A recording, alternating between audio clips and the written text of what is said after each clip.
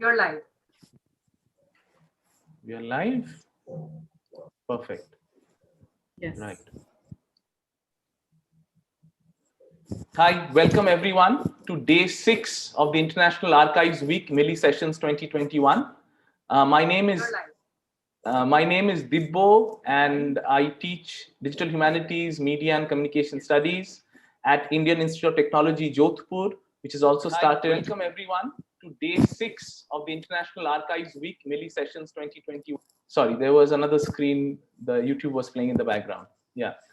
So hi, once again, my name is Dibbo. I teach Digital Humanities, Media and Communication Studies at Indian Institute of Technology, IIT Jodhpur, which has also started the first PhD and MSc in Digital Humanities. I'm also the founding member of the Digital Humanities Alliance for Research and Teaching Innovations India, Dharti. I am deeply grateful to the Milli Consortium for giving us this opportunity. For the last 5 days, you've heard wonderful conversations on empowering accessing and talking about the various different facets of archives. Today, our theme is learn. So pedagogy, teaching becomes one of the major discussion points for us today. There are 3 events today. And as you can see on screen, we'll start off with a panel with pedagogues and academics all across the country who are going to talk about archives of the digital humanities. We are then going to go into a wonderful workshop where student-led archival projects are going to be discussed.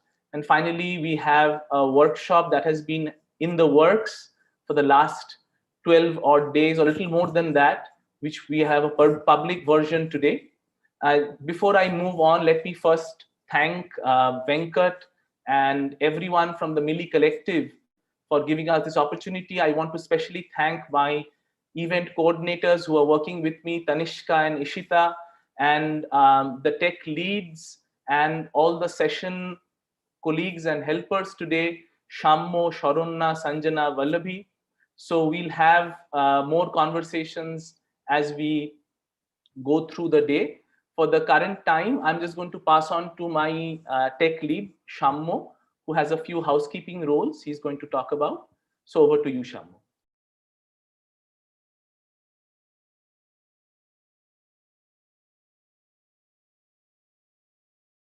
I just quickly stop the share. Now I'll just go over a few brief housekeeping rules. Yeah. Hello, everyone. My name is Shammo. First things first, if you have any technical questions, I would request everyone to please forward your questions to the Milli network, that is me. And yeah, the session will be we are recording the session, and the recording will be available in the Milli website very soon. We also request you to stay on mute and switch off your video. And it's a request to the panelists as well to mute your mics after you have spoken, but leave the video on if it doesn't hurt the bandwidth. Yeah, so thank you so much. And requesting the audience to surely interact to keep it civil. So yeah, thank you. Thank you so much. Thank you, Shammo. And just in case, if you have any audio problems or you're not being able to hear, on the bottom left of your Zoom screen, there would be a join in by computer audio button. If you click that, you should be able to hear us. So in case you're not being able to hear us, right? So it's 3:03, and I don't want to because we have lovely presentations from brilliant speakers, I don't want to extend the time. So our first panel of the day is on archives and digital humanities. And as we go along, I'll be inviting the speakers, introducing them briefly, and just talking about the title. I want to keep the maximum time for speaking. So it's about 12 minutes per speaker. And so I will be maintaining time with a little bit of military precision. So I'm delighted to welcome our first set of speakers, Professor Rishi Singhal and Professor Amarnath Praful from the National Institute of Design, who will be talking about archiving practices in photography education. So before they begin, let me also talk about the kind of questions that have been put forward or we hope to address. Essentially, are archives inherently pedagogical? Is a question that we are going to deal with throughout the day. Is the process of teaching through archives, is the specific ways through which you implement archives in the classroom? or is the making of archives itself a pedagogical process? We also go back to the etymological root of the word archives, which is in archon, which means commencement and commandment, right? So commencement and commandment, there's an element of authority in the idea of archives. That's an idea we want to have a productive contestation about. Also, archivists and digital humanists often come to the same understanding, but from different vantage points. So I think that's a key question that we want to have conversations about today. So Amarnath and Rishi, it's over to you. Thank you very much, Dibyo. And thank you very much for giving us this opportunity to present, some of our experiences in the last few years. So without wasting too much time, maybe, I'll just very quickly introduce my co-speaker, Amarnath, and myself. So Amarnath has been teaching at photography design for close to 2 years now, and he's also a graduate of the program. And I have been teaching at NID photography design since 2012. And I think with that, by the way, Dibyo, I'm also getting a lot of these requests to admit people in the waiting room. Can we disable the waiting room by any chance? Is it possible? If possible, otherwise it's fine. Okay, so I think I will also start by acknowledging that I've never had any formal education in archiving practices of any kind. I finished my master's from Syracuse University in New York in 2005. And I never had any exposure to, archiving as a pedagogical engagement. Although, of course, we would visit some museums, galleries once in a while, and we would familiarize as students to photography collections. Sometimes they would be historic collections, other times contemporary collections. But I don't remember any reference to the word archive back then when I was studying. And I think my introduction to the word archive happened through printing processes, where we say that, okay, it's an archival grade paper to print or not. When you print your photographs, and this was a new thing back then in early 2000s, when, what we would today call archival inkjet or archival pigment prints, these were still in their infancy. And I got to know that there is a technique by which, you can prolong the life of your photographic print, the digitally produced inkjet print. And I think Epson was one of the brands, and they said that, if you print on Epson paper, it can stay for 75 years. And that was the reference to archive, that, it is archival quality. But I still had no sense of, what is archive, and, never bothered about it. It was much later, when I moved back to India, early 2007, started teaching in Delhi and at a private school in Delhi.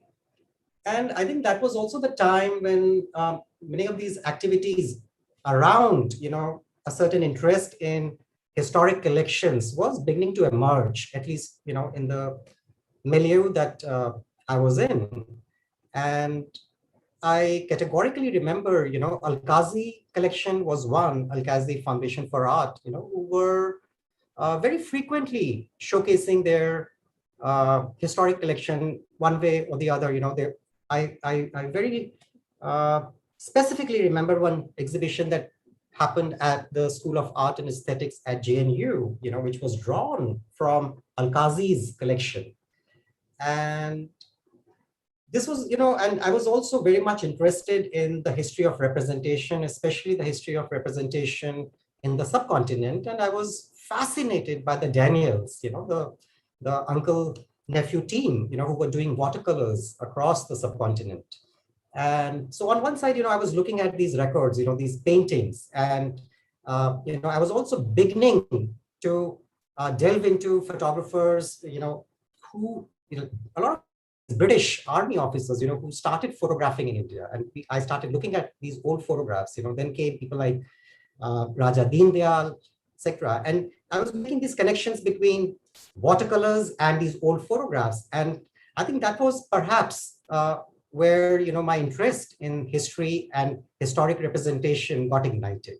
And then in 2012, as I just said, I joined NID. And again, when I joined, there was no focused, let's say, any pedagogical engagement vis-a-vis archives. And I think by summer 2013, I found out that our program, photography design program at NID, was undertaking an activity with the students where students were expected, especially after finishing their third semester, because back then the program was only of a 1.5 year duration, and then it became a 2 year duration program. Currently, it is a 2.5 years duration. So students, after finishing their semester-based learning, after completing 3 semesters, were expected to go back to their native towns, cities, villages, and identify a collection there, a photography collection there. And they were expected to engage with it and present the results at the end of the summer in the classroom. So that was, my first introduction to something along these lines that, okay, there is, and I must also acknowledge that this was the time when Dr. Deepak John Matthew was the coordinator of photography design. The program was founded in collaboration with Professor Anna Fox, Sunil Gupta. So I do not have any clarity yet on, like how it all started, especially this engagement with what we today call dissertations, our student dissertation, where, students are expected to not just digitize collections, but also research these collections, reflect upon, how the photographs were created. So let's say if you're looking at a collection which is 20 years old, how is it different from a collection which could be 50 years old? And then, of course, we very often, without even blinking an eyelid, say that, okay, Indian or India, but, like you move 100 kilometers, things change. So, the kind of diversity that was coming into the classroom through these projects, student projects, was extraordinary. And I think that is also, again, somewhere my interest further developed. And I was also hanging out, I was meeting, a lot of our senior retired faculty members, at Chigate, and they would talk about, these golden times at NID when things were so fantastic. Usually people do that. It's also nostalgia. But, and I would also say that the people like Professor MP Ranjan, and he would say that, oh, back then we used to do this bamboo research and, we would make furniture in bamboo, but I wouldn't see any of those things, on campus today. And then he would also say that, we have got this fantastic collection of photographs, but nobody knew where it was. And I think I'll also start sharing my screen by the side. Yeah, Rishi, just to give you a heads up on the time, you have 6 minutes left. I think I may overexceed and you'll have to be a bit patient with me. Thank you. No, Can you see my screen? I understand, but in terms of time, Rishi, I will have to stop at 12 or 13. I request we follow that. All right. So is my screen visible to you guys? Yeah. Yes. All right. So I think what we are beginning to look at, some of the photographs from NID's collection, and what you're seeing on screen is NID campus. And I think as we understand, NID is 60 years old today, and you can imagine, the amount of photographic content that we would have, the institutional photographs, which were made by visiting professors, teachers, students over the years. And 10 years ago, NID did a book called 50 Years of NID, and for the production of that book, a lot of these archives were explored, many of them were scanned, but what we consider today as archiving practice is not something, which was dealt with. And I think slowly we started looking into it. And I think since we have such limited time, I won't be making any of these, I won't be making any detailed presentation along these lines, but I can just give you a gist of how we started working on, what we call archives or NID institutional archive. So in 2014, August 2014, it was cloudy, rainy. I got a phone call from the then head of our library, which is called KMC, Knowledge Management Center. And Shresi Parikh, Dr. Shresi Parikh, she said, Rishi, we found these old negatives. Can you come and look at them? I said, yeah, sure. So I went, and then I was ushered to the water tower. We have a water tower in our hostel block. And in the stairwell of the water tower, I found these boxes of negatives, which were all dusty. There's all sort of stuff lying over it. Then slowly, in the next summer, we did an internship. The students, 3 of our students helped in basically organizing these negatives into boxes. Then later, I think in the 2015, we wrote a grant through NIT Ford Foundation grant, through which we were able to get some money to sponsor our students to work on their degree project. That is the final project, beginning to make sense of what we have, the collection that we have. So the process involved, organization, the physical organization, digitization, metadata, how you organize these archives, et cetera, et cetera. I'll just give you a very quick glimpse of, these projects. And so Sheikh Muhammad Ishaq was, one of our first students who started working on this exercise. Then Clifford, the photographs that you're seeing on the screen are from NIT's collection, or what we today call NIT archives. Various projects that NIT did over the years, national projects, exhibitions that NIT did over the years. And very quickly, now I'm moving on to our student dissertations, and this will give you a gist of, like what is the dissertation. As I was explaining earlier, the students are expected to go back to the native. So what we did from 2014 onwards, I think I'll just, Amar, do you want to take over? I'll continue to speak. Maybe you could share your screen if you want. Yeah. So what was happening, what is photography education? I don't know, how people understand, but I very quickly say that, we are interested in aspects of, let's say, what is the visual content, semiotics, politics of representation, quality in terms of, what is the material quality, technical aspects, photographic processes, historic processes, etc. So we started expecting our students to delve into all these aspects as they start looking at these historic collections.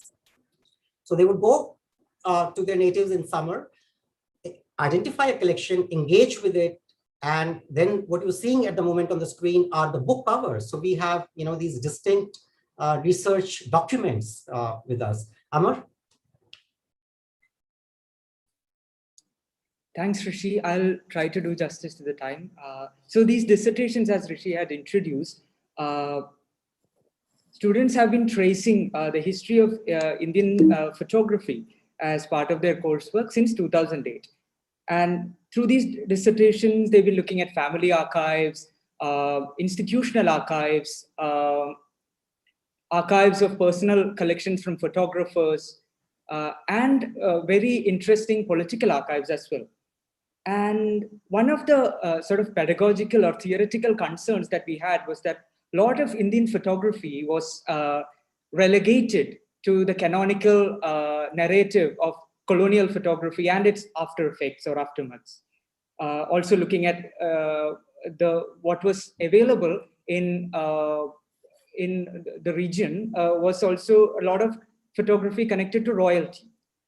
So these dissertation functions as an alternative set of photography histories, what we call hidden histories. And they also contextualize the vernacular in a certain sense, and look at connect photography to its connections with politics, society, and aesthetics, and the zeitgeist of a particular region in time. And the process, very simply, I'm also recollecting my time as a student, is to go to one's native or a region and to excavate an archive or a previously unknown collection, digitize it, categorize it. Often it entails working with the physical material, and research, use interviews, questions, other supporting materials like literature, etc., to research and contextualize this dissertation. And the theme, my apologies, a minute more. Okay. And the themes we have looked at, as I said, have been very eclectic, as you can see. And I think there is something wrong with my slideshow, but I will just, I think you can still see here. I'll just go through. And like, for example, this is a dissertation that Arun Vijay Madhavan did, which is a lifelong sort of engagement of a photographer with a writer. The other would be a personal family archive that Tamojit did of how everything changed when his father bought a Kodak camera. Kritika Sriram has been working as a practitioner, as a researcher, looking at Dalit archives and Dalit bodies. And she's tried to put together a chronology of these various representations of the Dalit body. And you can see very interesting instances of the border, etc. One of the recent dissertation that is in progress is Tariq Ahmed's, which is ongoing, where he has looked at this fantastic collection of photographs from the Sevens football in Malappuram in Kerala. I think what the dissertations or these gestures of unlocking these hidden histories will amount to eventually is an effect or a change in how we see the photography history of the subcontinent. Inferences and research from this will hopefully contribute to the way we understand photographic meaning, civil and social contracts of photograph, and eventually contemporary Indian photography, and ultimately how we understand, this power relation, sociological equations that is visible or described through photography. I'll just quickly go through these once more and comply by the time. This is from Jammu, the Darshan Gandotra archive by Rohini. This is another beautiful dissertation by Champa, who looked at a small photo studio in Orissa called Studio Mona Lisa. This is again Sheikh's archive, Sheikh Mohammed Ishaq, who went and archived, and he's been practicing in areas of, he's one of your speakers also later or earlier. It's the Royal Marathas of Tanjavur. And again, one wonderful dissertation from Purnima. This is just snippets. We have more than 80 such dissertations and counting. And we have tried to manage as much as ground in terms of the region. So I'll stop here. I know that we have pressed time. Thank you so much for this opportunity. Thank you. Thank you very much. Thank you so much, Rishi and Amarnath. And this has been a genuine struggle throughout the week. We've had such brilliant interventions, but in terms of time, we are very pressed due to so many lovely interventions. You're being too ambitious too soon. When ambition doesn't have a timeline, right, Rishi? Oh, it can be expanded over time, but I think this is also necessary. Sure, absolutely. We'll definitely come back to this through the question answer session. So next we move on to Professor Parichay Patra, who teaches in the Department of Humanities and Social Sciences at IIT Jodhpur and is also a faculty in the Digital Humanities program there. His talk is titled Imagining the Archive in a Heterogeneous Classroom. Over to you, Dr. Patra. Thanks very much, Dr. Roy. And I would also like to thank the organizers of the event and all my co-panelists and Dr. Jipudhuti Roy for being the moderator. Now, I'm a film studies person. I come from a film studies background, and I'm an assistant professor of film studies in the Department of Humanities and Social Sciences at IIT Jodhpur. But I'm also associated with the Digital Humanities IDRB, Interdisciplinary Research Platform in the Institute. We started the very first PhD and MSc program in DH since 2020. We organized workshops and designed a unique curriculum. We invited experts from various parts of the world and also from different institutions across India to take a look at the curriculum and suggest changes. And as a member of the IDRB, which of course it's an interdisciplinary platform, so we have colleagues from computer science, from mathematics, from the management school in the IIT, and they teach different aspects of DH. Now, I usually teach a core course in our DH MSc curriculum, which is titled Archiving and Databases. It is collectively taught. So as the coordinator of the course, I invite Venkat Srinivasan and Ishita Shah to share their experiences with our students. I invite a digital humanities scholar like Vinayak Dashgupta of Shivnadar University, who taught photography archive, linked data, metadata, and the future of the archive. Some of our computer science colleagues devoted their time and organized a week-long session with the students and concentrated on Excel spreadsheet modeling, programming languages, and several other computer science stuff that were extremely important for the archiving students. In IIT Jodhpur, at the moment, we have a massive project called JCKIC, or Jodhpur City Knowledge and Innovation Cluster, funded by the Principal Scientific Advisor, Government of India. It includes many other projects, but also a digital archive of the artifacts of Jodhpur. And some of our students will work as interns with this archival project, which is taking shape at the moment. But my question, the question that I would like to raise, the issues that I want to address in today's presentation is concerned mostly with the way I approach the notion of archiving and the concept of it as a field studies person in an extremely heterogeneous classroom. So in our MSc curriculum, we have students from pure humanities background, literary studies background. We have students from social sciences, sociology background, political science background. We have students from physics, chemistry, mathematics, even bioscience background.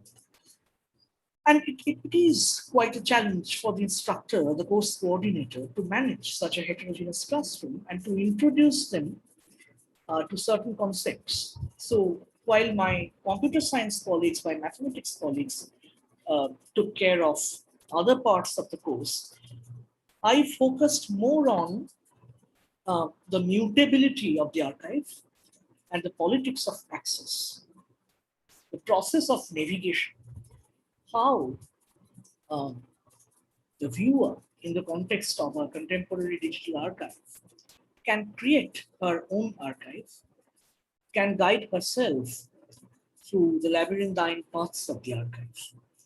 So we obviously start with the concept of archive and how it involves the control over the archive. So we start with Derrida, we talk about commentators who wrote on Derrida's text, commented on Derrida's text. So I try to make students familiar with some of the Indian examples and Global South examples as well. So they become familiar with P.P. Sneha's CIS papers on mapping digital humanities in India, where Sneha devoted a specific section on archives, and she tried to imagine the digital humanist as a reinvention of the curator of digital traces in the context of India in particular.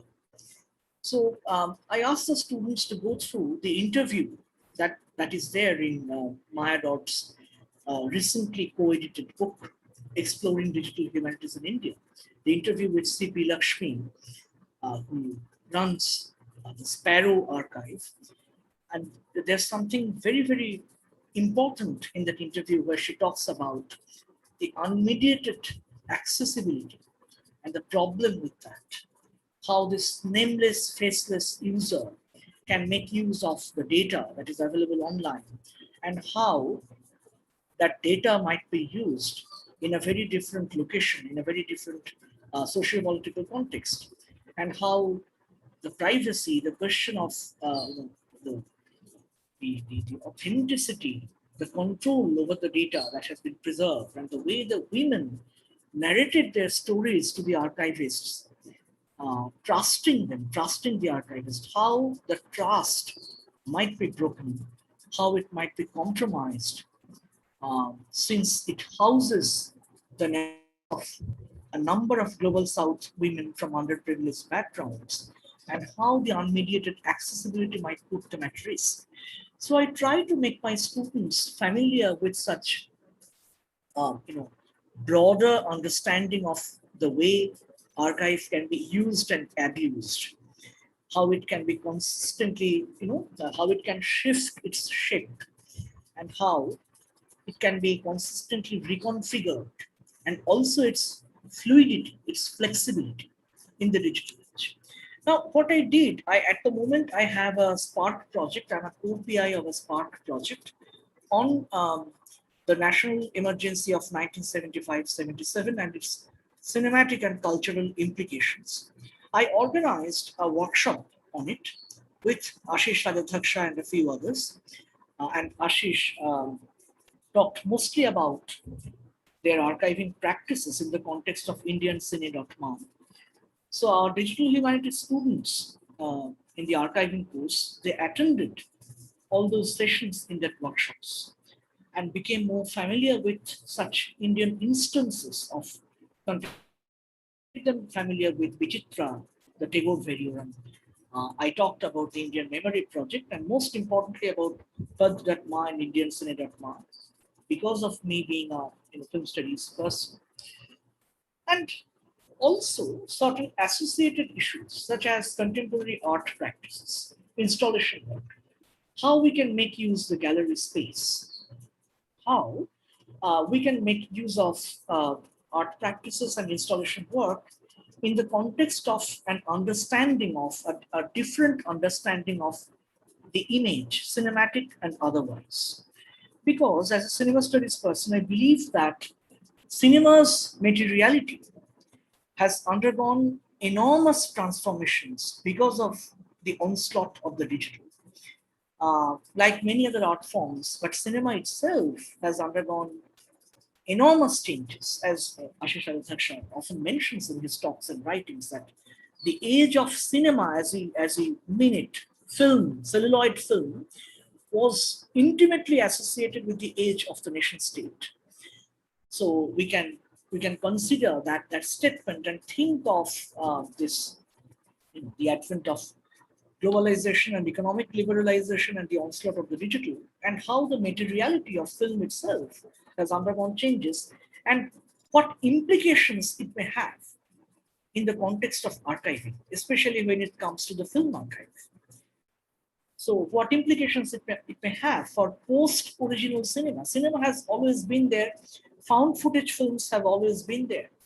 But post-original cinema that can consistently recycle existing images, that can archive images and then recycle them, that becomes a very important question. And I try to address that in class, how cinema itself and film archive in a broader sense of the term can work as, in terms of its political and textual resistance, because the history of cinema and the film archive. Professor Patra, 2 minutes. Yes, I'll conclude in a minute. So the history of cinema and the history of film archive, the history of the medium and the history of the virtual and the physical space that houses it always demonstrated the contrast between the capital and the creative aesthetic autonomy. So I try to make my students interested in such debates. I try to pose questions. It's not that I have all the answers, of course, but coming from a specific discipline, I can see how I can engage with the question of archiving and its various ramifications, its various associations, its various modalities and reconfigurations in the context of the onslaught of the digital that I'm trying to emphasize on so many times. So I stop here and I would expect questions. Thank you. Thank you, Professor Patra, for meeting time in a very, very decisive way. Really appreciate that. Our next speaker is Professor Natasha Thoudam, who also teaches at the Indian Institute of Technology, IIT Jodhpur. And Professor Thoudam's talk today is titled Archival Pedagogy, Teaching Literary Theory in an Online Digital Humanities Classroom. And just before Professor Thoudam begins, I just want to reset the room and let them know this panel is on archives of the digital humanities. All our speakers and panelists today were given some questions, which I'm just going to reiterate if it helps you. But they are free to address any part of the idea of archives and digital humanities. Some of the questions that had been given were, how do pedagogues introduce archives into the classroom? For what purposes? How is pedagogical authority and intent problematized, conceptualized, complicated, subverted by the inherently authoritarian nature of an archive? And how can minority or non-normative subjectivities and politics be introduced through such pedagogical strategies based in archives? And what are some success stories, challenges, limitations that educators have faced in teaching with and through archives? Do digital archives work better in modern? And this word is to be interrogated. Do such pedagogues necessarily identify themselves who use digital collections as digital humanists? Why or why not? So those are some of the questions that many of our panelists are addressing today, and they're also free to address their own versions of what they mean by archives and digital humanities. Off to you, Natasha. Thank you so much. Thank you so much, Dr. Divyajyoti Roy. This is Natasha Thoudam, and there is a slight change in the title of my paper. I'm trying to be a little more specific here. So the new title is I'm specifically looking at teaching literary studies. And here, so the title is teaching archival pedagogy, teaching a literary studies course on India's Northeast in an online digital humanities classroom. But the classroom that I'm going to talk about is not in my case. The example of the classroom that I'm going to demonstrate my experiences here is not a digital humanities classroom per se, because it also constituted students from other disciplines. I just wanted to clarify that before I begin my presentation.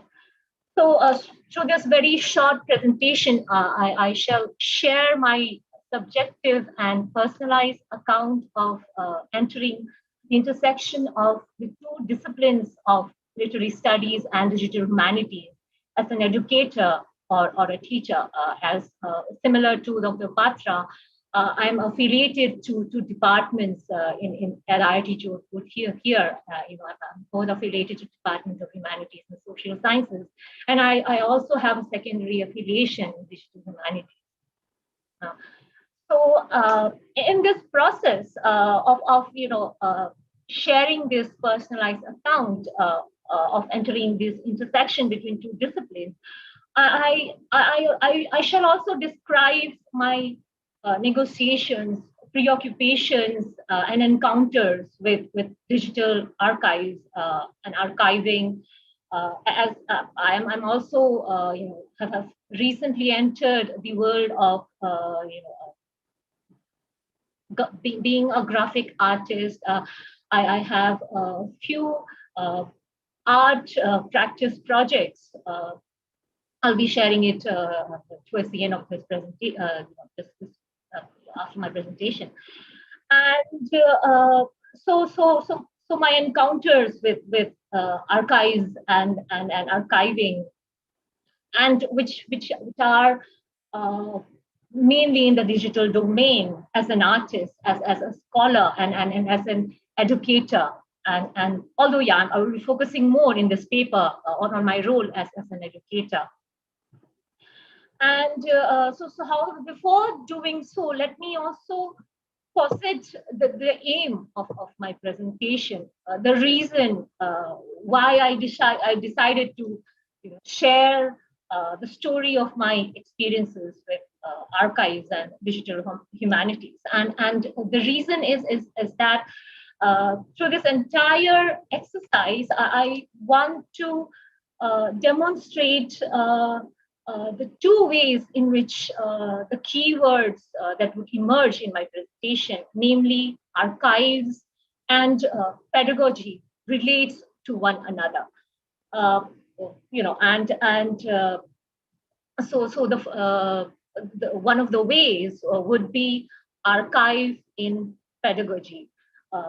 This refers to the use of archives or archival content in teaching. And the other is what some of the archivists like Cardin et al. would call archival pedagogy, which is also part of the title of this presentation, or the idea of archive as pedagogy. And this pertains to the adoption of archival methodologies in teaching. Because some of these scholars would argue that having mere archival content does not guarantee that the particular project would be termed as archival pedagogy. You have to sort of deploy, engage in archival methodologies in order to constitute what a project would be termed as archival pedagogy. And however, the focus of this presentation is on the later. And I arrived at these two ideas about the archive as pedagogy and the archive in pedagogy through a very quick glance. I'll be very honest here. My entry into digital humanity is very new, and even in terms of and even in the field of archiving too.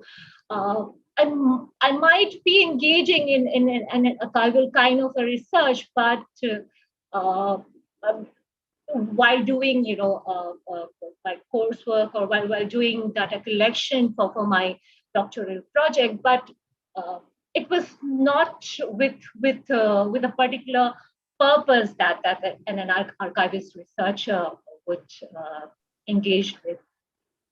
So a very quick glance on the proliferating existing scholarship that looks at the relationship between archives and pedagogy in both the non-Indian and the Indian context.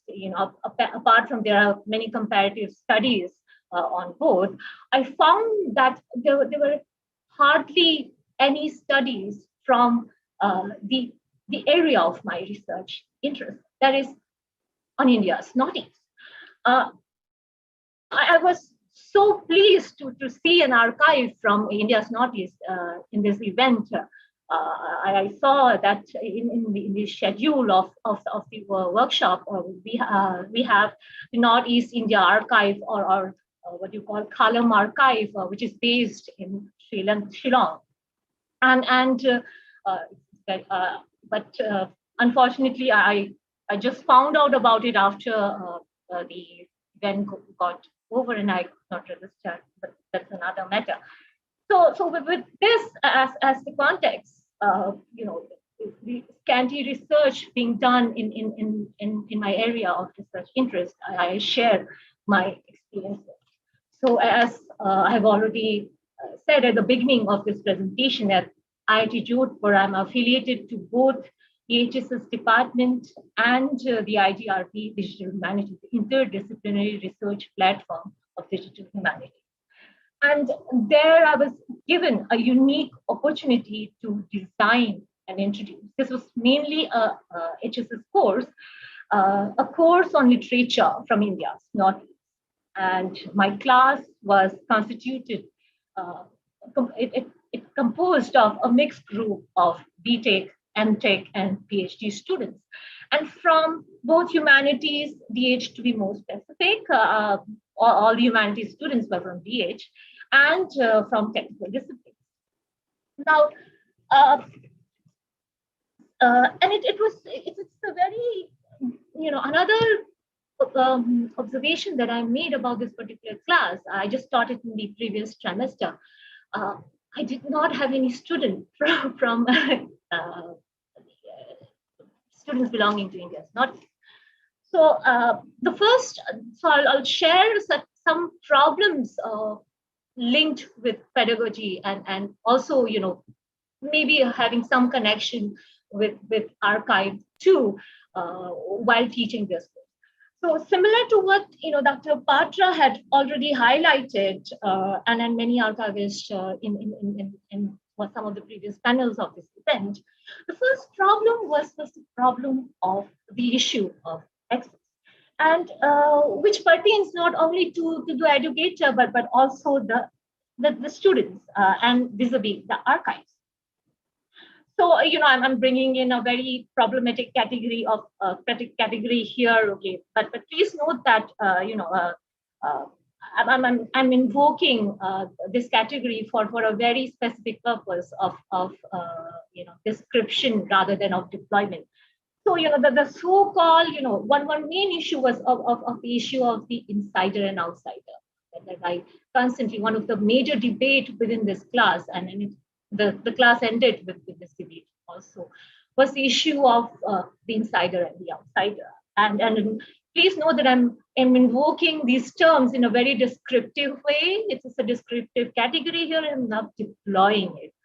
And so you know, the so-called quotient called insider educator encounters a plethora of oral cultures emerging from such a linguistic, diverse region. And then on the other hand, the quote unquote outsider learners, apart from 2 minutes. Yeah, I would finish in 2 minutes. Yeah, these unfamiliar oral cultures also face, you know, so these outsiders students, you know, apart from facing this unfamiliar oral culture, also faces a certain kind of a political or geographical restrictions. As many might know, that entry to they would have limited access to the archive there, because there are entry restrictions to many states in this region, and you would require a certain kind of a permit to enter those spaces, archival spaces. And another issue of access was which was faced by both the educator and the students, would be about the different types or kinds of archive. You know, so you would have a lot of archives from the perspective of the colonists, from the post-colonial perspectives, and then I think I'll also bring in nativist perspective. And then you have again the insider's perspective, outsider's perspective, and many online resources, you know, many archives would also misrepresent the region, and this would lead to you know, the second kind of problem that you know one encounters vis-a-vis this region, which is the problem of stereotyping. And if you know, you ask, you know, this is from we personal. will stop now and keep it for the question answer session, if that's okay. Okay, all right. The 12-minute mark. I'll just give you 15 seconds to. Okay, so all right. So basically, all right, then I think I'll just quickly summarize. So, you know, I was basically talking about one was the issue of access, the other was the issue of stereotyping, various form of stereotyping. And in the end, but however, I would end in you know, still I felt that the digital space is a very is a space of empowerment for the people of this region, and then I would end in a very positive note, that how the people in this region would, you know, make use of the digital to empower themselves, as it becomes the only space available for self-expression, communication, pedagogy, and activism. And the digital is also the space for negotiating the limitations of living in a conflict region. And in my case, the digital space gave me an opportunity to teach about, you know, one of the, you know, a niche, as one of my students would say, a niche area, an unknown, misrepresented area called India's Northeast. And so with this, I'll end my presentation. Thank you so much. And sorry, Dr. Roy, for exceeding the time. I would have finished my last point, but I think, yeah, it's all right. Yeah. Thank you so much for giving me this opportunity. Thank you so much. And two questions that I've noted down are very important questions, which I'm sure we'll have in the question answer session, hopefully, which is, which archives do you choose to introduce into the classroom? And do the chosen archives influence the intake or composition of the audience in the classroom? Those are two very important points that Professor Natasha has raised. I next move on to my co-organizer, co-conspirator for the day, Ishita Shah, who's from the Curating for Culture Consortium. Ishita is going to talk about humanizing the archive. Ishita, over to you. Thank you, Divya. Hello, everyone, and glad to see you all on a Saturday afternoon. I hope my presentation makes it worth your while. I'll skip my introduction, and I hope that the presentation will sort of give you a sense of who I am. Okay, so I'm not really going to be able to see the screen anymore, I think.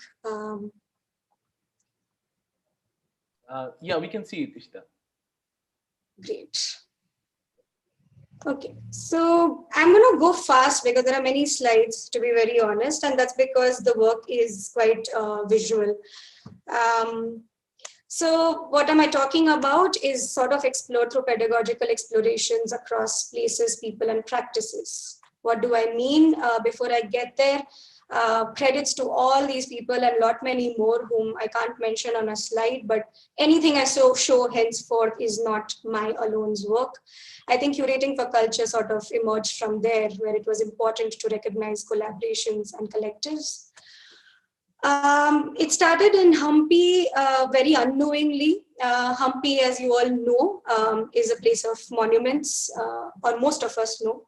But there's also this side to Hampi. There are some very important, interesting communities, and they have a lot to tell. They have a lot of stories. They connect with the place, they connect with the practices, they evolve, and so on and so forth. They live, right? It's living heritage. So the first studio, which happened to be in 2017, was called Contesting Heritage. The students were introduced to this concept of, or the question of critiquing or looking for a critical inquiry around heritage practices in India. And a group of transdisciplinary students came together. They were given different sites. And the ones who chose Hampi, they obviously saw beyond the ruins. They saw issues of contestation. They saw that the local bazaars were demolished, or they heard stories about it. There was a conflict between what is to be preserved and who is it to be preserved for. So what they ended up with is a diverse set of collections, right? So collections of maps, portfolio of paintings, photographs of Hampi, not only of the ruins, but other places, and a variety of voice recordings. And this is to clarify that this was not being done as primary research alone. So a lot of collections were found on ground, on site. So it's to say that these historic towns, like every other historic town, even Hampi, had its own set of collectors and memories. A group of monuments once lost was found, revived, and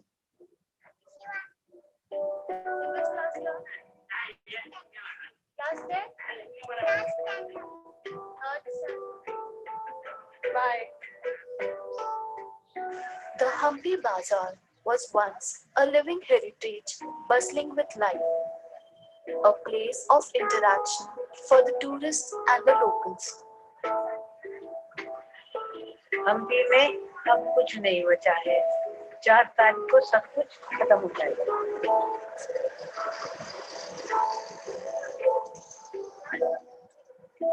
हमारे को हमारा गांव अच्छा लगता है। So of course, the contestations basically could not even be verified, right? So that's what happens with spoken word, and most of us know that over here. So that's the form that studio took.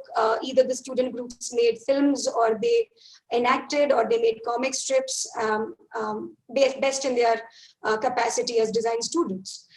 Later again in 2018, Kishkinda Trust and I sort of we collaborated, and I came on board to help them create an archive of their materials. And those who might not know, Shama Pawar heads and leads, she founded Kishkinda Trust, and they have been working in areas of cultural heritage and preservation in Hampi for more than 20 years now. So they have honed a lot of research. They have facilitated research and documentation. They've worked with community development. So it's not only, again, about academic research for architecture and history, but also about helping communities enhance their quality of life and, do newer things, for the lack of any fancier word.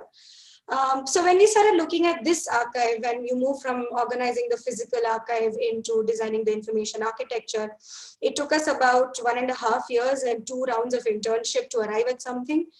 But it didn't suffice. And we kept looking for answers, which led us to another stint in Hampi, which is in 2019, when we decided to do a workshop on ethnography and communications.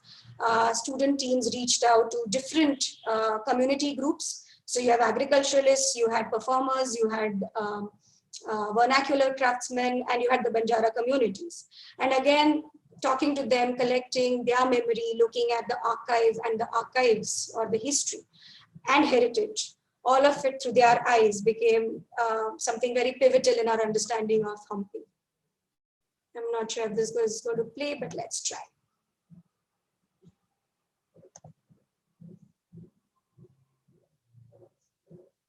Okay, so this is web-based clips, so it might be giving me trouble. I'll move on. So this is a senior lady from the Banjara community describing the attire, the cultural annotations.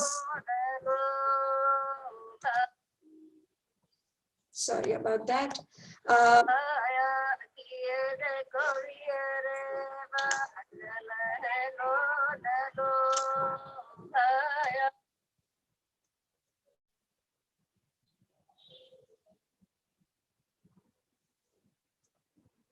Okay, so she's basically describing their lifestyle, singing folklores, explaining the relevance of their clothing, and so did every community sort of, share in the front of the video and on audio, and they were very happy to share because they suddenly would be able to tell us that, oh, somebody's interested in beyond the ruins.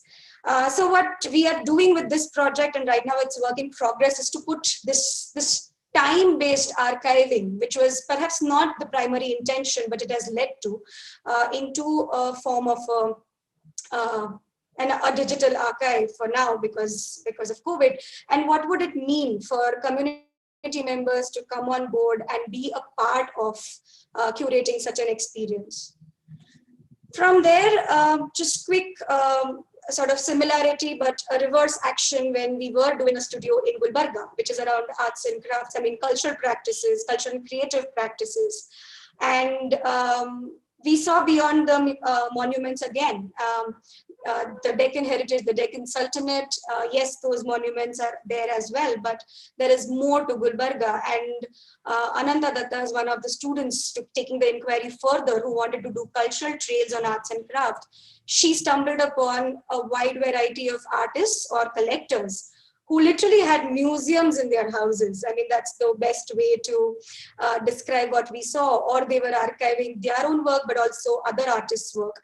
And then, of course, there is craft and practice, and which has lived many lives.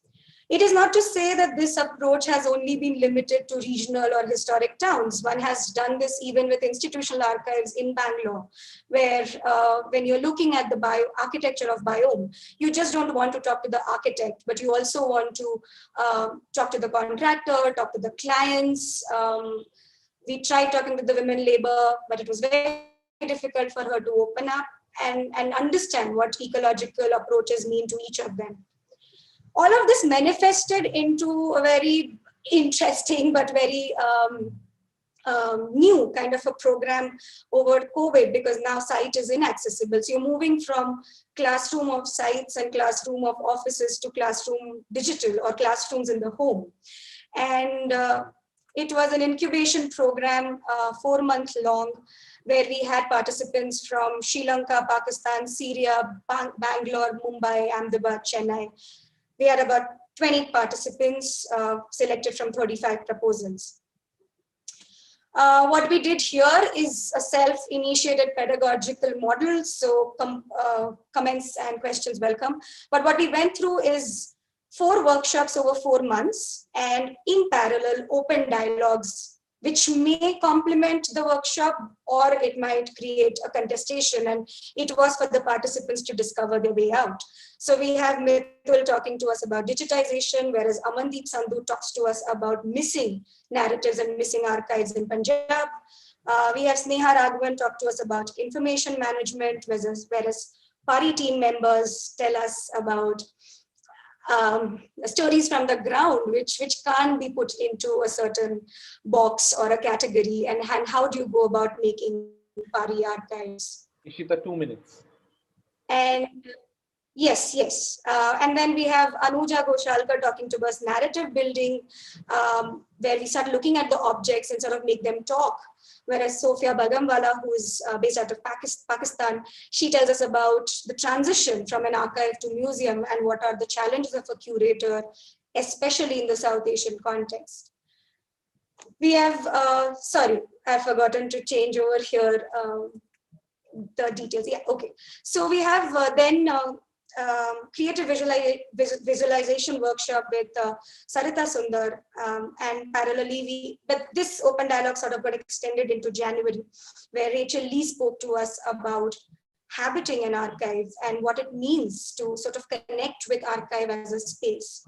So you might imagine that, what the hell, some of these conversations are not even directly helpful to building an archive, but I think that was the intention. It was finding a pedagogy in between of these creeks and crevices.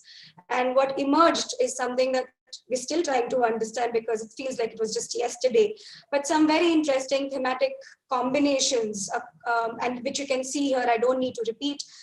This is what helped us basically put down or sort of curate an open dialogue or a forum in February 2021. So we obviously took a 2-month break so that the participants could assimilate this learning as well as put it into application, create some prototypes.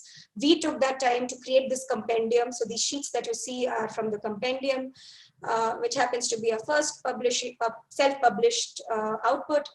But also what came across is, this whole idea of collecting and sharing stories in diverse formats, or the fact that family became a part of archiving, or chats became so important to, record. And I'm now quickly just going to go through these projects in utter silence because I can't do justice in explaining them. In fact, I've just picked up a few.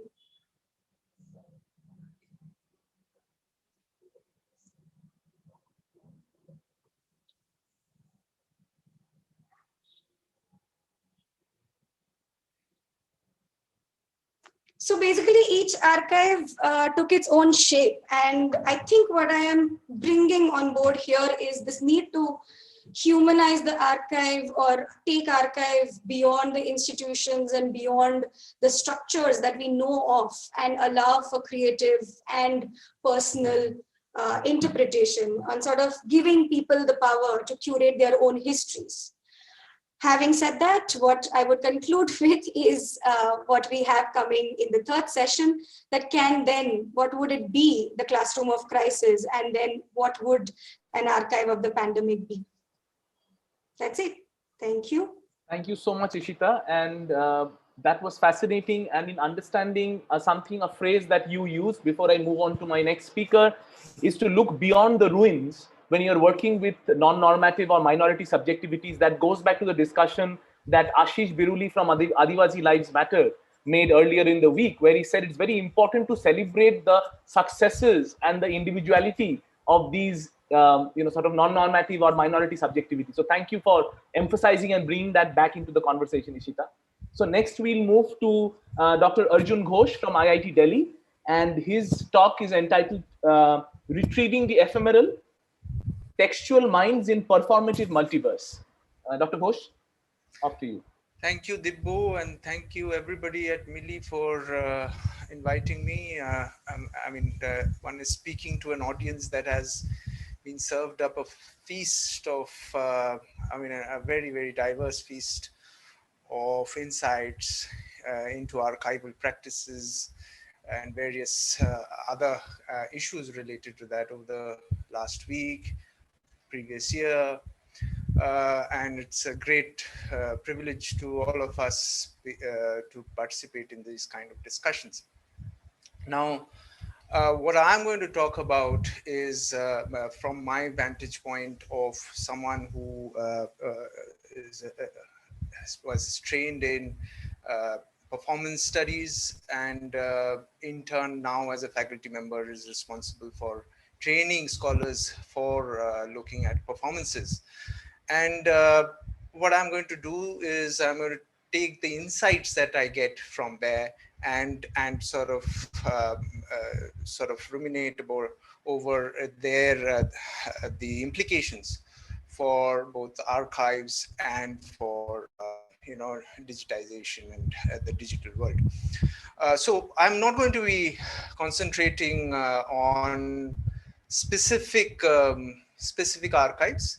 I'm going to look at how to deal with the notion or the need for archives in performances. And when I do that, I go through this entire historical sort of chronological order of movement from moving from the repertoire, which is the performative practices, to the archive, which is a collection of documentary records, and thirdly, in the digital domain, to the database. If one can differentiate between the three sort of media that and the technologies of communication, that is the oral, the manuscript, and the documentary, and the digital. And my argument is, and this is not my argument, this has been argued by many scholars, that the changeover that we are seeing now from print to the digital is as epoch changing as it was for the shift from the oral to the manuscript, chirographic, or to the print universe. So what we know, in human communication is mediated by technology, and what we know is certainly, how is altered by how we know it. So when we look at, there are certain characteristics of the oral that I would like to first bring about before you, is that oral knowledge is embodied. So I mean, when I'm speaking in person, when someone is speaking or someone is singing or performing, the knowledge is within that person, and it is only in engagement with the spectator, with an audience member, that knowledge gets shared. Whereas and in the oral space, the space in which performance takes place in performative, um, uh, sort of carries with it, there are various elements to performance, and space is one of them. Carries with it a set of memories, and each whenever any ritual act or any particular kind of performative act takes place, that space gets reactivated. So a certain space could be used for other purposes at different points of time, but when for a particular act, whether it is a secular or a religious ritual, that space gets reactivated, and a certain act can only take place at that particular space. And performance also maintain certain traditions, and performances could also be mechanisms for forgetting, because performances are passed on, performative practices, oral storytelling, passed on from generation to generation through this act of repetition. That's the only way of repeating. And we have to imagine for a moment that there is a world where there is no writing. So then in such a situation, in order to remember a story or a song or a particular ritual, the practices of a particular ritual, it has to be remembered through repetition. And in this process, not only is it remembered, but it also forgetting takes place. That is, certain changes that happen in between generations allows. We also spoke in the series of these talks about the right to forget. Now, performative acts, the right to forget sort of comes in built within it, and along with that comes the question of silencing, the question of power, the question of interpretation, so which is built in, but it works in very different way than documentary practices.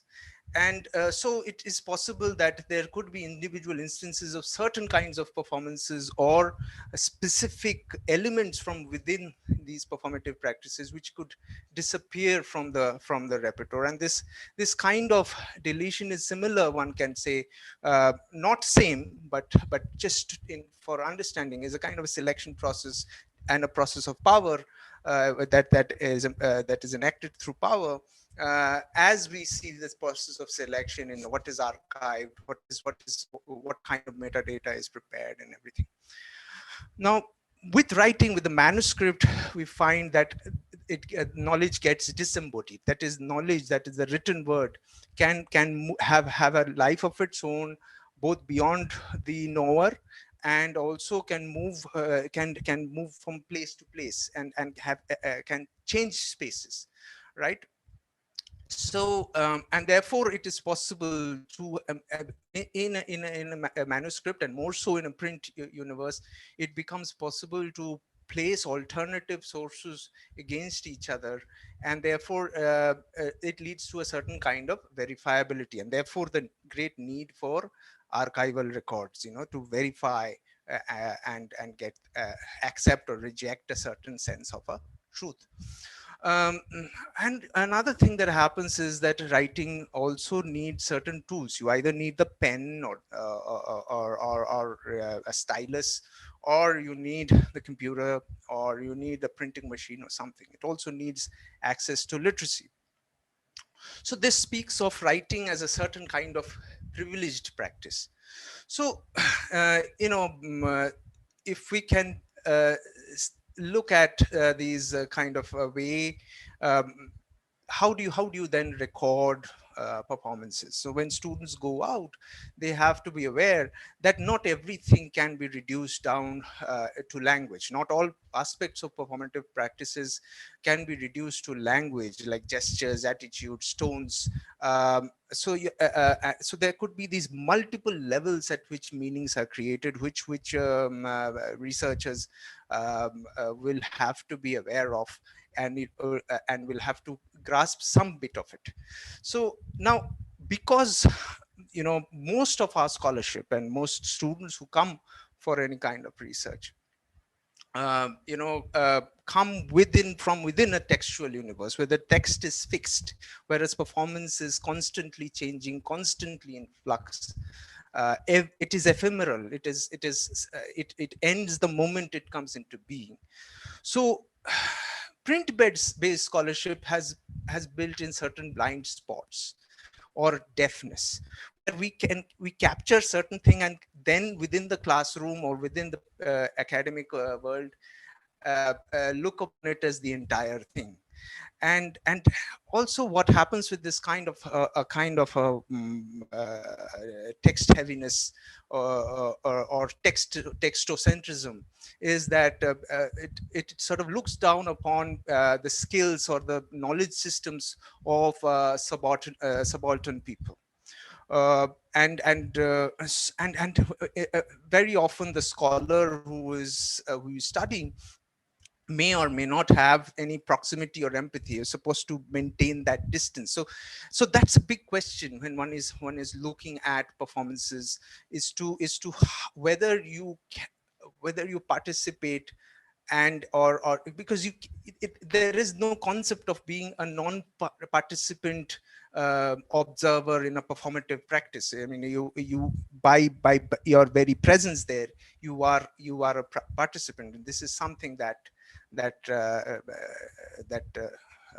scholars need to be very, very conscious of. And so therefore these multiple layers of meaning which are there is something that the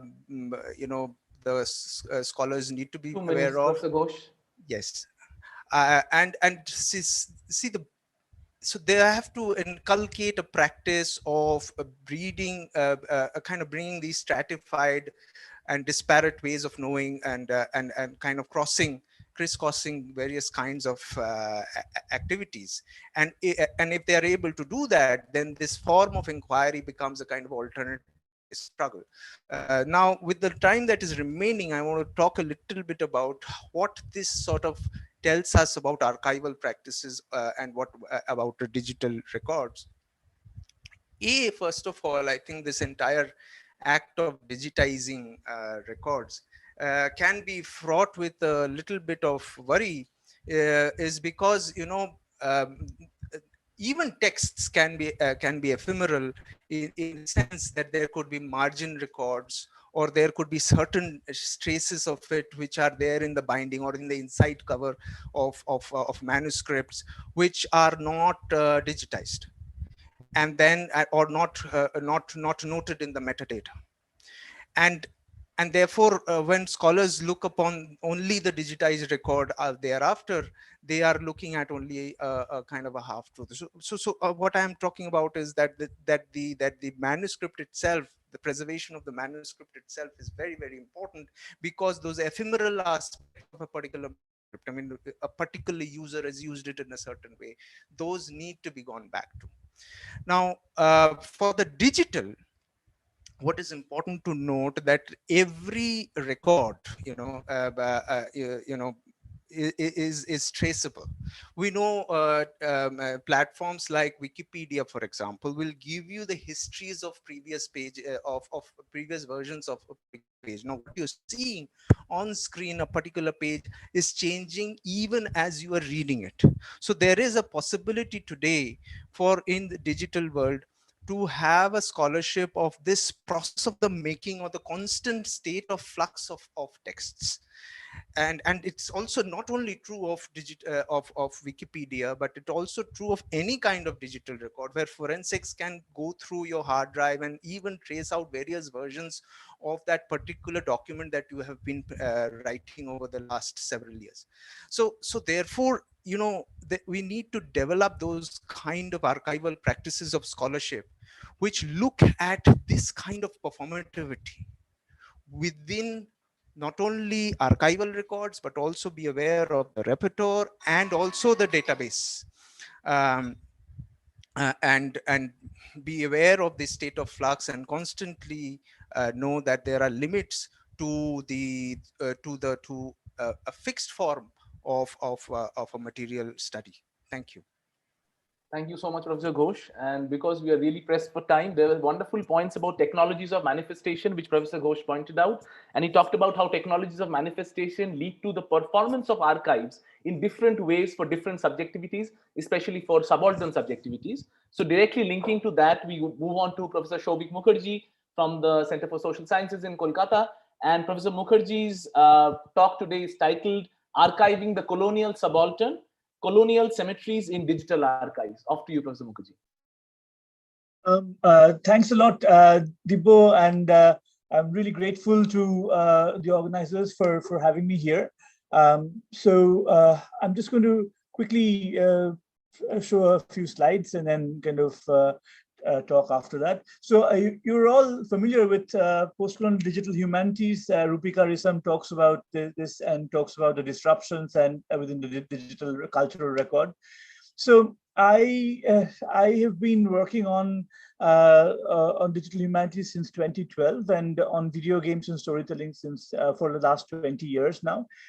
So we've done like 3 digital archives, 2 on colonial cemeteries and 1 on the Bengali entrepreneur, 19th century entrepreneur Motilal Sheel.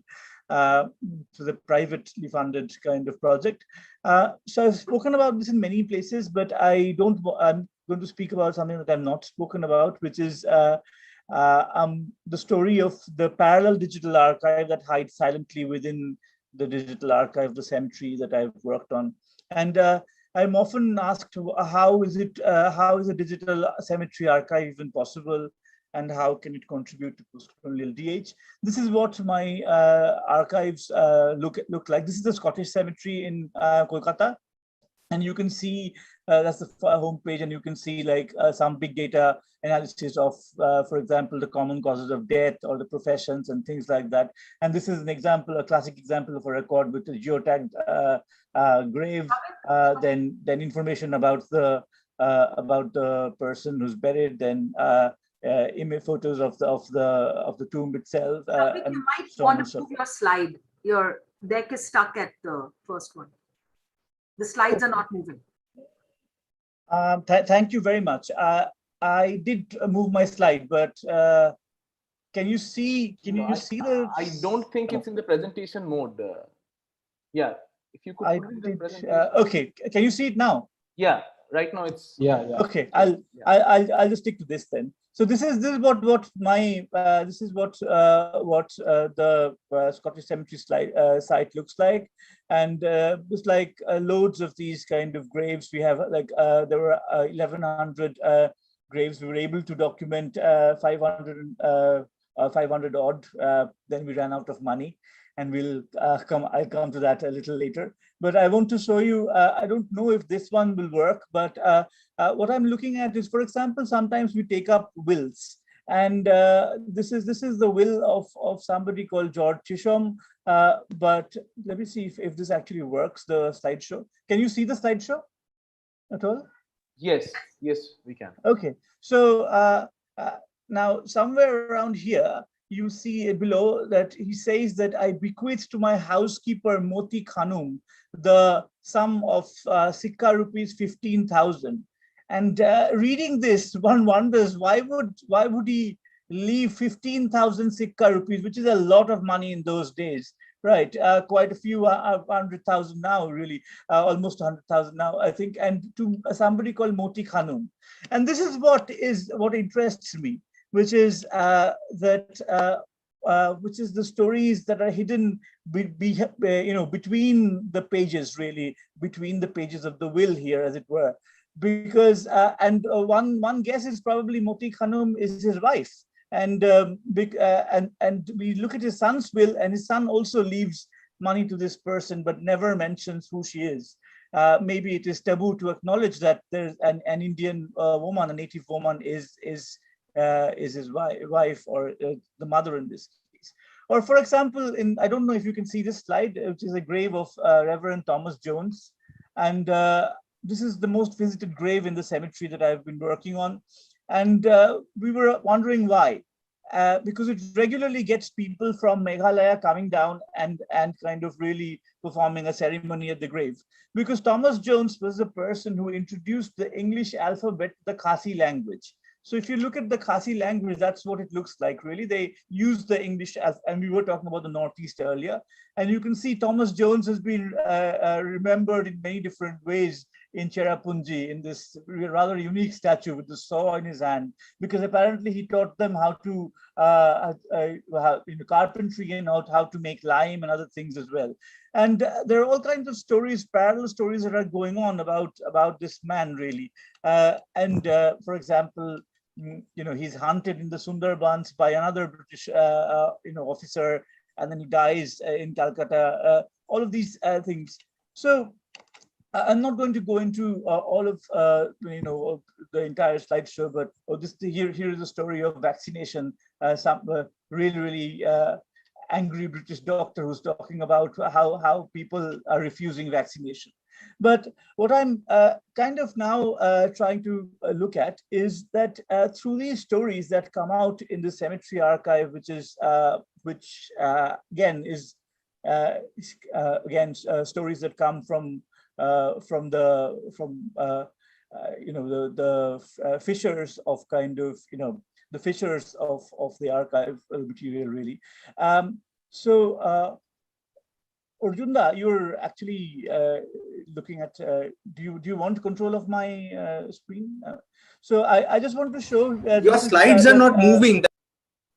Oh, okay. Can you move them? I think no, they're not moving anyway. So let me just kind of let me stop the share and then kind of try again. So, spare me a second. Okay. Share the entire screen. Can you see the screen now? Yeah, we can. Yeah. Okay.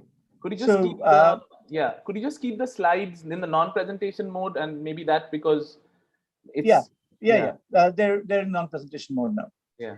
So this is my this is the course that I teach or used to teach. Rather, it's stopped now because of the CBCS and its new modalities. But when I was at Presidency University, I would teach the Digital Humanities course to undergraduate students, and this is kind of the course. I'll just kind of quickly show you the course and the topics and things like that. So actually, there are a few of my students in the next panel, and I'm quite intrigued to see, quite happy to see actually, and I'm sure some of them will be talking to you about the Presidency Plaques project and other projects that they've been doing. So again, kind of when we are looking at kind of these these archival these cemetery archives, which themselves are kind of somewhat relegated to the background of history research, really. I mean, my major interest is, instead of kind of the big data, and I'm just going to show you this little bit, because can you see this slide at all? Because it's all animations here, so maybe you're not being able to. Yeah. So the devil is in the metadata is the slide we can see. Yeah. So great. So that's what I want to say. I mean, my major kind of point here is that it is about kind of creating metadata that helps disrupt the existing rationale of the archive, and also to get data from the fissures of the existing archive. So instead of looking for big data, perhaps it's also important to look for the little data as well. I mean, once I was told that, it's a digital humanities is like a chainsaw. So I've written elsewhere that instead of a chainsaw, perhaps, or maybe together with the chainsaw, perhaps let us look at the scalpel as another kind of metaphor for digital humanities. And also then not to take for granted an archiving system, and to look for the unusual and the offbeat, and again to read between the archives. And this is something that many of you have already, many people have already said. And these are the archives that I have worked on. I don't know if you can see them, so I'll go back to the non-presentation mode. So these are the archives that you've worked on, that I've worked on: Scottish Cemetery Archive, Kolkata, Dutch Cemetery, Chinsura, and Motilal Seal Archive. And then this is the Genet course that we ran at Presidency. And again, I just put in the chainsaw and not scalpel thing here as well. So how am I doing for time? Do I have time to? Just about a minute left. Sorry, just about a minute left. Okay, then I think I'll end here. I wanted to just kind of play a short video of one of my students talking about the Scottish Cemetery, but we'll do that. You can put that in the chat box if you can, please, because I'll do that. Putting it on the resources. Thank you so much. Yep. Right. Okay. Thanks. Thank you, Dr. Mukherjee. That's fantastic. If you could put all of that in the chat box, and we'll put that in the resources as well.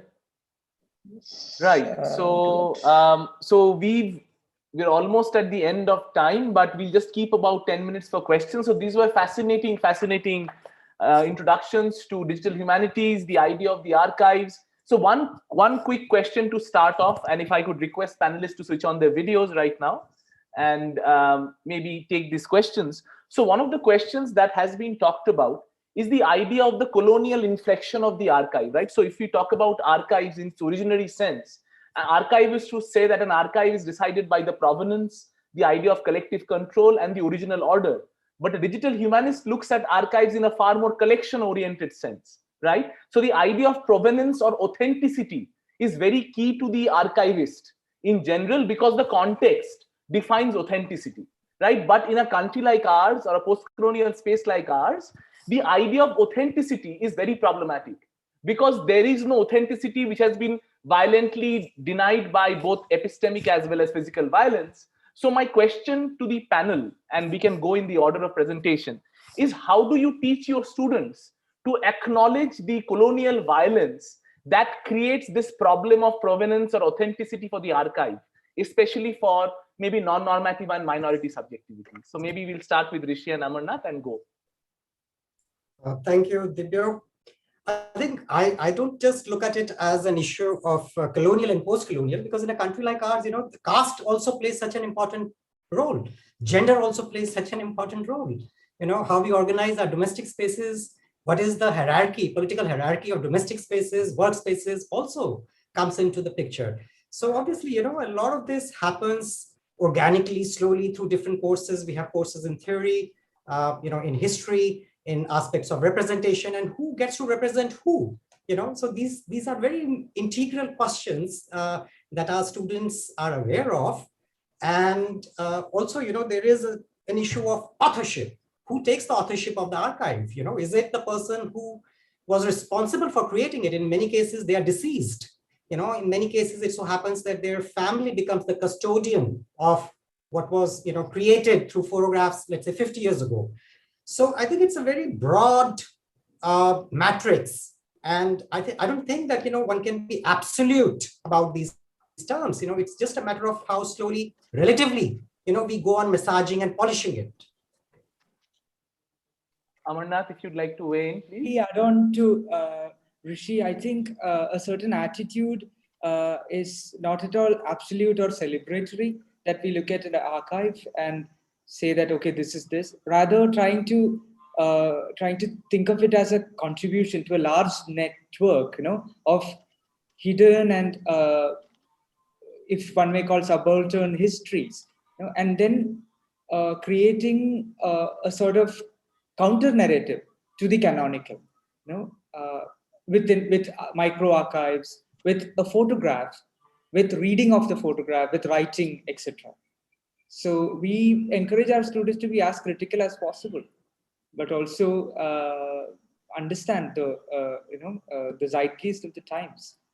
Because I'll give you a small example and I'll stop. That the way, let's say, different castes have been photographed by colonial photographers in Kerala is largely influenced by the social hierarchy itself that was present there. So it's not that photography or photographic framing had an autonomous take on it, but it's interconnected in that sense. So yeah. Thank you, Amarnath, and that's absolutely, both Rishi and Amarnath, thank you. That absolutely makes sense, because to understand an archive in the Indian context, not only through the colonial ideas, but the inflections or the intersections of caste, class, and gender, extremely important. And there's just a chat before I move on to Porichoy and Natasha, and then Shovik and Arjun. The question that's come in the chat box, which I think contributes. It says that, how do you acknowledge or account for the silences or absences in DH? Right, when you're looking at archives. So maybe Professor Patra and Natasha, if you want to take that. Thanks, Deepaludi. Natasha, I'm sorry for the intervention. I hope it's okay. My connection is very unstable at the moment. There's a power cut on campus and I can't switch the video on. Sorry about that. So Roy has raised and Tribhuti Chattopadhyay has raised in the chat box. I just want to respond to it. Firstly, in my presentation, I think I responded to this problem with the truth claims of the archive and its problematic history when I refer to the C.S. Lakshmi interview and how I made my students familiar with that, the problem of unmediated accessibility. At the same time, in order to counter the colonial origin of archiving, I try to take a transnational approach, which I usually have in my own discipline as well. So in the context of film studies, I always go for a transnational mode of engagement. And I approach DH from the same standpoint. And we try to organize a dialogue between different archivists and historians of the Global South. For instance, in my course, and as a part of our seminar series in IIT Jodhpur, I invited several of my Argentine colleagues who do a lot of archival research in the Latin American context, because I personally think that this Global South connection, even if the different parts of the Global South may not share the same history of colonization or the same. Professor Patra, I think there's a problem with the connection. So I would request you, if you could also put in your response in the chat, and that would also allow us to move on to Natasha and Ishita, if that's okay. Yes, thanks, Dimple. Sorry about my apologies the unstable connection. No issue. So Natasha, and then I would move on to Ishita. Thank you, Dr. Roy, and thank you, Dr. Patra, for sharing your thoughts. Dr. Roy, can I speak a little bit first about the other question that you talk about, the idea of the colonial kind of an archive, and then move on and speak more about this, make a connection. Please. So, I would sort of agree with Dr. Singhal had said about, it's and as Dr. I think Praful, Amarnath Praful had also expressed that, there is a change, a shift. It's not merely about colonial, post-colonial, but also the inflections of the post-colonial through various intersections of issues of caste, class, and gender. But in the particular case of India's Northeast, I would also bring in the issue of certain kind of ethnicity, and also there are the moment many scholars would believe that the moment of the post-colonial has not been reached in this region. They would still argue that the region is still in a colonial kind of state. Many scholars from a perspective of the secessionist or the nationalist point of view, they would look at from that perspective. And then, there is this gradation also within this various secessionist there are conflicts, gradation, one community being dominant, one ethnic community being dominant over the other. So then the relationship of the dominant and the marginalized, the normative and the non-normative, it's shifting within the region itself. And then this is a very a very complicated kind of political, cultural, social kind of a negotiation then. And then so then again, as a scholar of a post-colonial scholar, being aware of these various problematics of engaging in this space of the post-colonial or post-coloniality, you would also be aware that the binary of the binary of the colonial and the post-colonial, or all these many other binaries, they don't hold anymore. They would sort of have this danger of this this process or the practice of othering, the question of the insider and the outsider, which was the problem in my class particularly. It would sort of also in them. And then coming back to this thing about silences, at least, I mean, I'll speak from my own experiences. At least, when I was searching for, when I was sort of given an idea of the topic of this particular panel, I found it really difficult because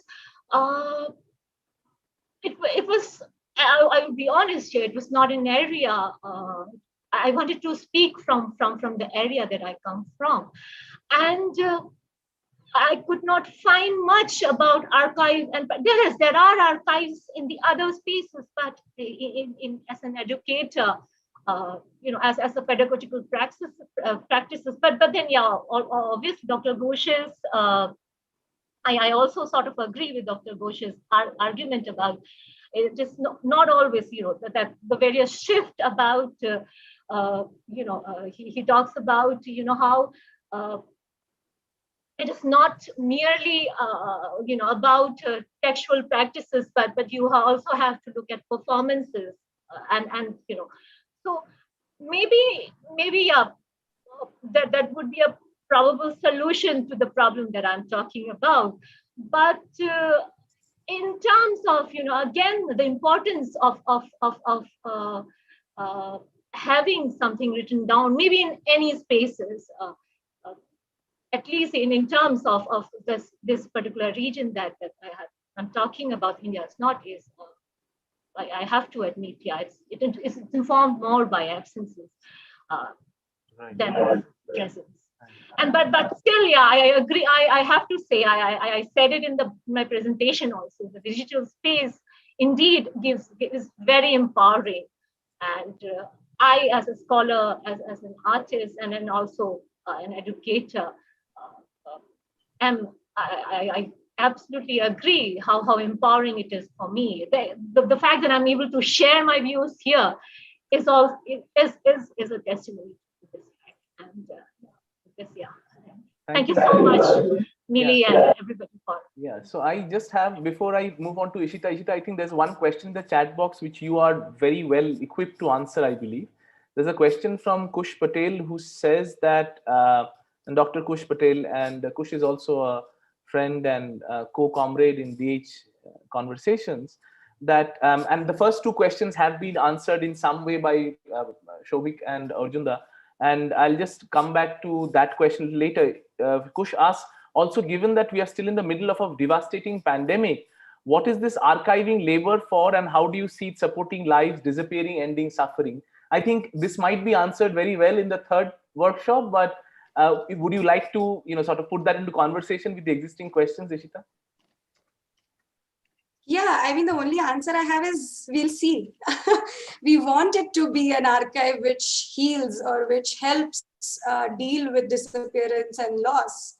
And we want to imagine that archives have such a power.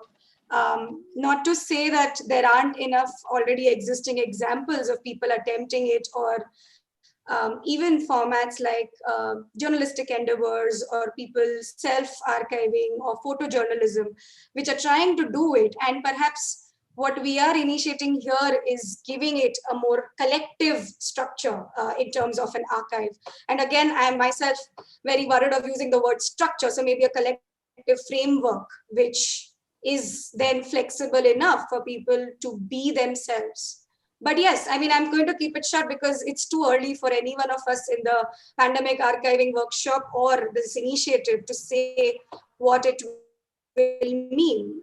We surely collected good views from or good responses from those who have already been doing it, whether it is at Kalam Archive or with Dr. Rebecca Edelman, who has received some very interesting responses.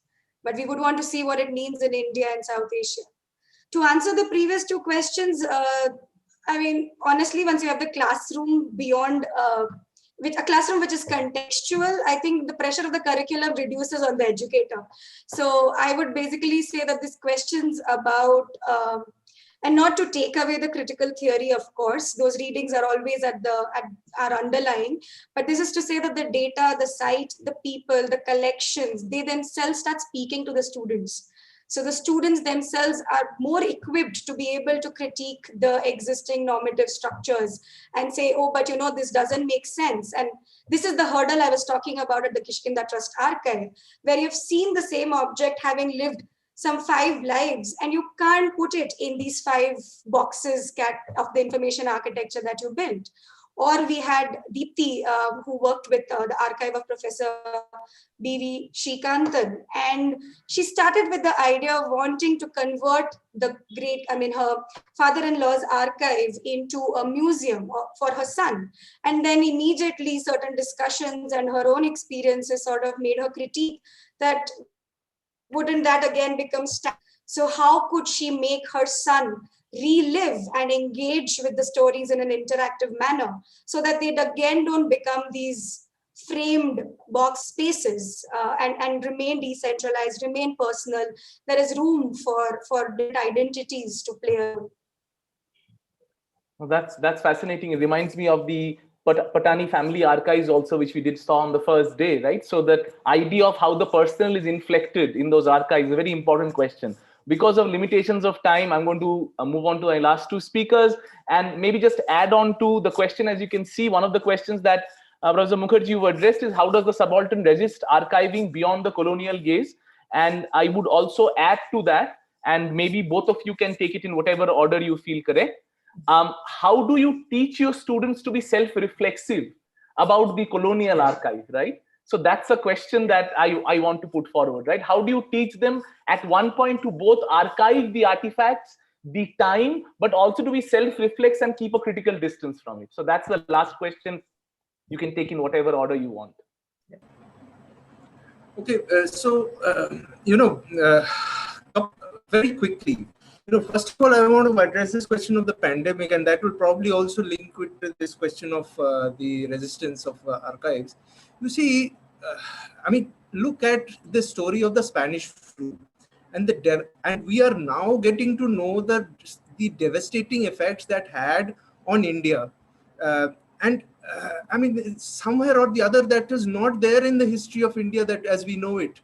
But look at the alternative, the drought, the famine of 1942 is well documented. That is because of the work of Chitta Prasad. In both cases, there's a colonial government which sought to sort of suppress the archiving of these kind of records, right? And we do not want a semi-colonial government to do that once again, to sort of suppress the data and suppress the kind of records, and that is why this kind of initiatives are important. Coming to the question of silencing, I want to just also suggest that, the fact is that, colonial governments pass acts like the Dramatic Performances Act, and they require teams to groups to players to actually submit the script to the for scrutiny of the colonial government. While enacting on stage, people can use performative elements, the kind of costume or a certain gesture, which sort of flies over this documentary. So the resistance comes through the performance, and therefore, the question really for the archivist or for the scholar is to be aware of these performative elements which can override the archival fixities. At the same point of time, sometimes when you have to recover, now some of these cases, some of these lost tribes or people lost lives, the only records we really have are the police records or the colonial records. So you have to ride between both of them, both these domains. Thank you, Professor Ghosh. Professor Mukherjee, last word to you before we conclude. Yeah, thanks. Very interesting question, which is how do we kind of get our students to kind of be reflexive about the fact that they are looking at a very colonial kind of structure of framework of archives. And I have this quite often, really, because for example, when we are looking at cemetery records, or when we are looking at kind of the tendency is to go to structured histories or kind of the given methods of archiving, whereas what you get in a cemetery, even a colonial cemetery, is so much that you have no idea is happening, right? For example, my students found a broken revolver in the cemetery. Somebody had just chucked it right there. And then there's this whole story about kind of people and making up ghost stories around it. I can tell you quite a few, actually, 3 or 4 ghost stories, and one actually has been lifted from Ruskin Bond, I found later. But and these kinds of things. But all of these kind of make up the story of the archive. Like Ishita was saying, there are so many things that were actually plugging into her assemblage of archives. I remember the Chopard board that she showed in her presentation. So it might not be that they might not seem immediately germane, but they're actually kind of contributing. And I'll just end by a little anecdote, which is that when I was working on the Dutch cemetery, we found that some people in a temple claimed that there was a Dutch connection, and nobody believed them. But we sent the students there, and they started, because everybody was saying that my house is Dutch. So anyway, but there were 2 drums, and they said these were given to us by the Dutch, because what happened was that the Dutch governor wanted to stop the Chorok, the festival called Moti Jump, where kind of people would jump on knives, like moti, sharp knives. And he said it was barbaric. He wanted them to stop. But then he said, okay, I'll let you continue.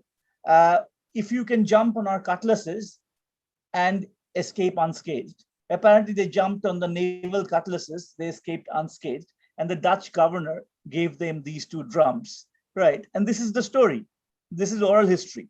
And the story, then I found out, was corroborated later on in a Dutch document that the Dutch governor did give them drums. Whether he gave them drums for the Moti Chap, I don't know. But then, should we really ignore it? So yeah. Thank you so much. So we'll end on that question of what is not only the main text of the archive, what is the paratext of the archive? What is the text that frames the archive, right? What are those side texts? Could it be performative gestures? Could it be those side narratives? Could it be artifacts? So the paratext of the archive becomes something that we end this session with.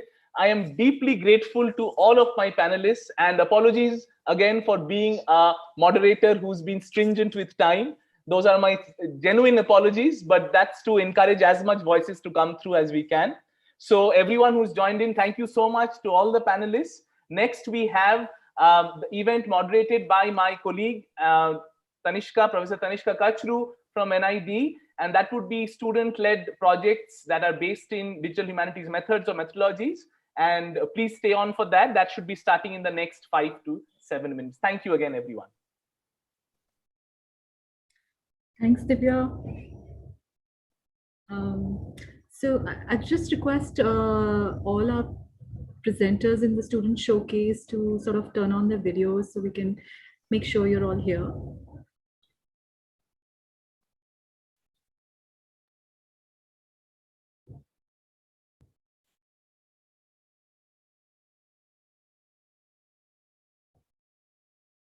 Fantastic. Lovely to see you all. And yeah, so we're running a little over time, and we were supposed to start about 5 minutes back. So we have this 5-minute little break. So if anyone wants to do a tech check, we can do that very quickly, or you can. I have all your presentations back up, so I can always help out if something goes wrong.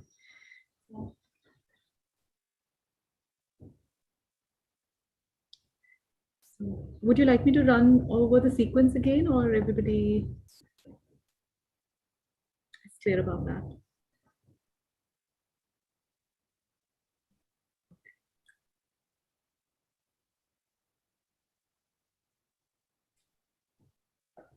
Can you run through the sequence once? Yes, absolutely. Yeah. So we have Shubhradeep up first. Then after that, we have Pavitra. Then Titash. After Titash, we have you, Sivasai. Then Ananya, Kushi, and Muskan together. And Ishita. And finally, Shoini and Saurabh. So we're going to keep it really tight, max 10 minutes. I'll give you a warning about 2 minutes before your time is up, so you have enough time to wrap up. And yeah. We'll do a Q&A session just like the last session. We'll do a Q&A in the end all together.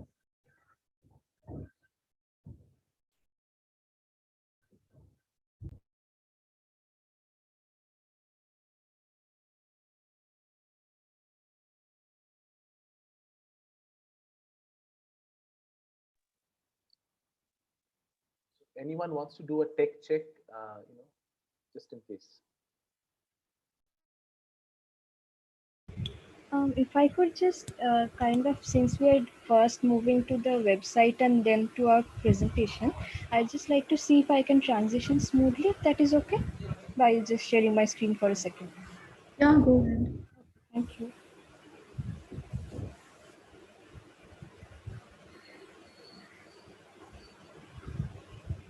So here's the website, and I'm moving on to the PPT. Is it visible? So did I move on to the PPT? Okay, great.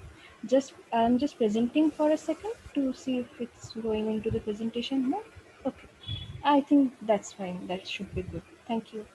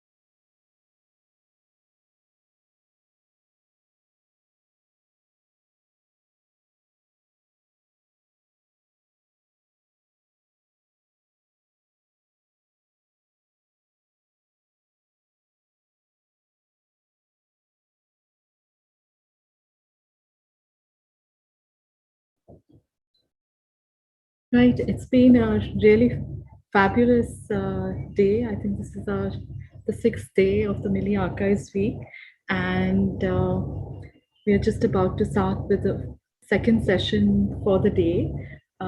We just ended a little bit over time on the first session. So if you've just joined us now, we're just taking a small 5-minute break, and we'll restart in just a few minutes now.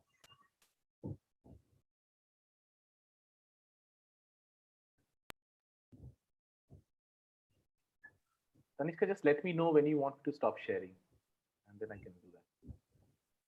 Great. Divya, we're doing housekeeping announcements just for the new joinees, or should we just jump right into? We can just jump right in. Jump right in. Yeah. Okay, great. So I'll start. So hello, welcome everyone to the second session of the day.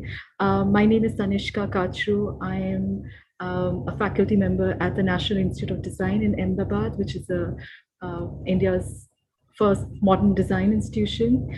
We have one of the most important archives of design in India, which we are hoping to make accessible very soon online. It's really important in these times to do that, and we've been talking about digital archives for 5 days now, amongst many other things.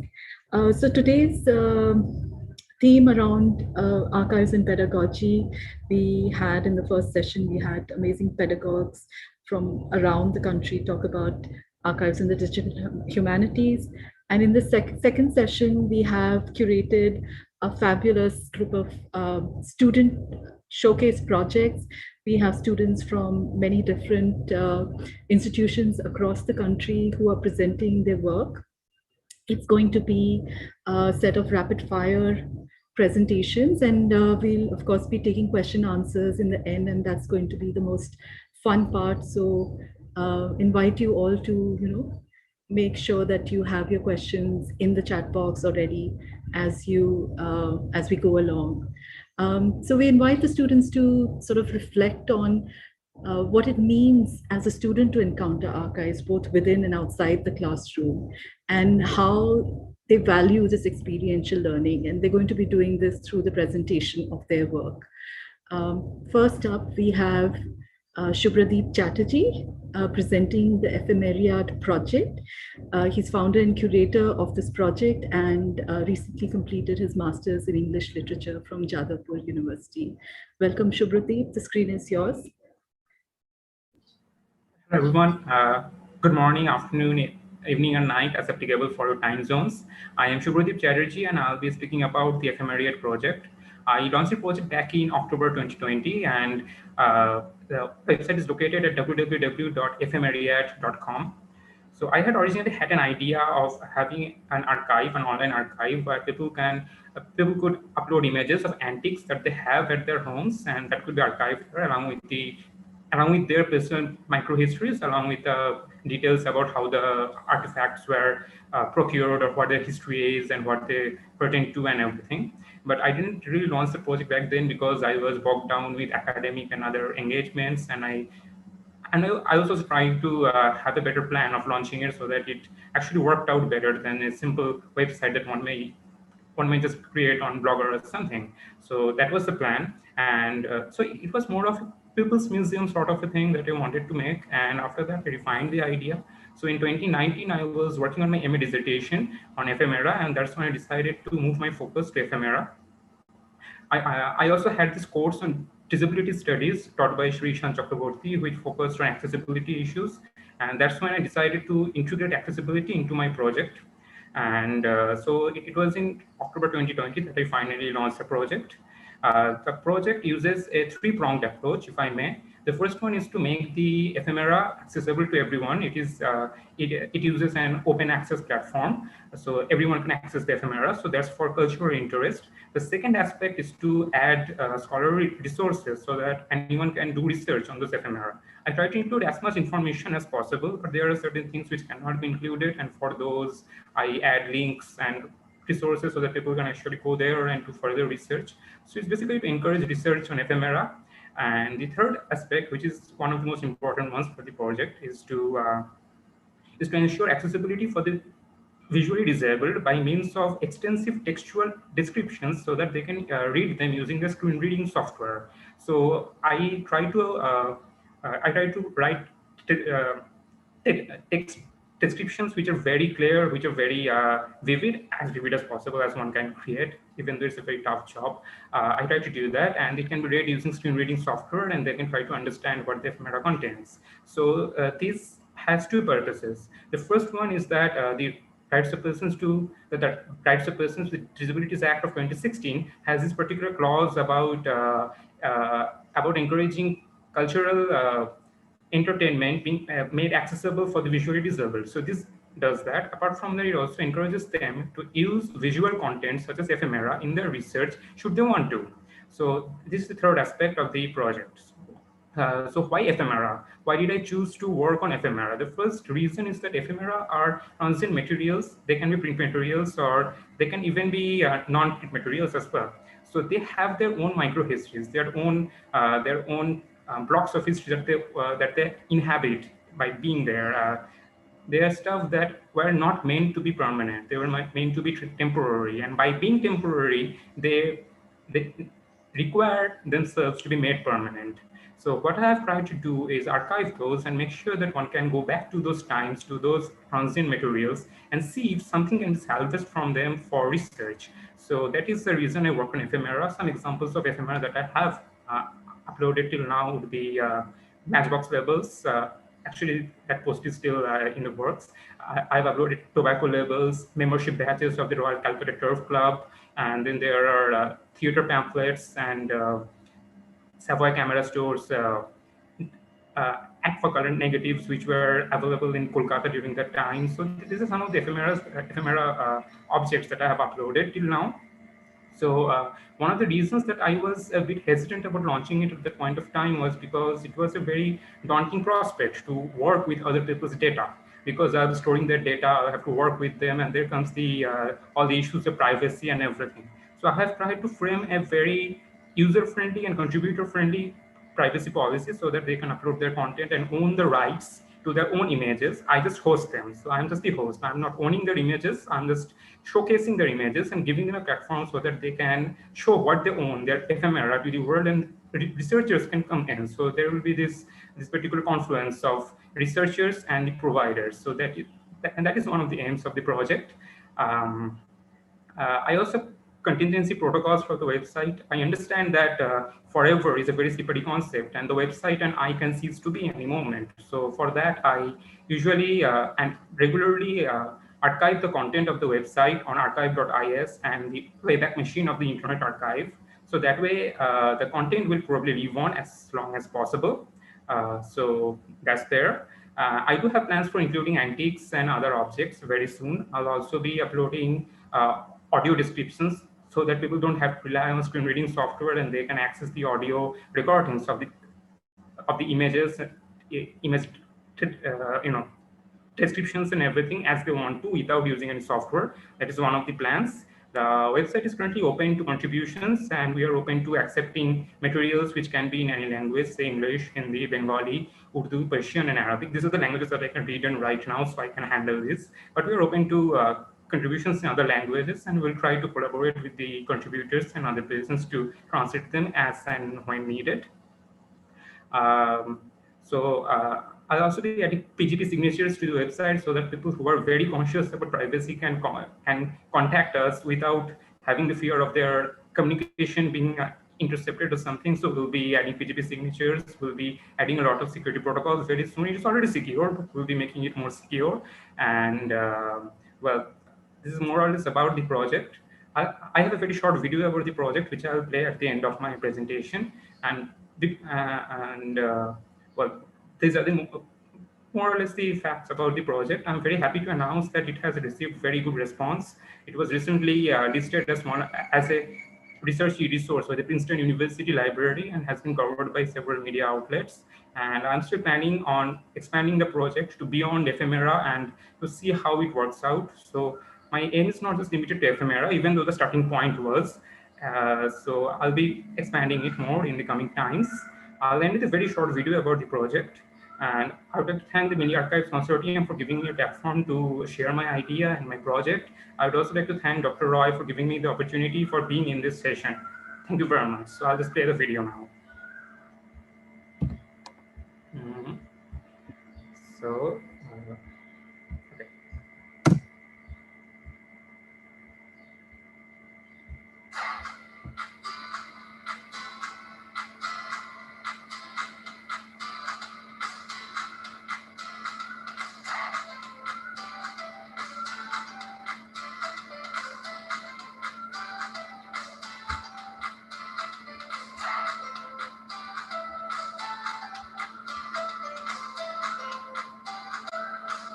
Should it be?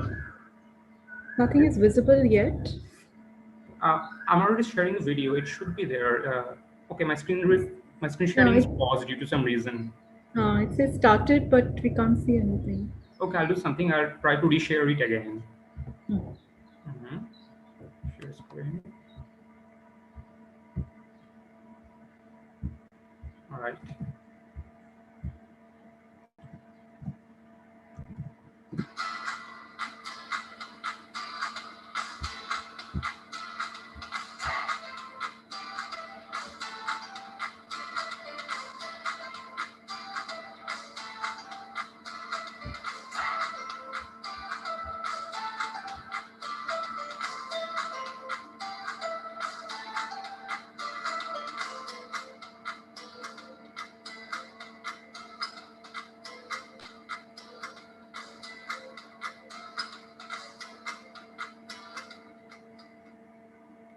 So was the video visible and everything?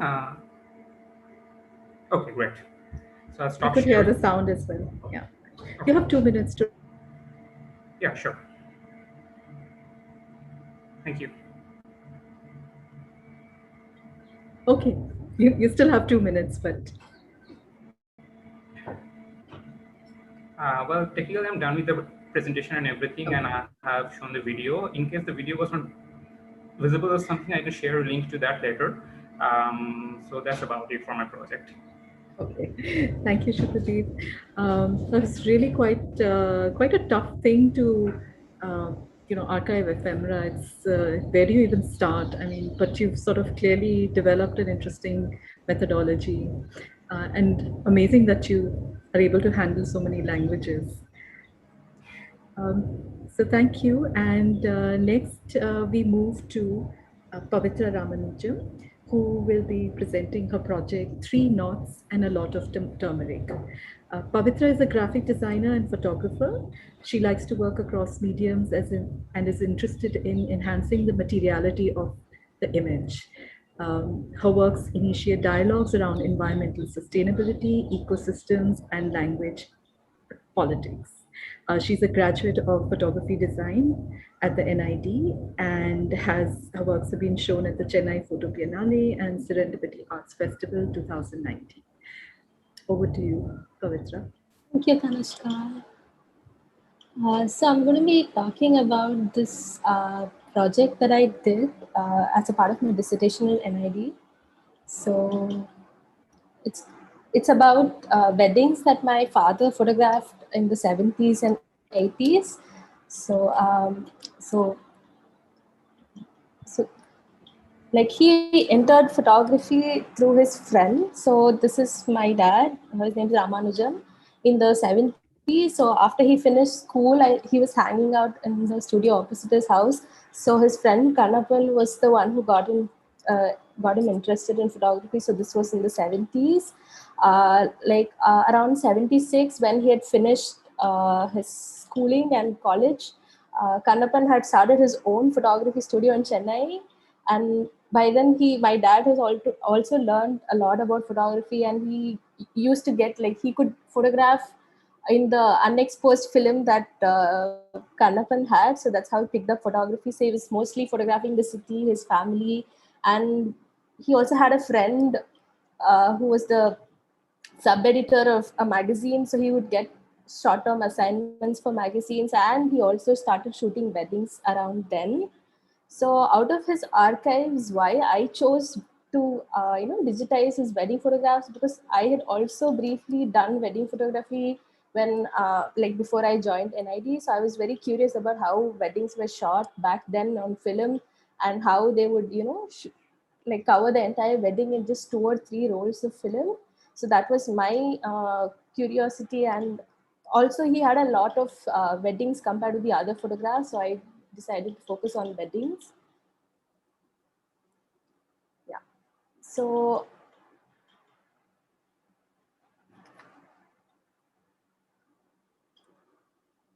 one second. Yeah. So when I was archiving, I could see a lot of touch points between photography and weddings. Like otherwise, photography was not as prevalent as it was for us. So they would rarely get a few things photographs. So one of those things was the rites of passage ceremony. So it would be like a puberty function for a girl child, or it would be the sacred thread ceremony for a Brahmin male child. Otherwise, it would be only when they had to send photographs of the bride or the groom to look for prospective partners. So these photographs are from our family archives.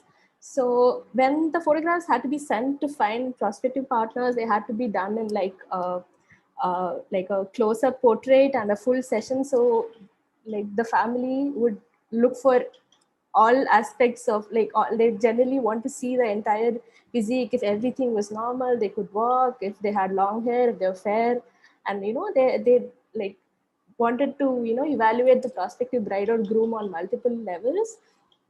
So this was how the photographs were being made then. And like a little fast forward into like when the wedding would be fixed, how they would introduce the groom. So it was more like a spectacle. If you were probably in the upper middle class, you would have like a chariot kind of a arrangement, and then the procession would happen. Otherwise, the procession would happen on like a rented car. So the intention was to honor the groom's family, or create that how do I say, they were very proud to show off their groom to their relatives and the villagers. So that was the intent. And then when the procession happened, they also got a lot of gifts, and customary gifts, I would say, because it was like a mandate that a certain set of things be given. There were also a lot of creative things that I found that the ladies of the houses made for their prospective grooms or brides. Something would be like making confectionaries, or these saris and dhotis were made from maida and artificial colors, or it could be like engraving initials of the bride and groom on the coconut shell, or it could be like assembling the names with grains, or this probably like a biscuit house. So they did all these things to kind of liven up the stage. So they wanted it to be like a not so boring ceremony, and they wanted it to be very engaging, and wanted to make the bride and groom or everybody feel special. So this was like, these were like, I don't know if you could see the coconut on the carving in the coconut. So that was done, and also to engage the guests, because this was like the previous day before the wedding, when all the guests from different cities or villages would come.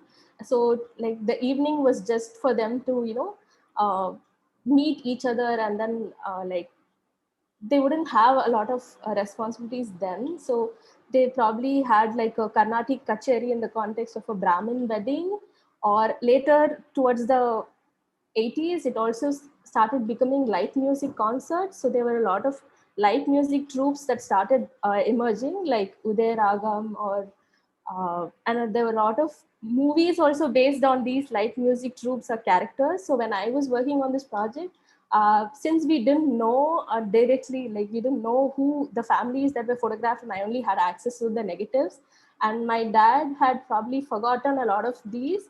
So I showed these different photographs to different women or different people, and then tried to understand what could be the context, or who could this be.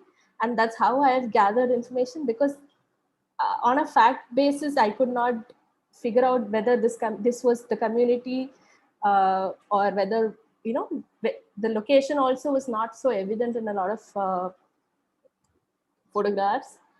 And now to the bride. Yeah, so like the bride had to be like, the image of the bride was what everybody really focused on. Like the girl child from right from birth has like always been had to be decorated, full decked up with flowers, jewelry, and so the image of the bride was what everybody focused on.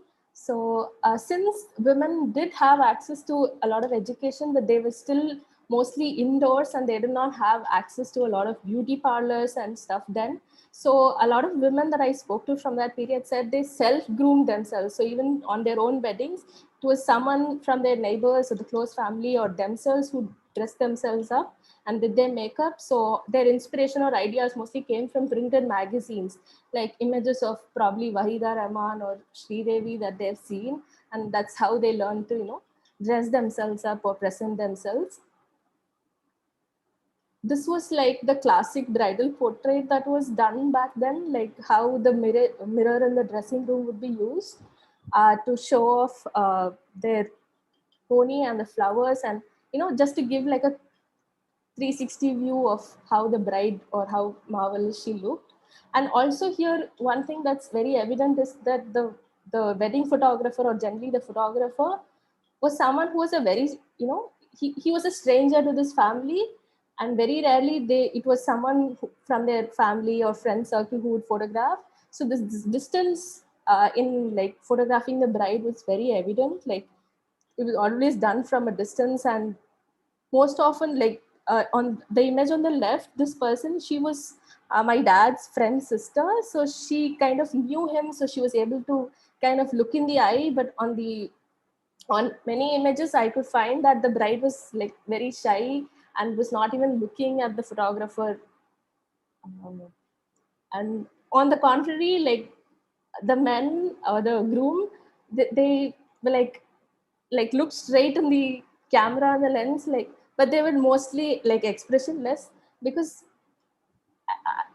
I think they were also strangers to that space, and this is the first time they would be experiencing something or viewing a lot of things in front of a large crowd. And mostly with respect to their costumes, they would wear like a coat suit or a safari, because that was like a mark of education. Then like they did have their religious symbols in place, but they were always mostly in their safari or coat and suit. Like on a rough basis, the cost would be like around 1,200 rupees to get their suit made for the weddings. Pavitra, you have 2 minutes. Yeah. So this is how like the bride and the groom were mostly presented like they were never looking directly in the lens. They were also strangers to that space, and they have not yet broken their ice as yet. So, and with respect to the location, a lot of times the weddings happened indoors or in shawl trees or satrams, and and seating on the floor was not as much of a trouble.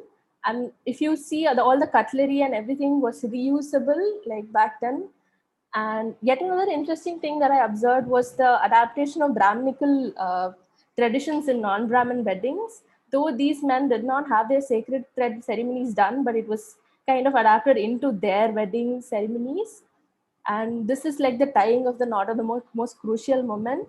And like this is like a Brahminical tradition. If the bride was sitting on the bride's father, it could also means that the bride is being given off to the groom, so it kind of creates like an uneven slope.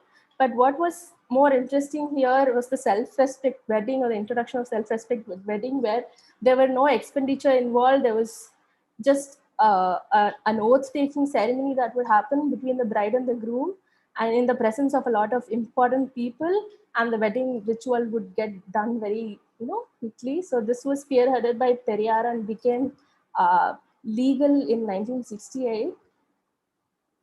So very long after child marriage, the rituals still kept being adapted. Like you can see the bride and the groom being made to play or share food, because back then they were very they wouldn't understand that they were getting married, but they wanted to have that they wanted to get the bride and the groom eased out, so they still these things. Yet another thing that I found interesting was the role of the male in the group photographs, or how the photographer had arranged, and the male was always central, even if they were probably not alive, they still took a very central role. The next thing that I would like to focus on is about the gifts, or how they were done.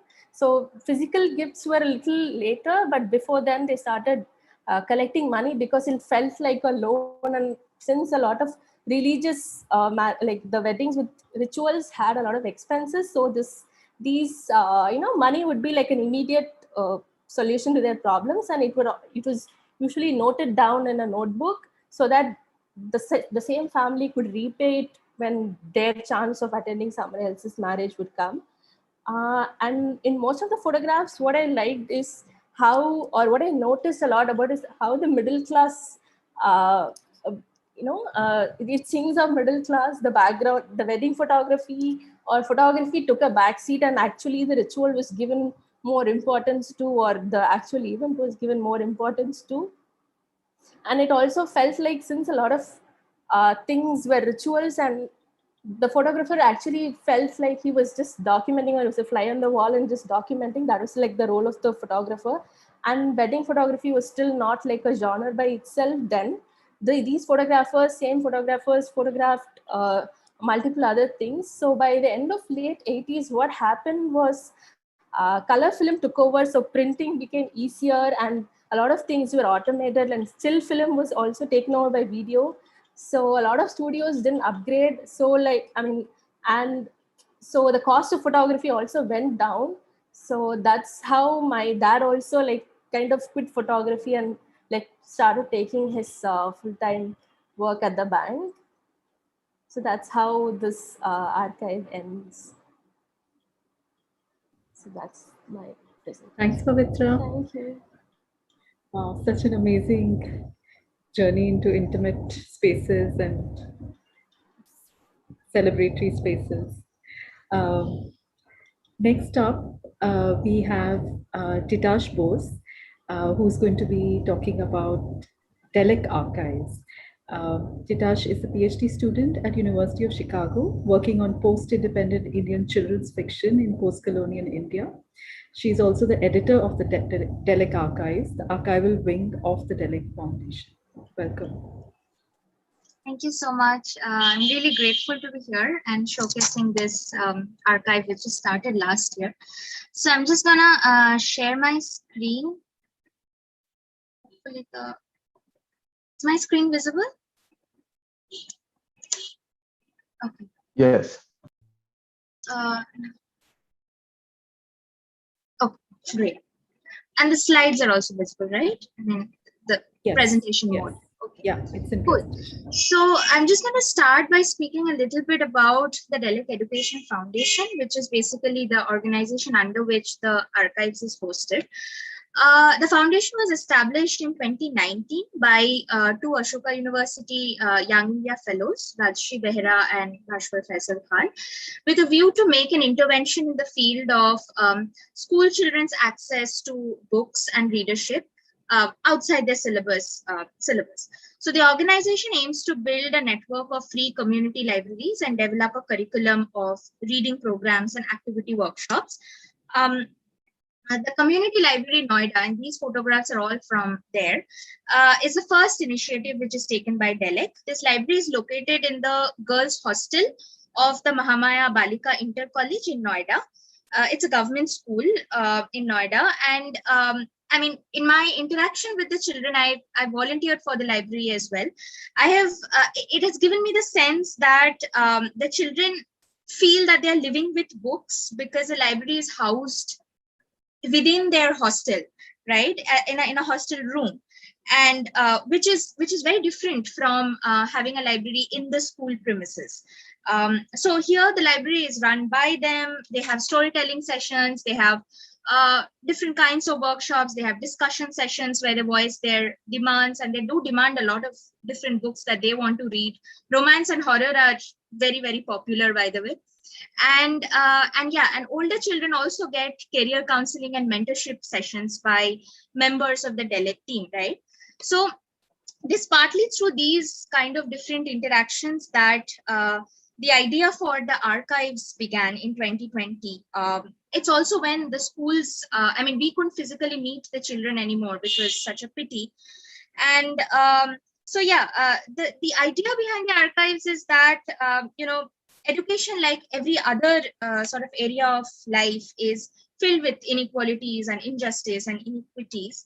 And this is reflected variously in educational policies, in practices, in pedagogies, curriculum, yes, but also in, say, interactions or relationships that between people in a school. It can be student teacher, it can be student and teacher and admin, it can be student and staff, so on and so forth. And these discussions do come out a little bit in, not a little bit, a lot in case of, say, university or college students, but since, but not so much for school students. That's partly because, majority of school students are below the age of 18, so below the age of consent. So it's, firstly, they are not taken seriously. They don't really have a say in what what is decided for them. They sometimes don't even have the vocabulary to articulate some of these experiences. And secondly, there are all sorts of logistical problems in taking, counting their views, because again, consent becomes a huge problem. And I'm going to discuss that in terms of my project also. So yeah, immediate inspiration for the DELEC archives were this Facebook group that I came across, that I've been following, is Mapping Racial Trauma in Schools. It's run by Stephanie P. Jones, who is a professor in, assistant professor of education in Grinnell College.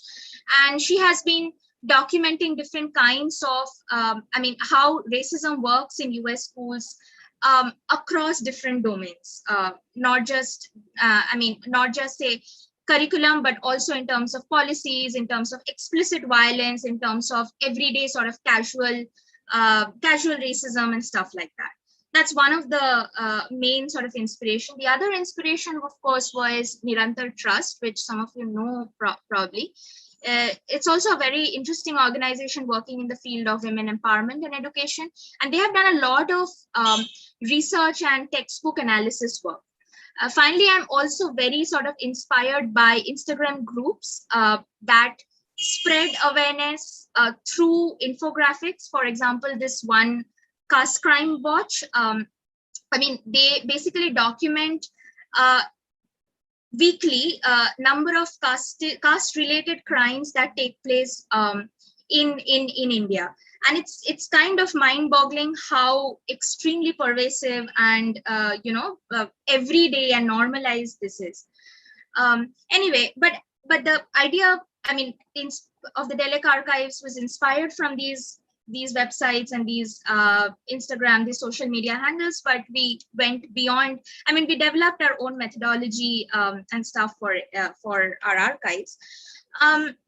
Okay, so. Yeah, the idea was to document instances of Islamophobia and casteism in school context, primarily through testimonies of students, ex-students, teachers, staff, etc. And then also to try to see the bigger picture, in school education by linking educational policies, reports, surveys, discriminatory pedagogical practices, etc. Why testimonies? Because testimonies, of course, play a very important, it's an important genre in any kind of, say, conflict studies discipline. And since they are very much focused on personal experience in relation to the political, of course. The idea is, of course, to see the systemic pattern in these testimonies, as well as to see how they connect to broader structures, bigger socio-political structures, right? One of the first stories that we published by an anonymous author was he talked about his own, she talked about her own experiences through anecdotes, and she gave a series of anecdotes in which she documented her Islamophobia, the Islamophobia that she faced while growing up in school, in a private school in Delhi. But then anecdotes, they extended from being just, focused on the student to other stuff like we have couple of anecdotal narratives, testimonies by teachers, some by staff, and even one interesting one which is by a textbook editor who talked about her dilemmas that she faced when of including or rejecting certain content while she was editing her these textbooks, right? In order to link these stories to the larger discourse, we started building the database, which is the second sort of component in the archives. So first we have the testimonies, which are anecdotal, and then we have the database, which is a larger story, so to say. It has links to a large variety and a large genre of sources, texts pertaining to news reports, policies, opinion editorials, curriculum directives, state and non-state surveys, and even academic work. Sometimes we even write them or cluster them into series in a series format. So for example, we have a midday meal series, we have a series on the national educational policy, we also have a series on digital divide and stuff. And then it was quickly sort of unanimously decided that we also need to talk about the interventions and the alternatives that people are charting out within the school education, within the constraints of the school education system. So we started, so we expanded the database to also hold alternate lesson plans, pedagogical methods, as well as institutional and personal interventions to broaden the dialogue, basically. Right. Tash, you have 2 minutes. Okay, cool. We had a couple of collaborations with other organizations like Turbine Bug, which is an activist platform based in the UK. Sophia Karim, who runs the organization, she sent one of her art pieces to be published in our archive. And then also Ori Kolumkini is an organization working with menstrual health awareness among teenagers, and their teen fellows actually published quite a lot with us, right? I think they have 3 or 4 articles that they have published. Right, now I'll just quickly talk about this is my last slide. I'm just going to quickly talk about some of the concerns and the process of the archives, which I felt is very important, and it ties to many of the questions that was raised throughout this 5 days in the sessions that I attended. So first is that consent of the people who are giving their testimony is very important for this kind of project. Nothing in the archives is written or photographed or documented without consent.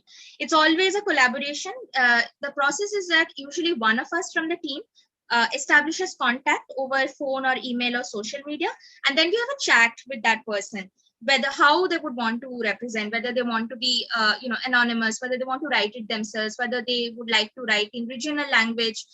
I'll talk about the languages that we can handle at the moment, and whether they want it to be translated, whether they want it to be in an interview format or whatever. Okay. At the same time, I'm also very wary about this approach, because it's weird to approach a stranger and ask them to contribute a testimony or an experience, which is in all probability a very traumatic experience for them, right? So, we are very cautious in that approach, and it's a very trial and error sort of in a very trial and error sort of a stage.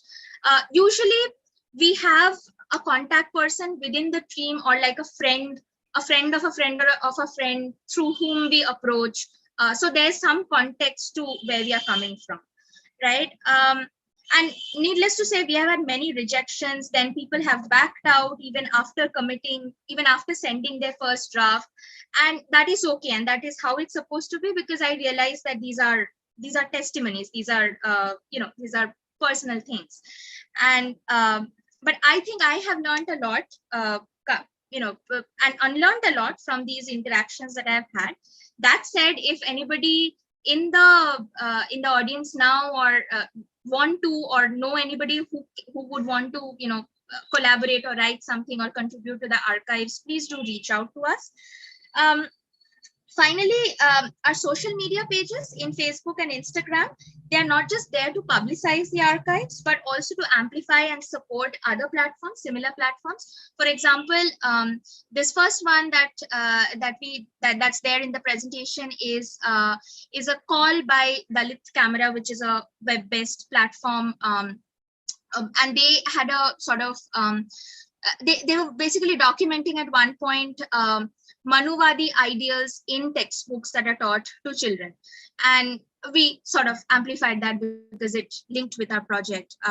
Then the last one that we have is a donation call for Prithvi Pathshala, which was a volunteer school which was started by Quarantine Student Youth Network, and during the COVID pandemic for children who dropped out of school because of the digital divide, and we wanted to sort of amplify their voices. The middle picture that you see is basically linking that horrendous sort of story about bodies of indigenous children found in Canada, and we link that to how Adivasi children in India as well face discrimination and exclusion in Indian schools. So we sort of linked those two things. Yeah. Time is up. Okay, time is up. Right. Okay, I'll take the questions, and that's our Gmail if anybody wants to contact us. Thank you. Thanks very much, Titash. Next, I'd like to invite Sivasai Jivanatham. He's a documentary photographer based in Chennai. He is a graduate of the photography design program in NIT, and his practice explores different mediums of image making, documentary practice, and many other things which he'll tell us about. Welcome. Hi. Can you see my screen? Yes. Not yet, but it says it's shared. Yes, now we can. Yeah. So hi everyone. Thank you for inviting me. So my project is titled as In the Same River, and I'm very thankful for my mentors who's also here in this panel, Rishi Singhal and Amarnath Praful, who had helped me throughout this project. And I'll quickly talk about what this project is about. It's an archive of various human rights violations in Indian administered Kashmir. And I initially started off by collecting family photographs of enforced disappearances, and it started back in 2017. And the project then went on and expanded to a lot of other human rights violations like tortures, pellet victims, and abuses. So yeah, so I also worked with Association of Parents of Disappeared Persons, which was an initiative, an organization, a movement started by Parveena Ankar. We call her Parveena Gigi. So so she started it because her son was taken away by the army in the early 90s during the uprising of the early 90s in Kashmir. And so I worked with her and her organization to go around Kashmir, the northern Kashmir mostly, to collect and document photographs of victims of enforced disappearances. So my interest in Kashmir is mostly what I call a transnational solidarity. So I grew up in a place in Chennai where my family were very much into the Tamil era movement, which was happening in the early in the 2000s and 2019 during the Civil War. So observing that and understanding the politics at a very young age of the oppression and enforced disappearances sort of made me curious about Kashmir. And I grew up in a place where everyone was saying Kashmir was an integral part of India and how it belongs to us. But when I go there, and the Kashmiri point of view was completely different, they perceived it as an occupied territory. So this made me look deeper into the similarities of what I saw back in 2019 when I was in Chennai looking at the civil war of Sri Lankan Tamils or Eram Tamils. So that sort of triggered me to do a particular project, and then I went and studied there. And then NID happened, and then I started off with this dissertation project of mine. So throughout my travel in Kashmir, there was always some cues or some things that reminded me of my roots to Tamil or my Tamil identity that I strongly hold. So this was an incident where I met with Kuram Parvez. He's a human rights activist in Kashmir, and he showed me the image, a statue of Periyar, and we had a very interesting conversation about how Periyar and Sheikh Abdullah met, and that sort of connected me and made me understand the links between an oppressor and the formulated ways of oppression that goes in every part of the world. So quickly, I'll talk about the archive as such. So this archive, I've been working on it since 2016. So it was basically the idea or the thing that's happening, enforced disappearances and other human rights violations, was first introduced to me by Rahul Jalali. He's no more. So he was a journalist. He was the president of Press Club of India back in 2015. And so yeah, and it started off as a reportage project, and now I've expanded it into an archive. And right till now, I have over 8,000 items, which are photographs, documents, family albums, and photos of memorable objects that the family hold in memory of them. And partly this project was supported by Indian Photography Festival's grant in 2019. And it was also published in the Via Blurring the Lines, Paris College of Arts, and Angkor Photo Festival in the past few years. So right now, I've been looking at this project as chapters. The first would be land. And when we think of Kashmir, we always think of the beauty of the land and everything, but that was a major problem with me because I never thought it was beautiful when I went there, and there was always a conflict with me when I try to photograph the land. So, and the other one is the body, and how a body is oppressed, how a Kashmiri body, a Kashmiri Muslim body is oppressed. And finally, the memory. So looking at all three of this and how all three come together to form the resistant movement, to fuel the resistant movement, is what I am willing to talk about through this project. So this is a photograph of a victim named Irfan Ahmed Khan. He was arrested by the army when he was 14 years old without any warrant from his school. So if you see this particular photographs, like the left hand side, it is the very first photograph of Irfan. And the second from the right hand side of this slide is the very last photograph of Irfan ever taken. So I was able to completely look at the life of Irfan through his photographs and his notebooks and bags that was left of him. So, and the family still holds on to this to believe that he's somewhere alive. The problem of enforced disappearance is the family is not ready to, accept that they are no more, because if they accept, then their resistant movement, what they're fighting for, ends, because closure gives an end to their fight. So yeah, and this is another victim, Bashrit Salim Pare. And this is one of the repetitive ways of how photographs are treated in Kashmir. So if you see, there's a photograph of the whole photograph of Bashrit in the left-hand side, which is probably of a family photograph when there was something happening. While when you see in the right-hand side, it's a mug shot, which was cut out from his family photograph. So these sort of mug shots are repetitive in these cases of enforced disappearances, because they have been used since in the 1990s. They didn't have a proper passport size photos. So when the person disappears, they used to cut out photos from their family albums to sort of use it in the missing report or the FIR report. So the photographs, when it comes to victim, it always transforms its form. The purpose for which it was taken was never the purpose for which it is being used right now. So this photograph, for example, it was a photograph, then it was Xeroxed, and then it was burnt by the army. And finally, someone took a photograph of that burnt Xerox, and I have it right now. So this photograph has traveled and transformed its form to various stages. And this is another photograph of Zina Begum. So I used to visit Zina Begum regularly whenever I go to Kashmir. And the stories that she tell about her husband. So Zina was married to Abdul, and within few years, Abdul was taken away by the army, and he never returned after that, and no one knows where he is.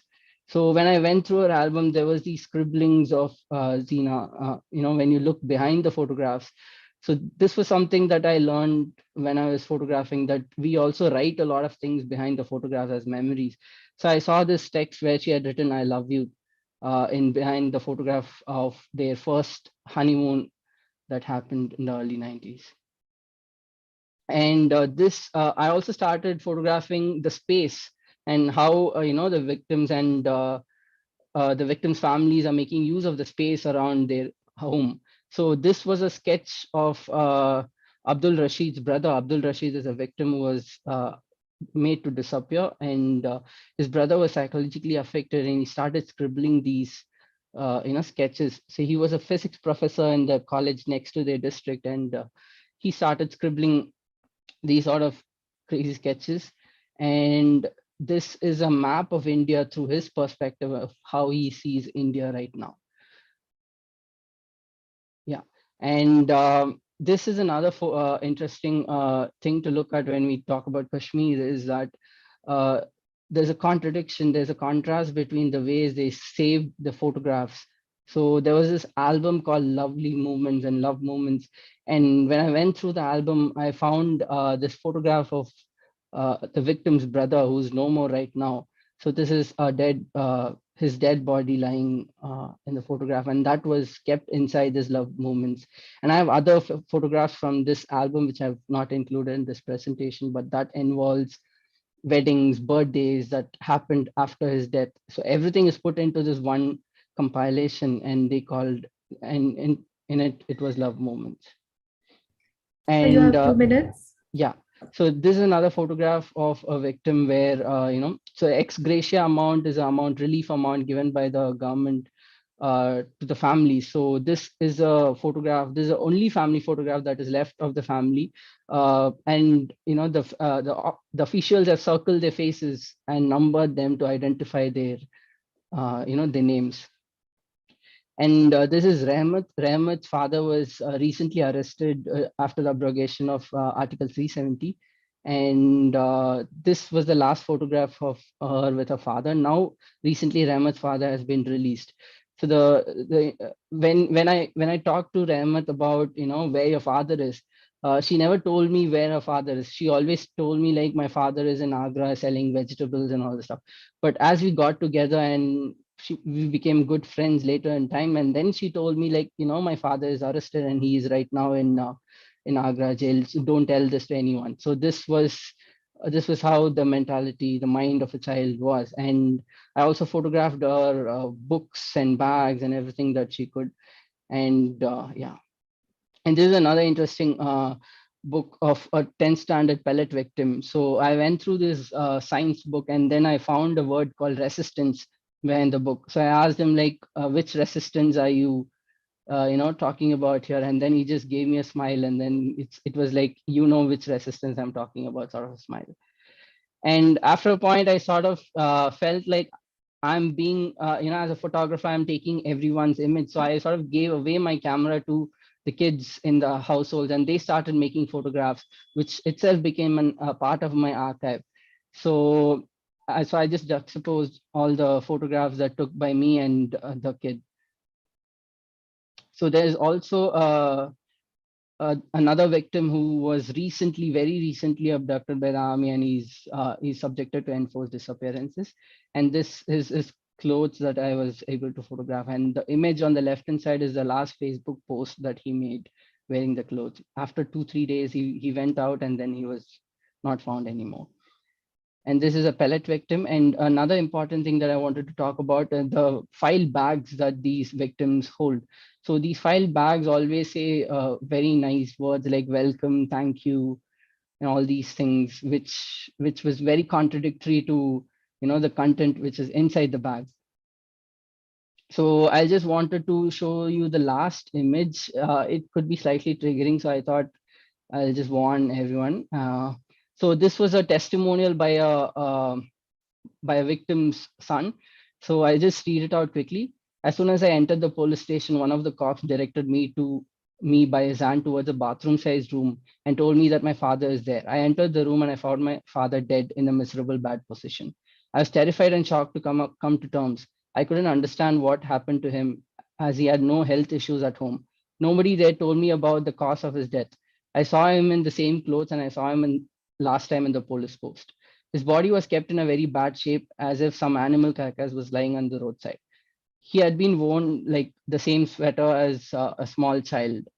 So I'll just show you the next photograph. So this is actually the dead body of Ghulam Mohammed. He was over 69 years when he was arrested by the army after the abrogation of Article 370, which happened very recently. And the family was searching for him, and then they finally found him that he was shifted to another jail in a different state. So, and then when the son went to meet him, this is how they found him. Yeah. So that's about my archive. So thank you. If you have any doubts regarding it, because there's like huge chunk of information that I could discuss about, but since the time limitations, I'll stop it over here, and then you can contact me if you have any more doubts regarding it. Thank you.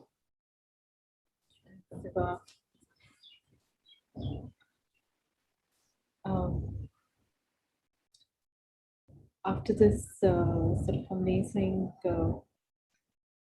disturbing sort of look into archives, we have Ananya, Muskan, and Khushi presenting their project, the Community Cookbook. They are students at the Flame University. Please introduce yourselves as you start. Thanks. Over to you. Thank you. So I'm Ananya, and good evening to everyone here. So today, Muskan, Khushi, and I will be walking you through our website titled the Indian Community Cookbook Project. Just 1 second, I'll share my screen.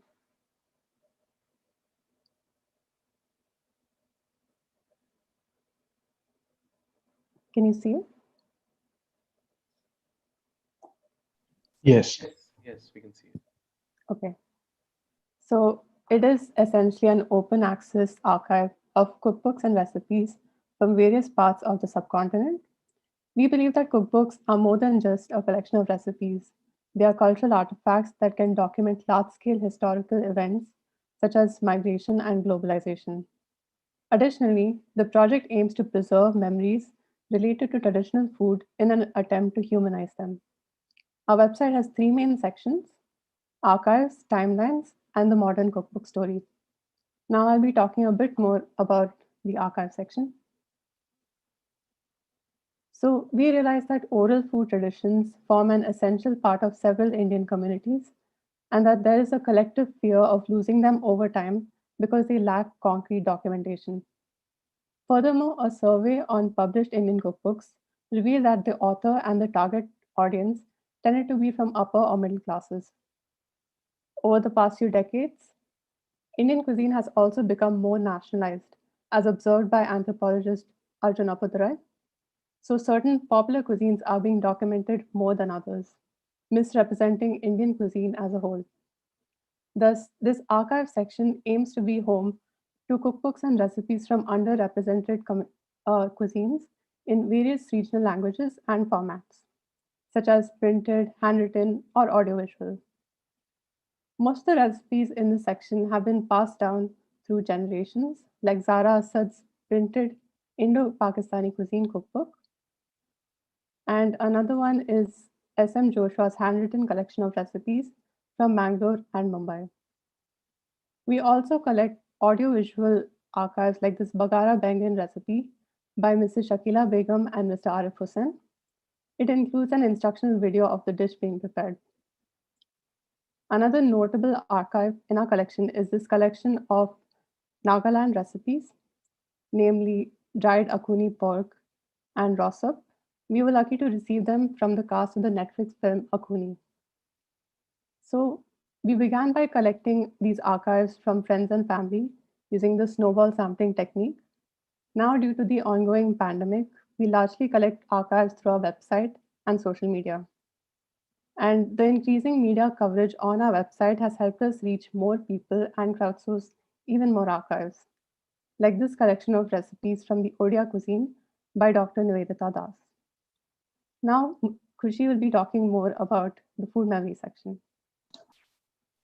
So we have recently added a new section under archives called the Food Memories, in which we conduct semi-structured interviews with people who have sent us their recipes following from the archive.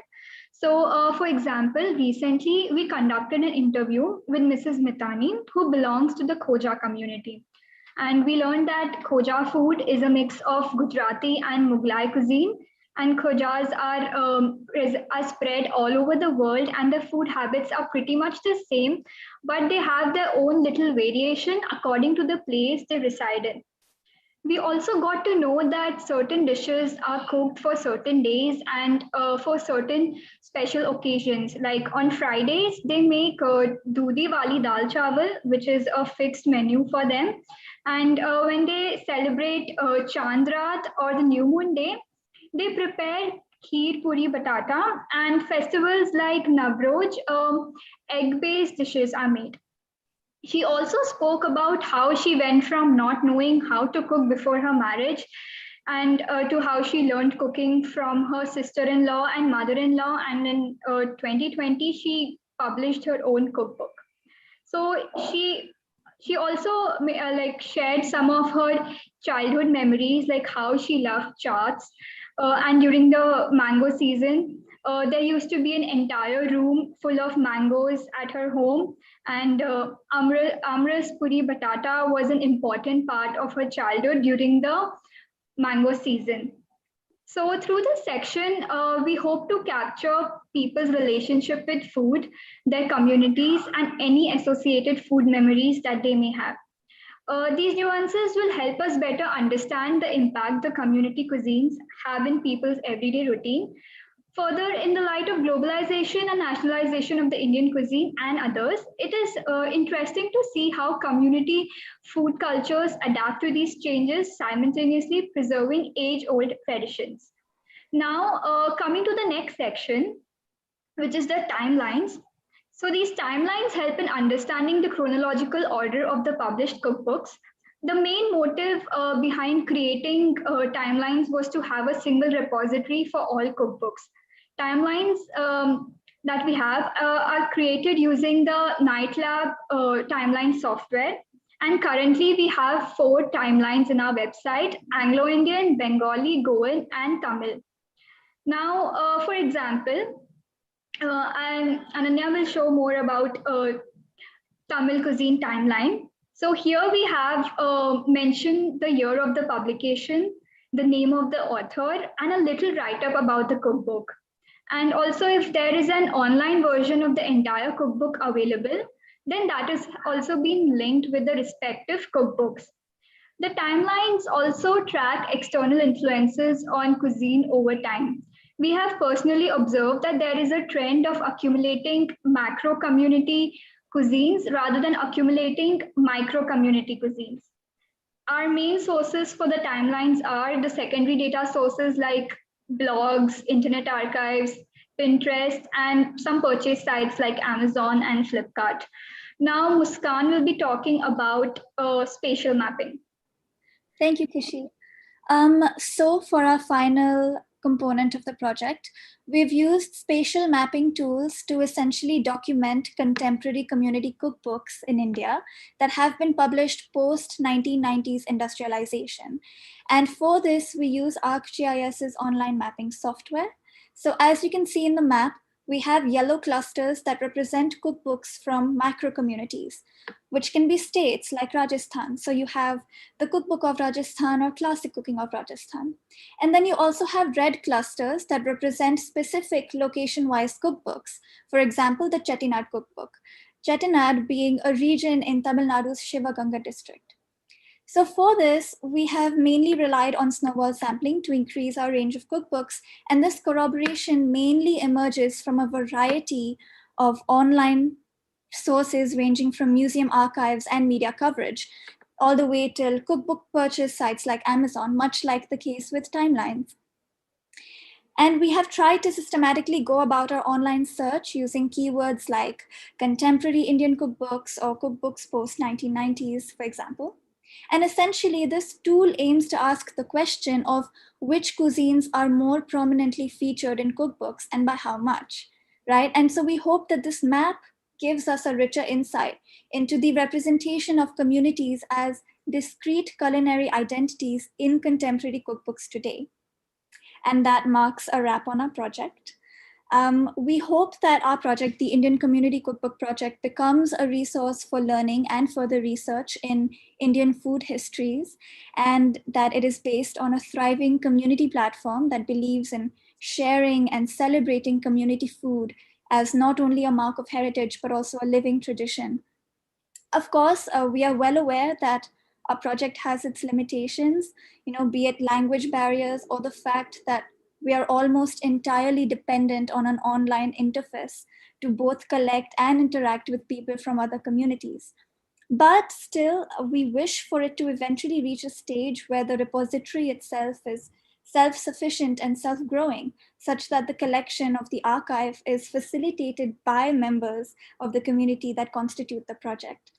And for the same reason, we would love to collaborate with other food and history archives and scholars to kind of get to the root of community cuisines in India.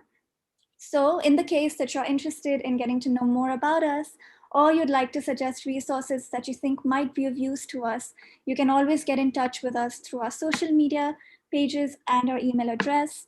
If you by chance want to contribute to our archive by sharing your family recipes and age-old generational recipes, you can also do so by filling a Google form on our Contact Us page. And thank you very much for the opportunity of letting us present our project and also our enthusiasm about community cuisines today on this platform. Thank you. Thanks, Ananya, Khushi, Muskan. That was really well timed. Thank you, and gives a fabulous view into your project. Next, we have Ishita talking about archiving oral histories in Bidar. Ishita is a Bangalore-based artist and a network coordinator for the Living Labs Network and Forum, a transdisciplinary research organization based in the Dakkani region. Her work is rooted in socially engaged and feminist art practices. Welcome, Ishita. Hi, everyone. Thanks, Tanishka. Yeah, I'd just like to say that the lineup of projects have been incredible. And yeah, I'm really looking forward to also sharing my work with all of you. I'm just going to share my screen.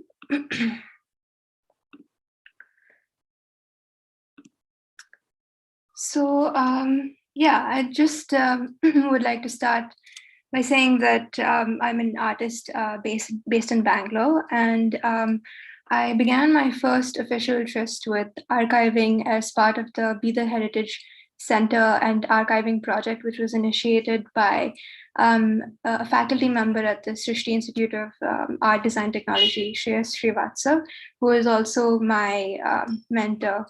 And I was, sorry,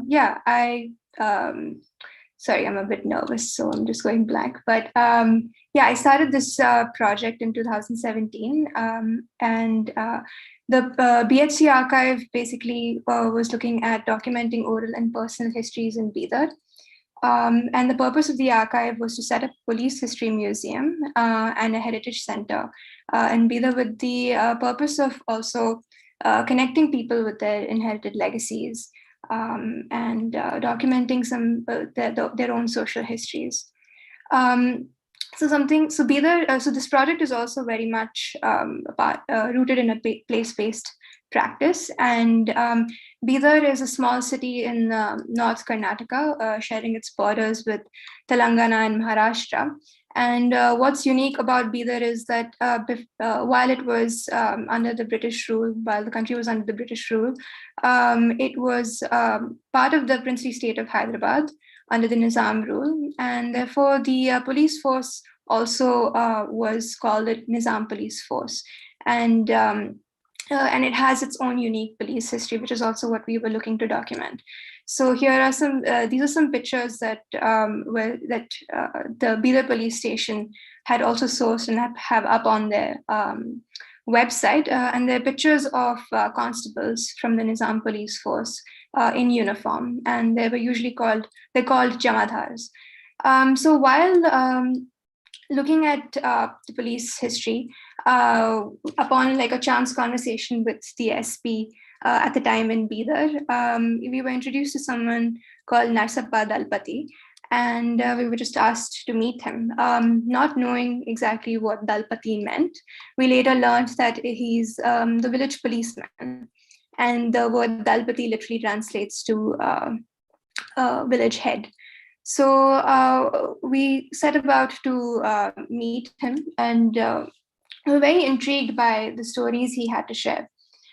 So we later learned that the Dalpati was, this is Narsappa Dalpati in the photo. He's a Dalpati of Chekpet in Bidar. Chekpet is a small village hamlet that's right on the outskirts of the city.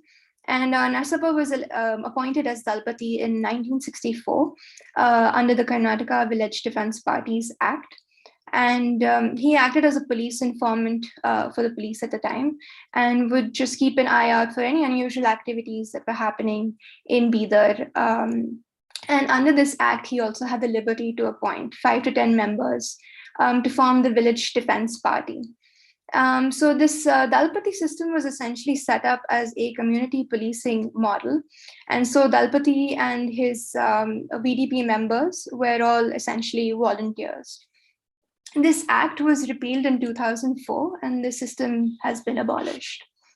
So I was really intrigued by this system, and I tried to look for more information, some written documentation about what the history of the system could be, any anecdotal experiences, or anything that could really tell me about what the experience of being a Dalpati and what led to the formation of the system was.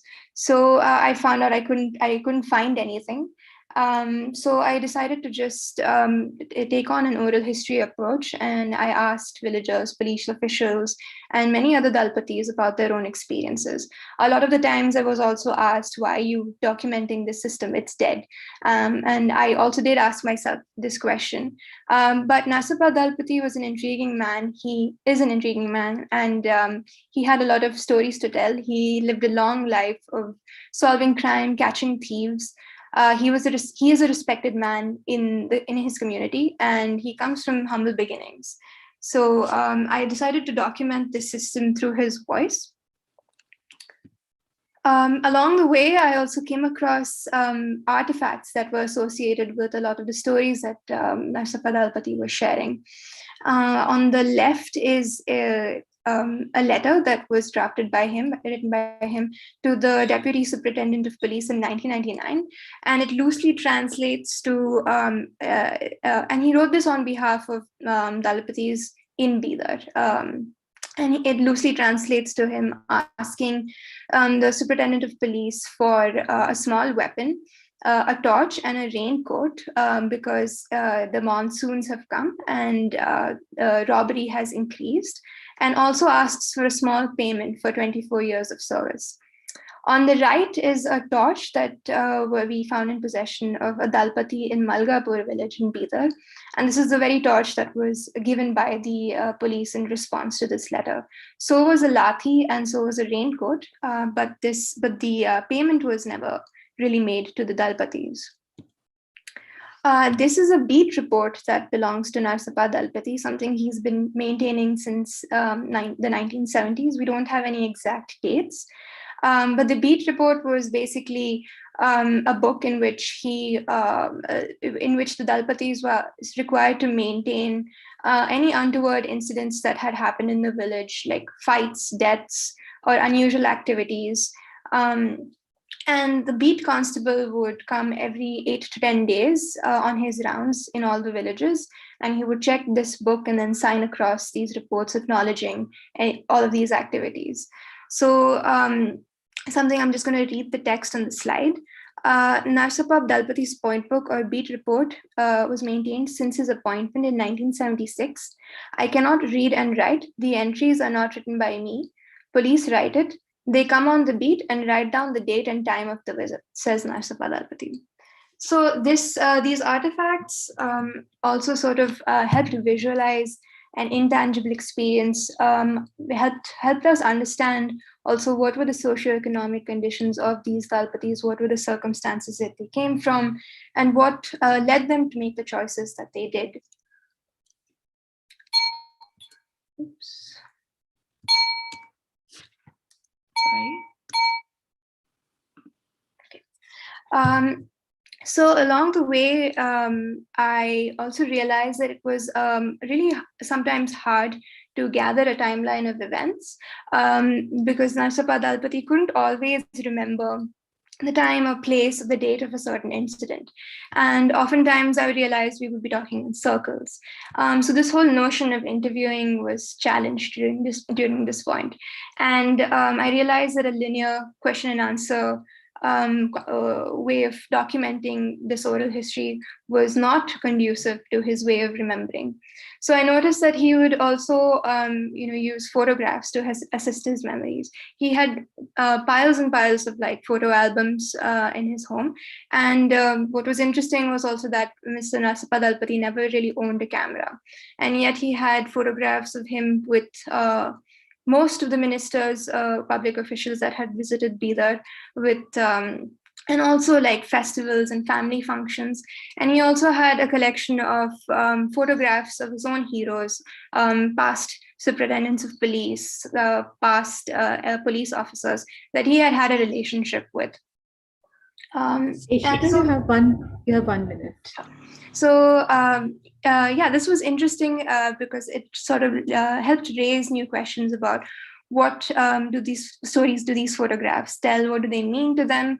What do they mean to him? And how does a camera or photographs empower someone to tell their own stories, preserve their own memories, and also to reinforce their own cultural representations?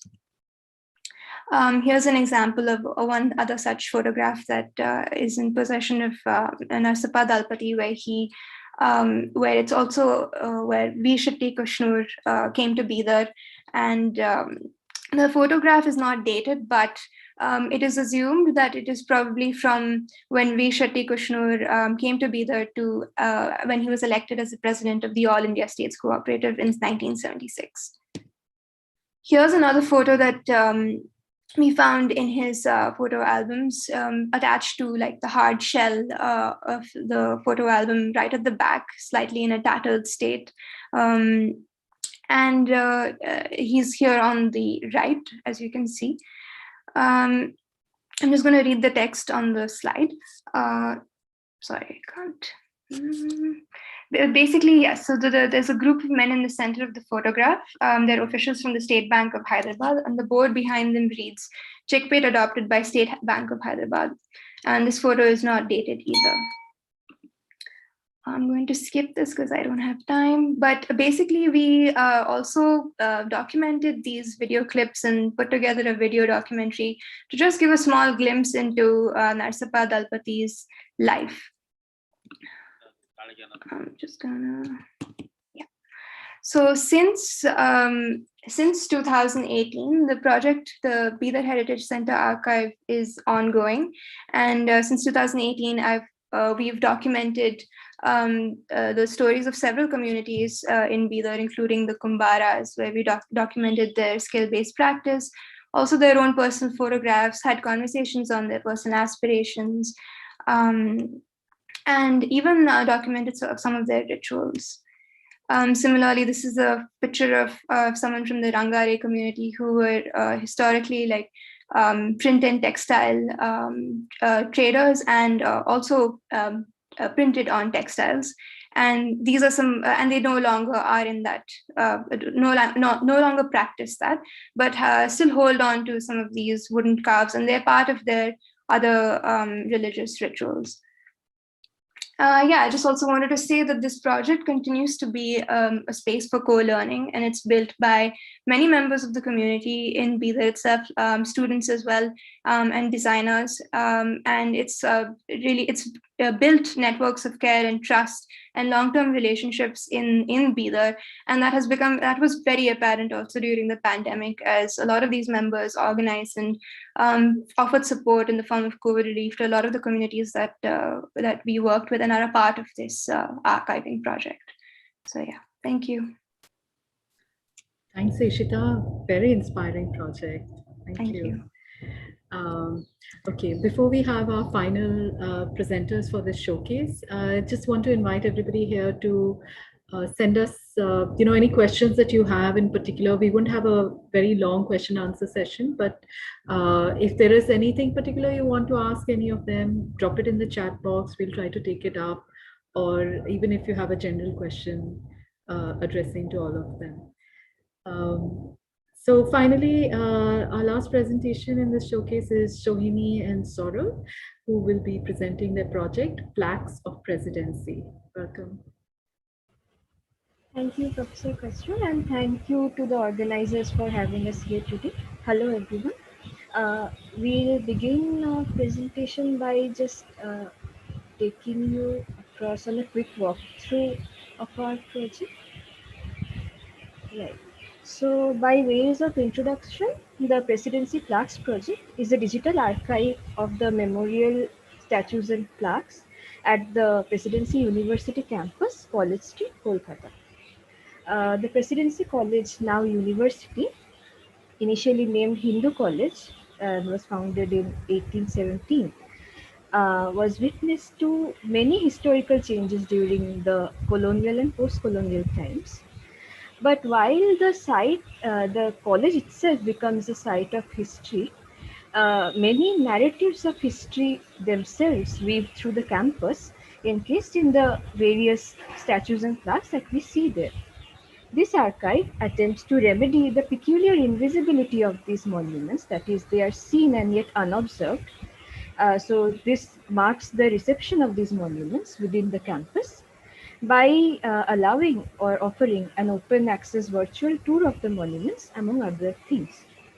Our archive, as you can see, uses the ArcGIS story maps as a platform. And scrolling down, we have a navigation bar that allows you to begin your tour at any of the buildings of the campus. So we have the main building, central library, vehicle building, and so on. And we have a brief navigation guide as well. I quickly lead you through it. So yes, for ease of access. And then here we have a map of the campus that provides you the location of the various monuments within the campus. So we can see the various buildings separately. This is the main building and so on. And the red marks are the monuments here. So if we select one monument, it gives you the brief details of the same. Okay, so moving on. Our individual entries are in this format.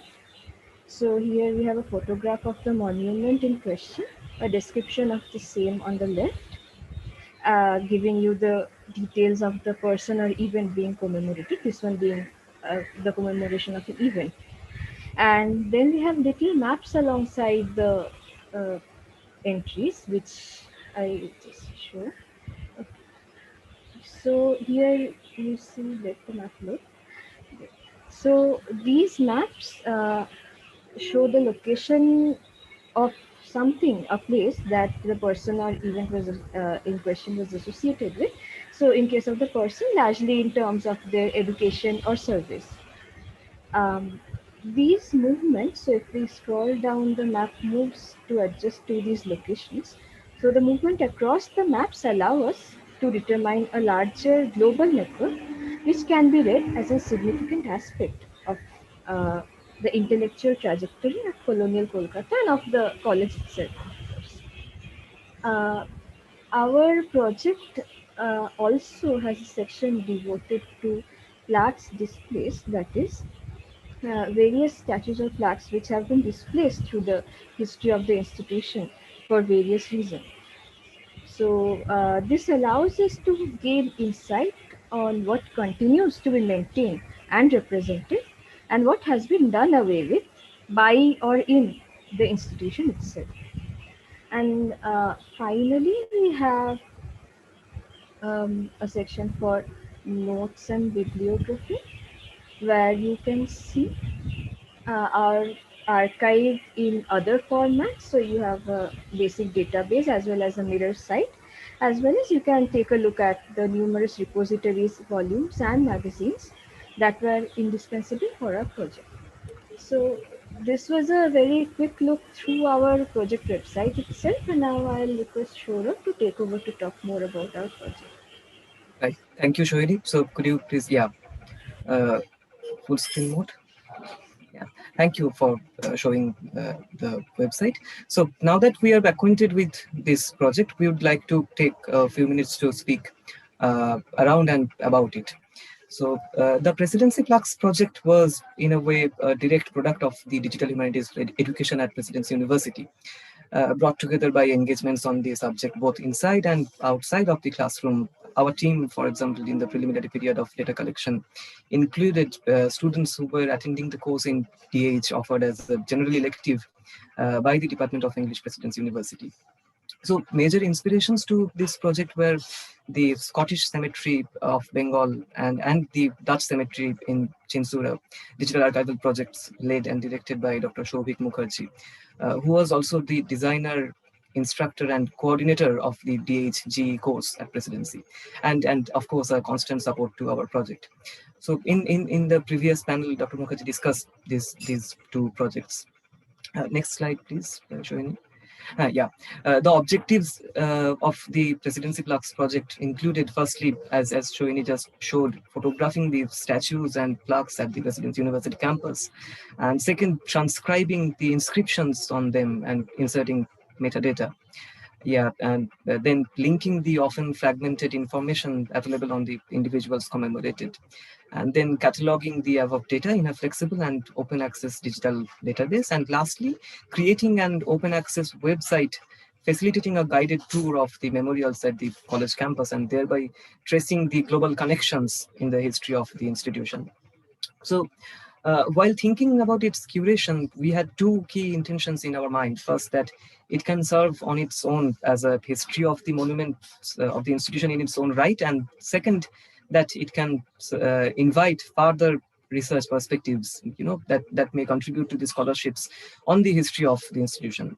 So therefore, to somewhat remedy the absence of a history of the many old and new monuments spread across the campus, and through it to open an alternate approach towards understanding the history of the Presidency College. These two goals were central to our project. And while our project serves at the very fundamental level as an open access archive and guided tour to the monuments and memorials at the Presidency campus, we believe that this archive can contribute as a supplement to several spaces of research, should they be attempted. Some of these areas that we have in our mind are, firstly, in approaching an alternate history of the institution, and of course then an inquiry into the intellectual history of the institution and also of Bengal, which may be read as a history of global connections and philanthropic trends through the tools of digital humanities. And then the memory culture that was in practice of the colonial period, and the questions regarding the cosmopolitan nature of city building and and the educational shifts and the architectural growth of the college in an implicit fashion, and questions of representations and narratives of selection and exclusion, of course. So we would like to conclude our presentation by introducing you to our possible plans for the future, as already mentioned. Flux of Presidency was planned as a pilot project. With adequate funding, we hope to expand our scope to larger digital humanities projects, Flux of College Street and Flux of Kolkata, both of which will inquire into the colonial past of this city. So we also look to improve our present archive, although we are currently forced to be on hold due to the pandemic. So we greatly welcome any responses and suggestions you might have regarding our project. So please feel free to reach out to us on our emails. So before I conclude, so our project can be looked at as gateways into the beings and memories of the past, as well as a call to read history in multiple ways, right? Spanning even in their material existence. 2 centuries, some dating from the 19th century, some from the 20th, some as recent as the first 2 decades of the 21st century. These monuments, many of them of individuals who came from distant lands to leave their mark on the institution. So these are proof of the global reach of the presidency, but more importantly, they attest to the deep imprint that relationships between teachers and students leave. In this case, literally set in stone. So while these monuments have certain stories to tell in terms of their presence, one should scrutinize this possibility of narratives on the level of omissions as well. For example, one finds no commemoration of the history of female presence in the campus. Female students were formally allowed into the institution as late as in 44, I think. The absence of any statues or plaques in the campus commemorating a woman speaks significantly in terms of gender index, right? So the story map hopes to open up conversations on matters both seen and unseen about these statues and plaques. So that's all. Thank you for giving us the opportunity to present our project. That's all. Thanks, that was really well timed. Didn't have to give you a warning either. Fantastic, great way to end. So folks, I think it's been a really enriching more than 1.5 hours, I think. And we've been through, just thinking about the range of things that we've been through, from students of photography to students of English, from looking at physical, tangible to digital, from open access to, very personal, very intimate. It's a really wide variety of inspiring work being done by all of you. And to open up the questions, I'd like to put a question which I'd like to invite each one of you to think about is that, as students, one of the things that, and this was the question posed also in when you're a pedagogue, that how do you think about the ethics of working within the archive, or even when you're producing an archive? So as students, what kind of ethical dilemmas do you think this process of learning through archives threw up for you? And perhaps how did you sort of find resources to deal with that? It's open to anybody who would like to take it from amongst the group.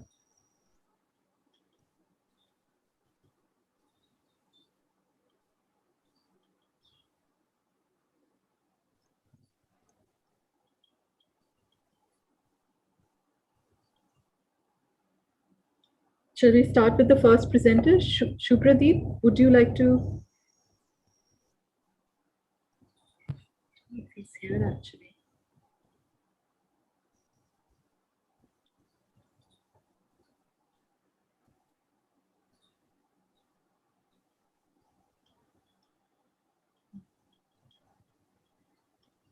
How about Sivasai, if you're here?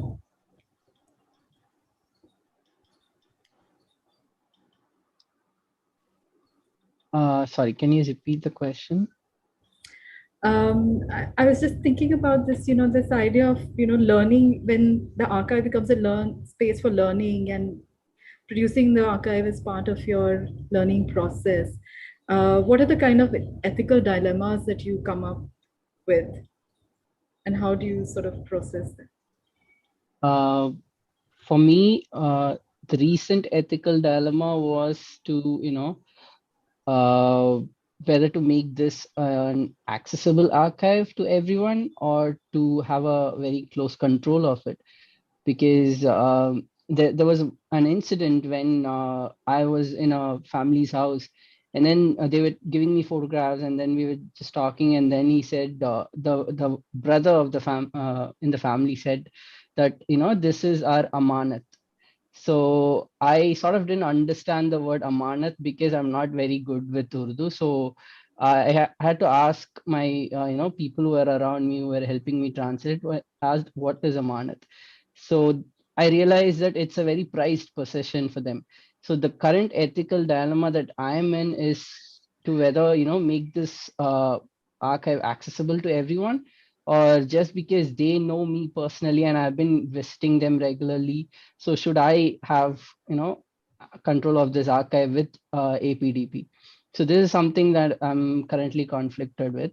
Otherwise, the general conflict are the kind of stories and the narratives that goes around, coming from India, and what I have learned was completely different. While I go there's like completely like different narrative that it sort of opens your head. And then there were questions of what kinds of words you use.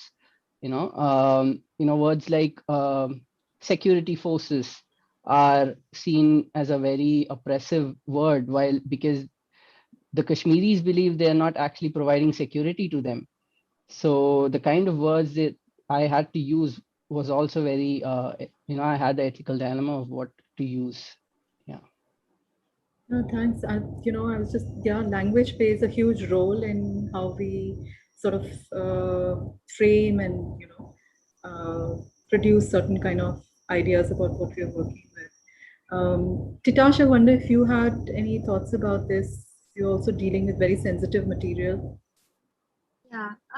So this archive is not directly part of my work because I work with children's literature texts and not exactly you know I don't do ethnography per se, but like but there are a lot of ethical dilemmas because I am literally asking people to, if it's an older person, I'm asking them to recollect a memory which is probably traumatic um, from the past. And if it's a person if it's a child who's still in school, then there's a whole lot of ethical problems because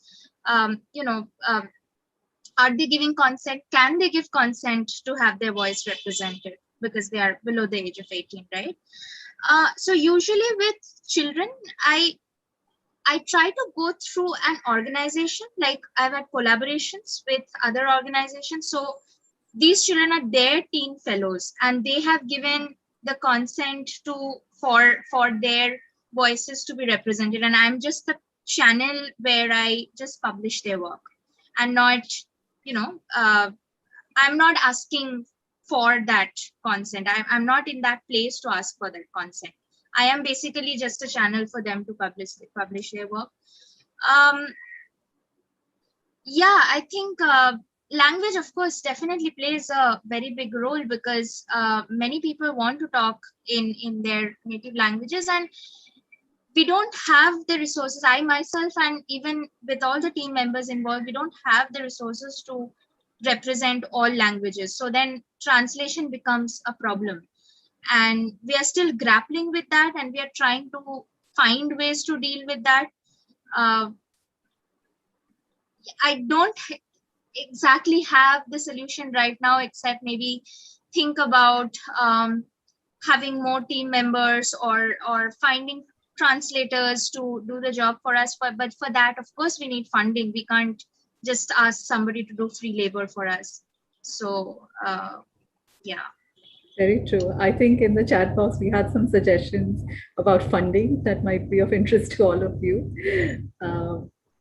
Pavitra, you were working with a very different, very personal, your father's archive. Were there any kind of things happening there? Yeah, like I have negatives like the source images, but since my dad did this on a commission, and we probably cannot trace a lot of people now to go back and ask them permission for using images. It's like I'm in between, like thinking that my dad is the owner of the image, so I could use, but a lot of people in the images don't know that their images are being used.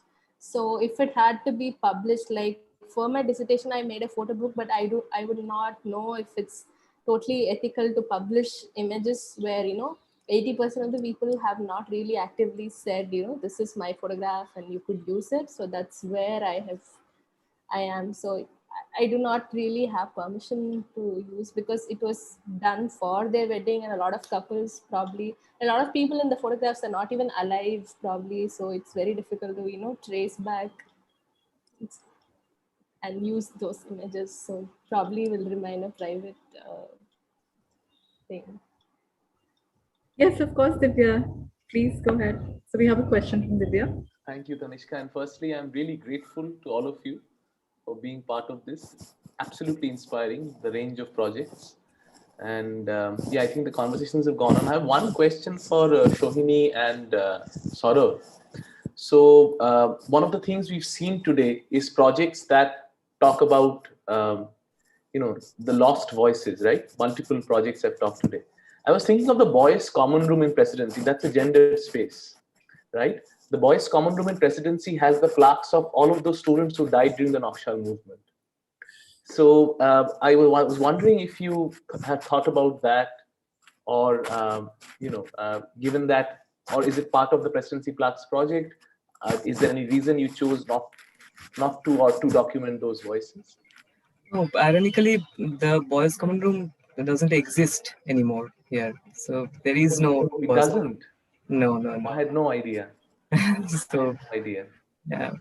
Because that is both a gendered space as well as yes. All of those, you remember, at least I remember from my time, all of those plaques that used to be there. So yeah, I just thought that, thank you. I didn't know that it doesn't exist anymore. Yeah. So also as undergraduate students of literary studies, this was a first-hand practical experience of looking beyond institutional history, right? And experiencing the larger politics of erecting and maintaining monuments. So the ethical challenge that Tanishka just mentioned was for us was to begin a conversation with a distant other who we don't know, right? What we are left with are only a few monuments erected in their memory. But then ironically, nobody remembered them. Yeah. That was my question, because in a sense, that room always was a spectral reminder of the violence that happened during that time, right? Even though it might not have been discussed, but it's always there. So now that it's not there anymore, it's worth discussing. Thank you for your. Thank you. I just want to add that the cases of preservation and maintenance is also something that we encountered, though. I mean, we are archiving this digitally, but how the institution itself or the people involved with it maintain these things is also a question that we came across, because as Professor Roy just mentioned about the boys' common room, which no longer exists. So the institution has gone through radical changes across times, and many of the things that could be counted as important evidence or voices are lost. So, for instance, the paintings that were in the arts library or are still there in the professor's common room are in a very bad state, and they are not preserved. So these are some of the questions that we encountered that we couldn't exactly directly do anything about, but we felt that we were sort of ethically responsible, since we were encountering these things while archiving the monuments as well. So that is something.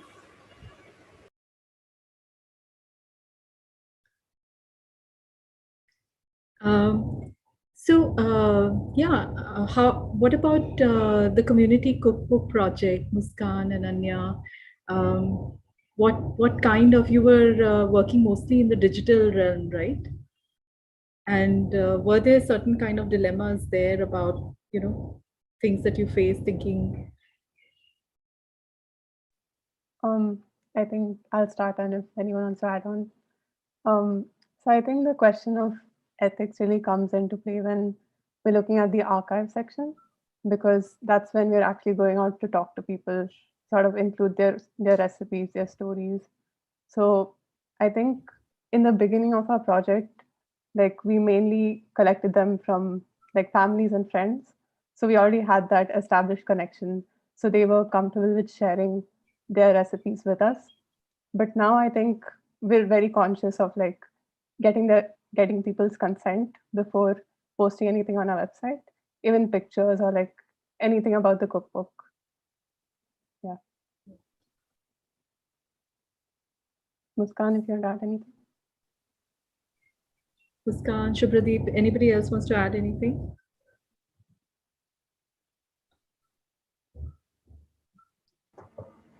I had a question.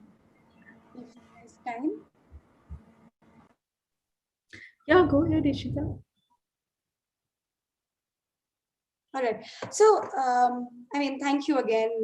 Again, I repeat that yes, a lot of inspiring. So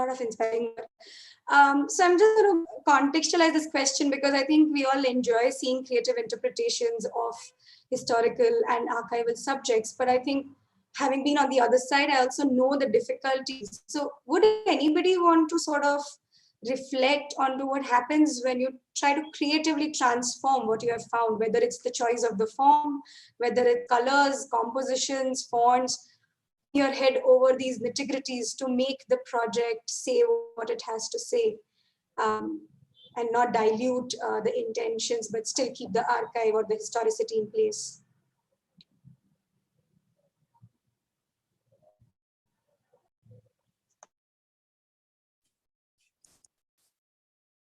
Can I have a go at the question? Yeah. Yeah, go ahead. Okay. So I think with our project, one way in which we've tried to, engage with the collections that we have is to use cultural mapping tools. As you might have seen, we tried to create timelines, and we also tried to create a spatial map of cookbooks, both before industrialization and also contemporary. And I think other than the archive, I think that is our way to kind of critically think about, community food and also its positioning in people's lives in the past and also currently. So I think that is one way in which we tried to, to the best of our ability, kind of create an authentic account of what we're collecting, because of course we're not having a very representative idea yet. It's a very nascent project, like it's a very recent one. So I think that is one way we tried to tackle it. And as far as the archives are concerned, we just tried to limit ourselves in terms of how much we temper with the information we get. So if we get it in oral format, if we get it in an interview format, we leave it as an oral archive. And supposedly, if we want to even transcribe, right, we stay away from translating because we know that a lot gets lost in translation. And even if one of the three of us have the, the knowledge of the language, we still don't translate what we have. So I think in that sense, we try to keep it as authentic or as much in the state in which we receive it as possible as we can. Yeah.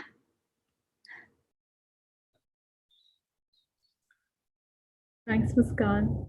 Shubhradeep, did you want to answer any of the questions?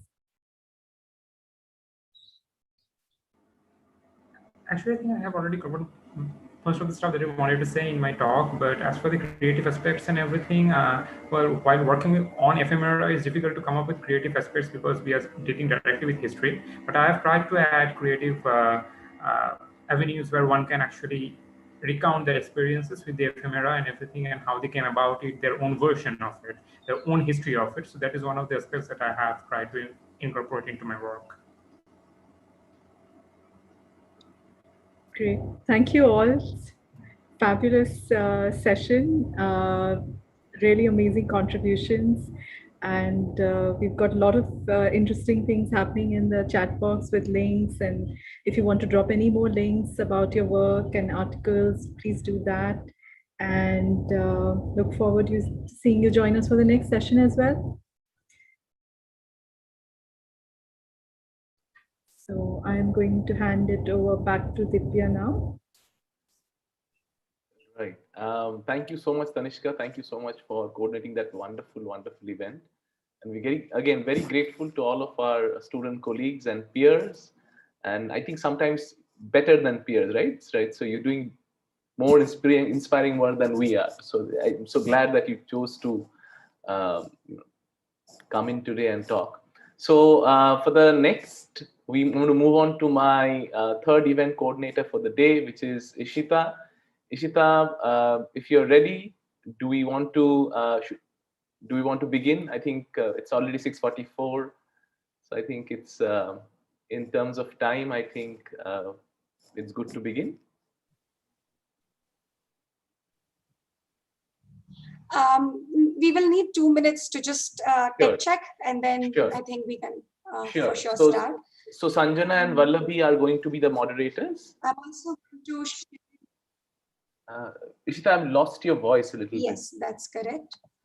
So they, I think, are already co-hosts, and Correct.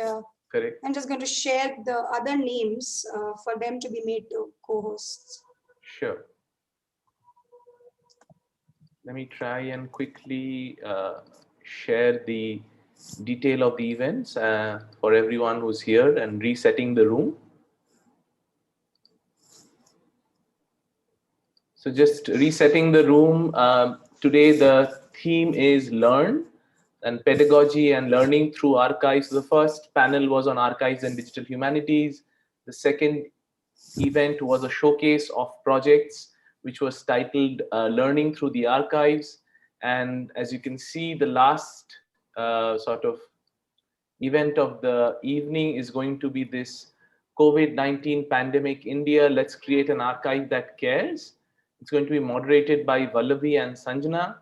So we are very excited for that. And Ishita, if you want to give us a brief background on what has happened, sort of asynchronously behind the synchronous conversation that we are having right now.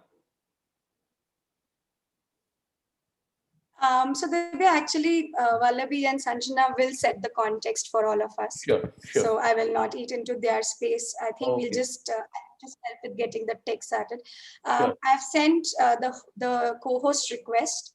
If following people who have messaged to the chat can be made co-hosts. So they are the participants. Okay. So I would request who will be talking along with us. Okay. So Shammo, if I could request you to. Yeah, I'm just doing that. Give me like 5 minutes. Okay. Sure, thank you. Sure. I just got the message, yeah. Sanjana, do you want to screen share and check both Yes, the please. slides as well as playing the videos? Yes, please. Yes, please. Can you all see me? We can see you, but not the screen. Yeah, that's fine. Yeah, I'm just starting now.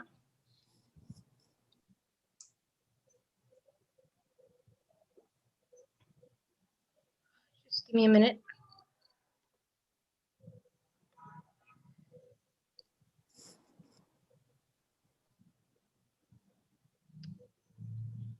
Right.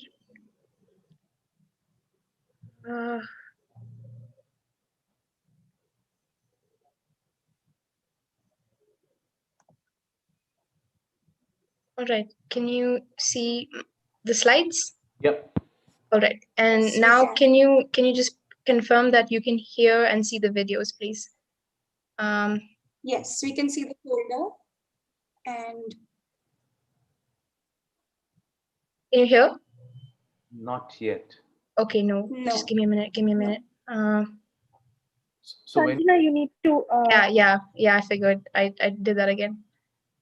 click on the dialog box, share audio. check box, share sound as well, if you could do that. Yeah, Also, you say share audio, it will. Optimize the video clip. Share.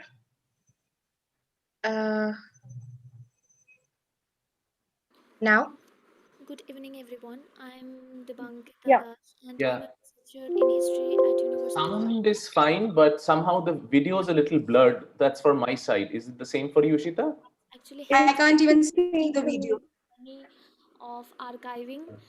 Do you want to try sharing one more time, Sanjana?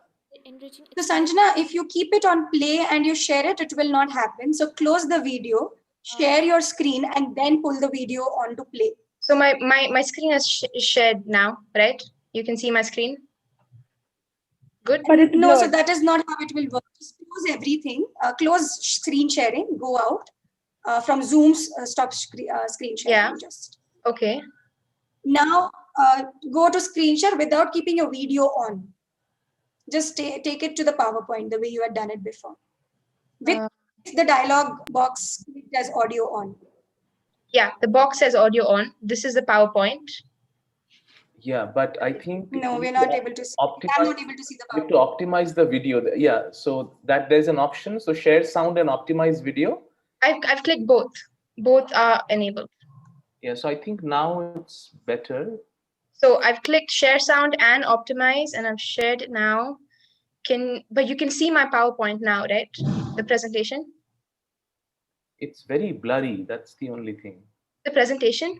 Yeah. And I can't see it at all. I can't see it at all. It's not blurry for me. I mean, I can see the presentation. I can see it.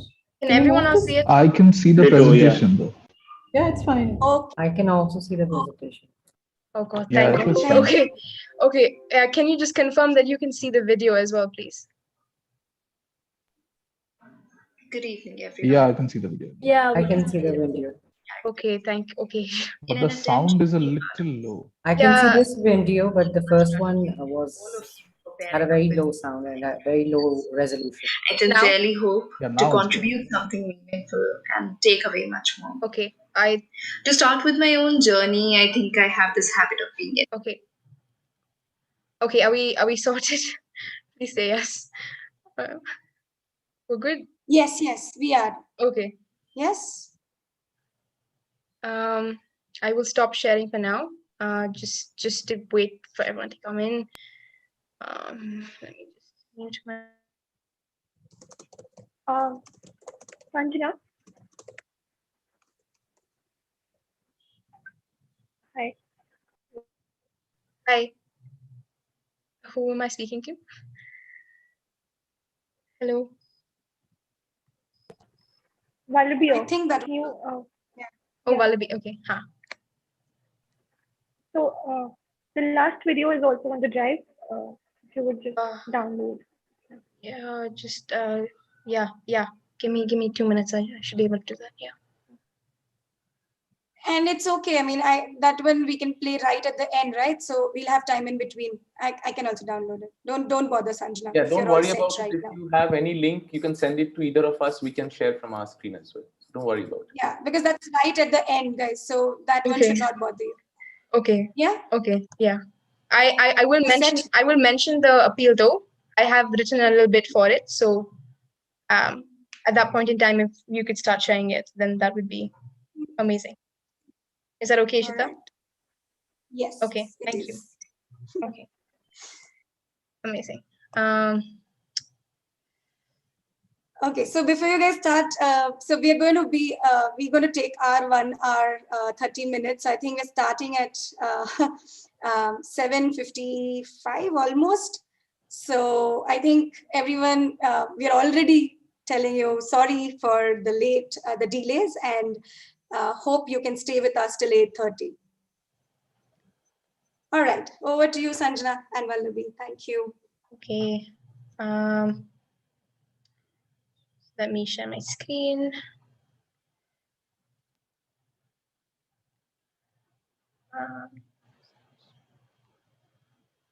All right. Can everyone see my screen? Yeah.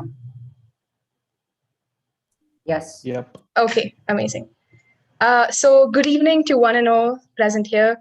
On behalf of Curating for Culture, I extend a very warm welcome to all those who have joined us today on this Saturday evening.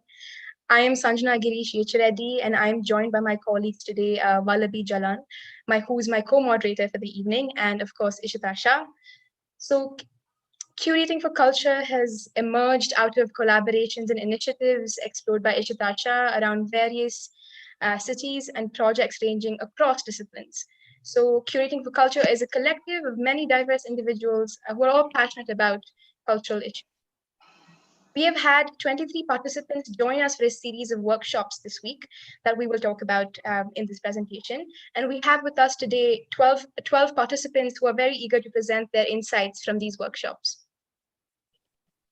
So just to set the agenda for this session, Vallavi and myself will give a brief overview of the pandemic archive, and we'll tell you everything that we've been up to up until today.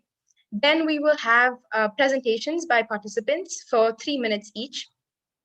And after the presentations are complete, we will enter into a dialogue where we will pose questions to both participants and audience members. And the idea is to have an exchange between all of us.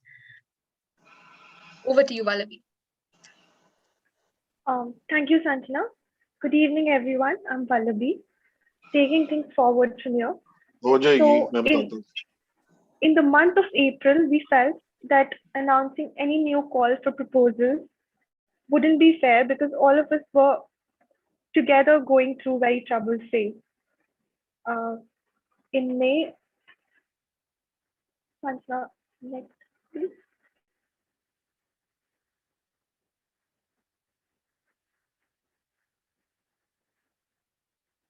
In May, uh, we were wondering how we can help as cultural practitioners.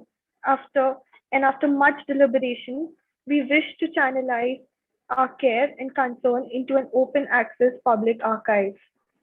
And we appealed to contribute stories in various forms, audios, videos, uh, and the intention was to provide a safe space for uh, for all of us to share stories, emotions resulting from the pandemic.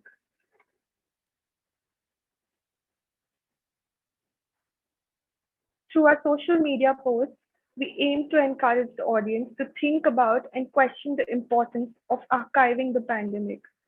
Our friends helped us to translate the appeal to reach out to a larger crowd. In May, we announced the call for a workshop, and the intention was to make it as a platform for the interested participants to engage, collaborate, and immerse themselves on issues related to archiving and curating the collective memories of the pandemic. Over to you, Sanjana. Requesting you to tell us more about the workshop. You're on mute.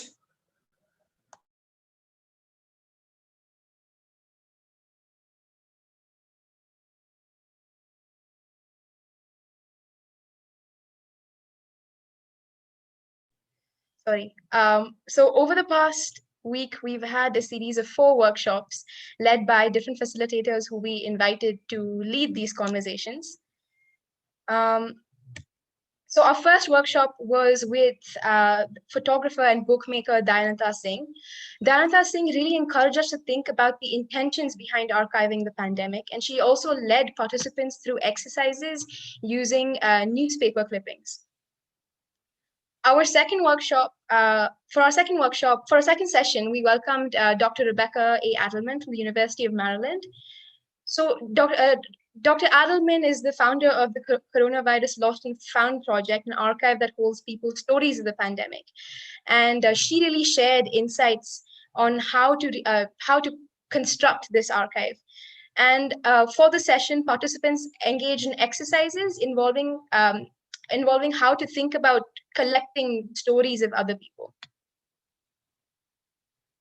Our third session was with Avantika Seth and Ben Gillespie, both oral historians. So here we really try to think through the process of collecting oral histories and how to grapple with difficult questions of grief and trauma, along with all the other diverse emotions that this pandemic has raised within all of us. And for our last and final session, we welcomed Banshan Lang Marvin. Banshan shared his experience working on the Kalam project led by the Northeast Audiovisual Archive. So for he shared with us stories of how he documented rural life in the Khasi Hills of Meghalaya from the months the pandemic has begun. And by narrating the stories of people he archived, Banshan led us to think about how to capture the nuances and diverse experiences of the pandemic. So now we will move on to the presentations by our workshop participants, where participants will really share the insights, the lessons that they have gained from these past 4 sessions. So to begin with, we have Mithul. Mithul, over to you. Thank you, Sanjana. Hello, everyone. Good evening. My name is Mithul Kajaria. I'm a photo artist and curator based in Ahmedabad.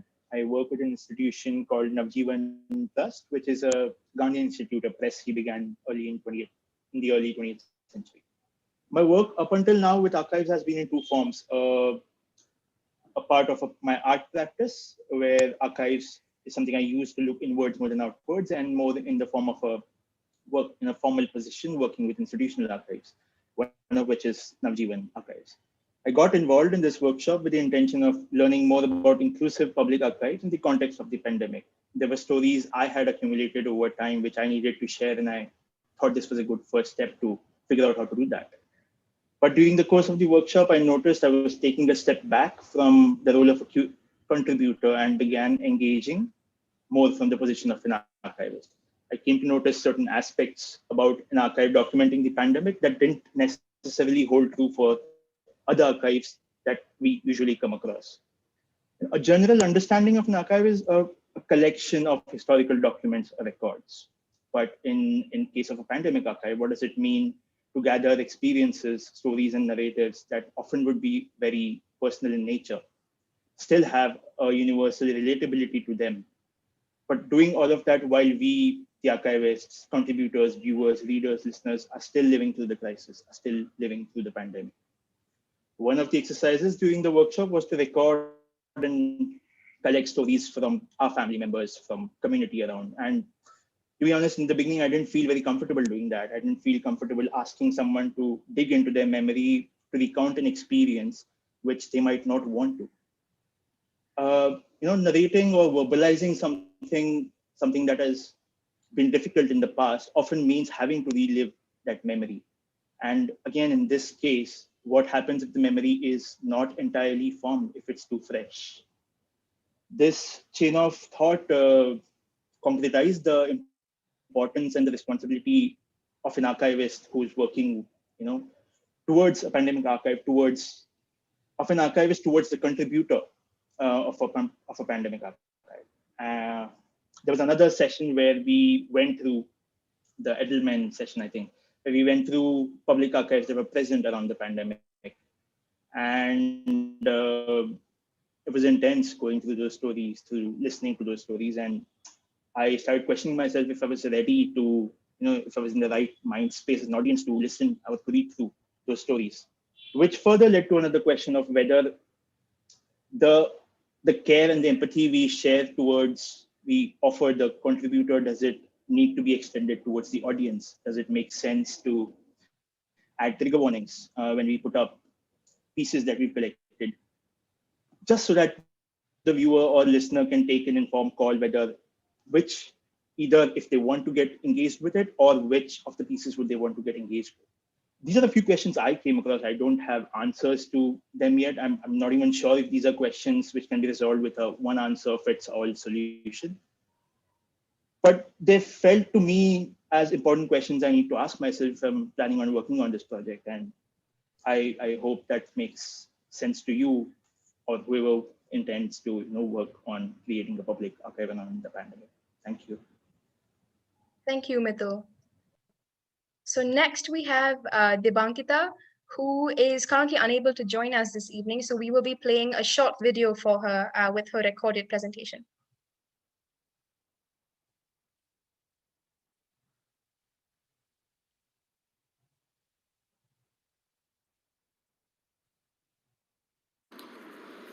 Good evening, Can I confirm everyone. that you are able to hear and listen to this? Yes, Sanjana. Okay. Yes. I'm Debankita Dash, and I'm a researcher in history at University of Hyderabad. The workshop sessions I attended, organized by Curating for Culture, has actually helped me to learn the journey of archiving, and it was an enriching experience because throughout the process I have found myself. It was a discovery actually of a long lost conversation with my own self. Initially, I thought of documenting and archiving my family members' journey, but as I started working with my own hand, with the art forms available around me, I found these old hoarded newspapers, pre-pandemic actually, that actually had headlines relevant to my emotions and experiences that I went throughout the pandemic, that I felt actually. So and with the compilation process, I found this was actually tracing my journey, and I could like realize it then while compilation, and this was not intended before.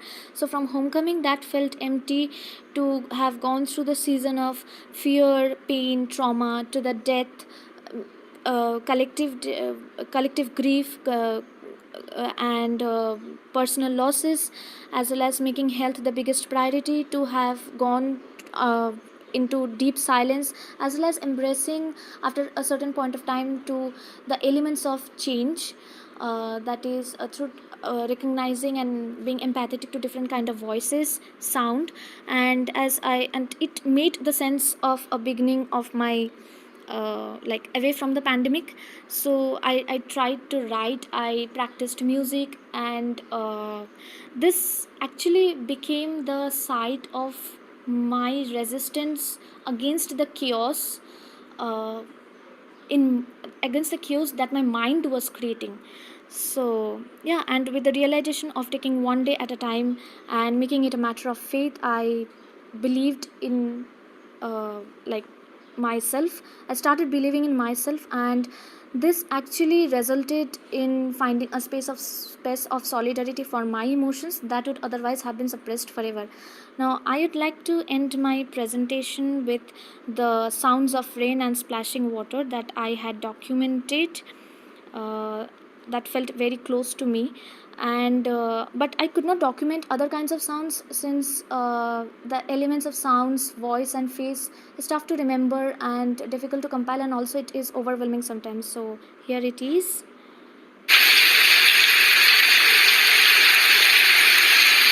Thank you.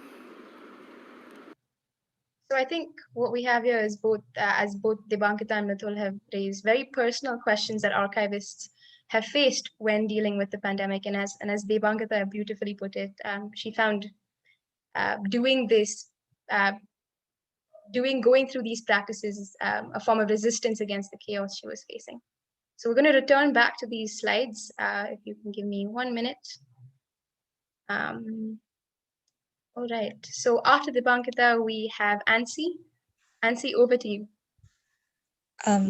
So I'll tell you to change the slide. Yes, definitely. Yeah. Please tell me as you want me to move. Yeah. Shall I move to the next slide? No. Okay, go ahead. Yeah, of course. I'm Ansi. I'm a researcher based in Delhi, and I'm here to share the problems regarding archiving oneself. So next slide. So we were given this assignment during the workshop, and this is the first draft of my entry. During the pandemic, time has become warped. I cannot seem to remember which day it is. So I use more reminders and alarms to remind myself of any of the virtual events that I have signed up. Next slide.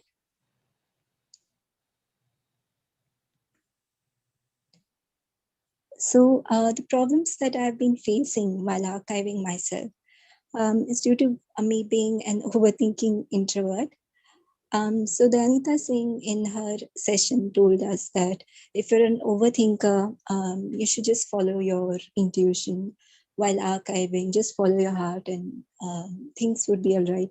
And but as an overthinker, my process is mulling over the tiniest of details and hating presenting on public platforms such as these, and berating myself over the way I said things or did not say things. Next slide. So Mr. Robot is a web series that I have been watching for the past few weeks. It's basically about a vigilante hacker and the struggles that he has been facing. So after finishing the series, I was left with this question of who the real Elliot Alderson is. Next slide.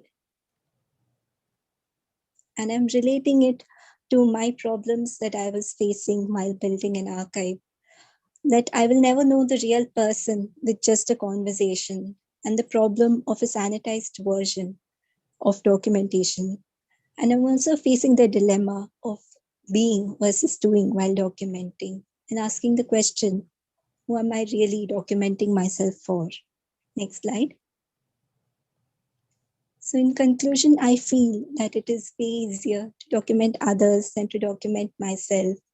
And asking the question, Is having a narrative better than having no narrative at all? And to also ask, why did I place Mr. Robot in the middle of this PPT? Maybe to just nudge you to watch Mr. Robot or use it as a coping mechanism in this pandemic. Thank you. Thank you, Ansi. We will definitely pay heed to that recommendation. Next up, we have Aparna. Aparna, over to you. Hi. So thanks, Sanjana. I've been thinking about an archive. The one that's had been brewing for me, which prompted me to join this workshop, was an archive of things that may not be directly related to the pandemic, but in a way are inevitably tinted by it. So I've been thinking about this in relation to my own work, which I will talk about in a bit. But these are essentially exercises that what I'm presenting in this little short snippet here is really my inquiry into material that direct questions or prompts about the pandemic may not be able to excavate quite easily. So can we go to the next one? Gender is like the first, go-to thing for me. So I've been thinking about concerns like displacement or confinement, things that are already affect women's lives in various degrees. I wondered what continuities it has once the pandemic strikes in at different times for different people. So if I were to ask this question, the results I had were quite fascinating. Can we go to the next one, please? So there's this concern about space still, a conversation that's not exactly, this is an anonymized account, a concern that's not necessarily about the pandemic, but it's about space, which is nonetheless linked to the pandemic. Can we go to the next one? Just give me a minute. Okay, there we go. So again, there's a certain sorority that comes about, which seemingly has nothing to do with the pandemic, but it has. Can we go to the next one? Now, this I bring also to my own work. Something that I started doing during the course of the lockdown or pandemic. They're not direct. The iconography in these paintings is not directly sourced from the usual images that we saw around us of masks or oxygen, etc. But can we go to the next one? And yet somehow, please stay with this for a second. Somehow there's a sense, if we look at them from the lens of the pandemic, there are motifs that come about, like the sense of emptiness, or please go to the next one and just scroll through them. A sense of a kind of emptiness of space where things seem suspended without much context. There's also a slight skewing of perspective. Things are bigger in relation to other things. Sanjana, can we go back to the first one, please? Yes, this, for example, is particularly interesting to me when I look back at it, because it uses two pictures as reference. One is, but what connects these pictures is a kind of inaccessibility of touch. One is temporally and spatially. So one is a picture from when I was in lockdown of my mother holding the rabbit, and one is a picture from childhood. So I don't know what the conclusion of this is really, but the idea is that I'm really quite interested in that negative space where things are not directly focused on the pandemic, but are inextricably linked to it, are underlined by it. Yeah, it's still in the making, and hopefully some clarity will come over the next few months. Thank you. Can we go to the last slide? There's a small question I've left there.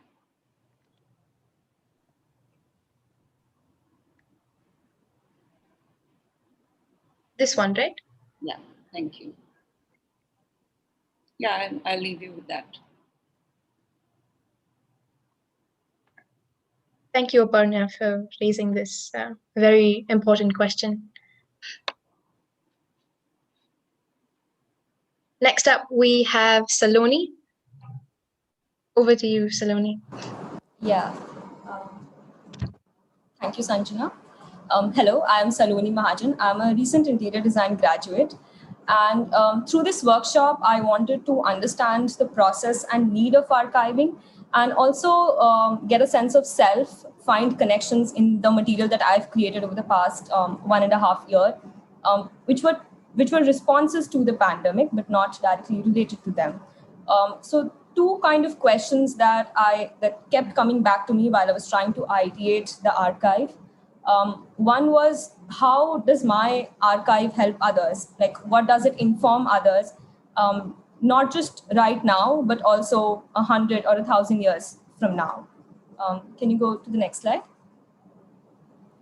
So this was my response to a session with Dayanita Singh.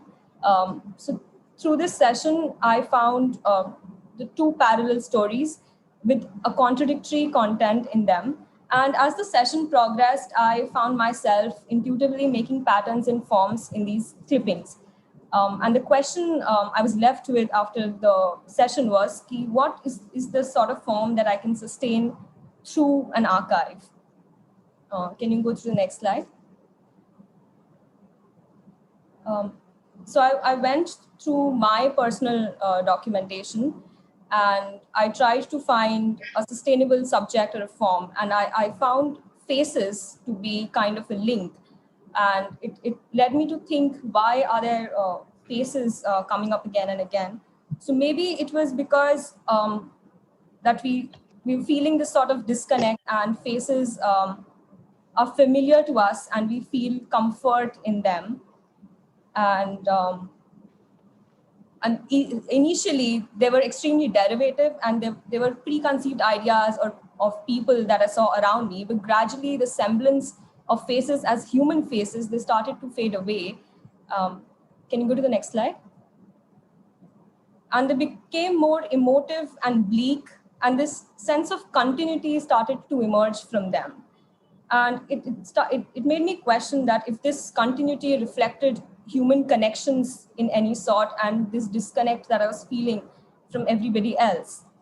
And up until this point, like, my idea of an archive is very personal, but this also led me to think, in the discussions with Rebecca ma'am. Can you go to the next slide, please, Sanjana?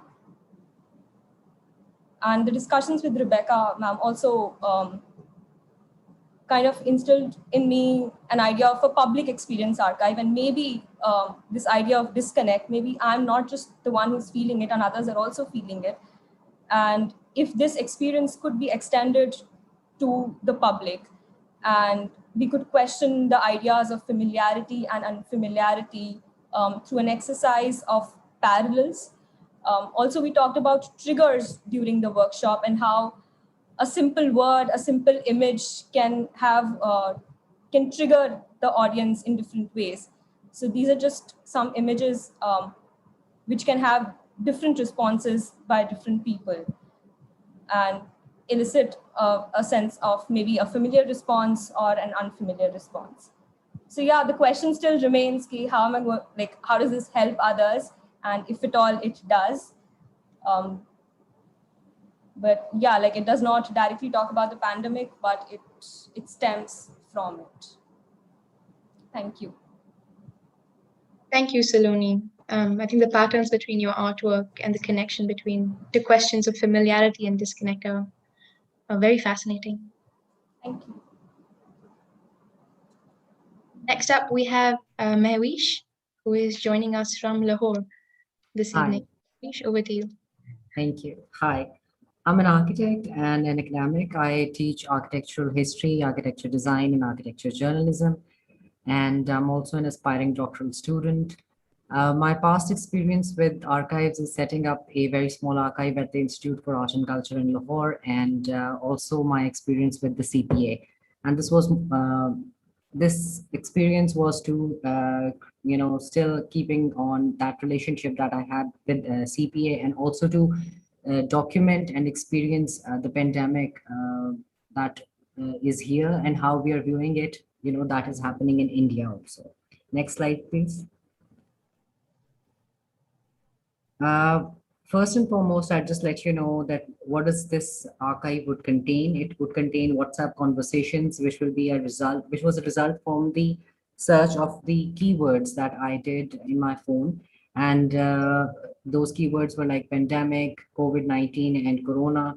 Then the other session is, the other thing that this archive will contain is the people's narratives, which was a result of the session that we had, which was session number 2, and that as a result of the interviewing my friends over the WhatsApp.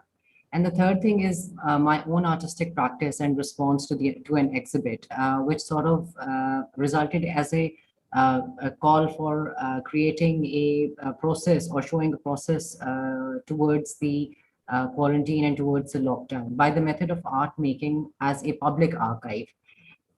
Next slide, please.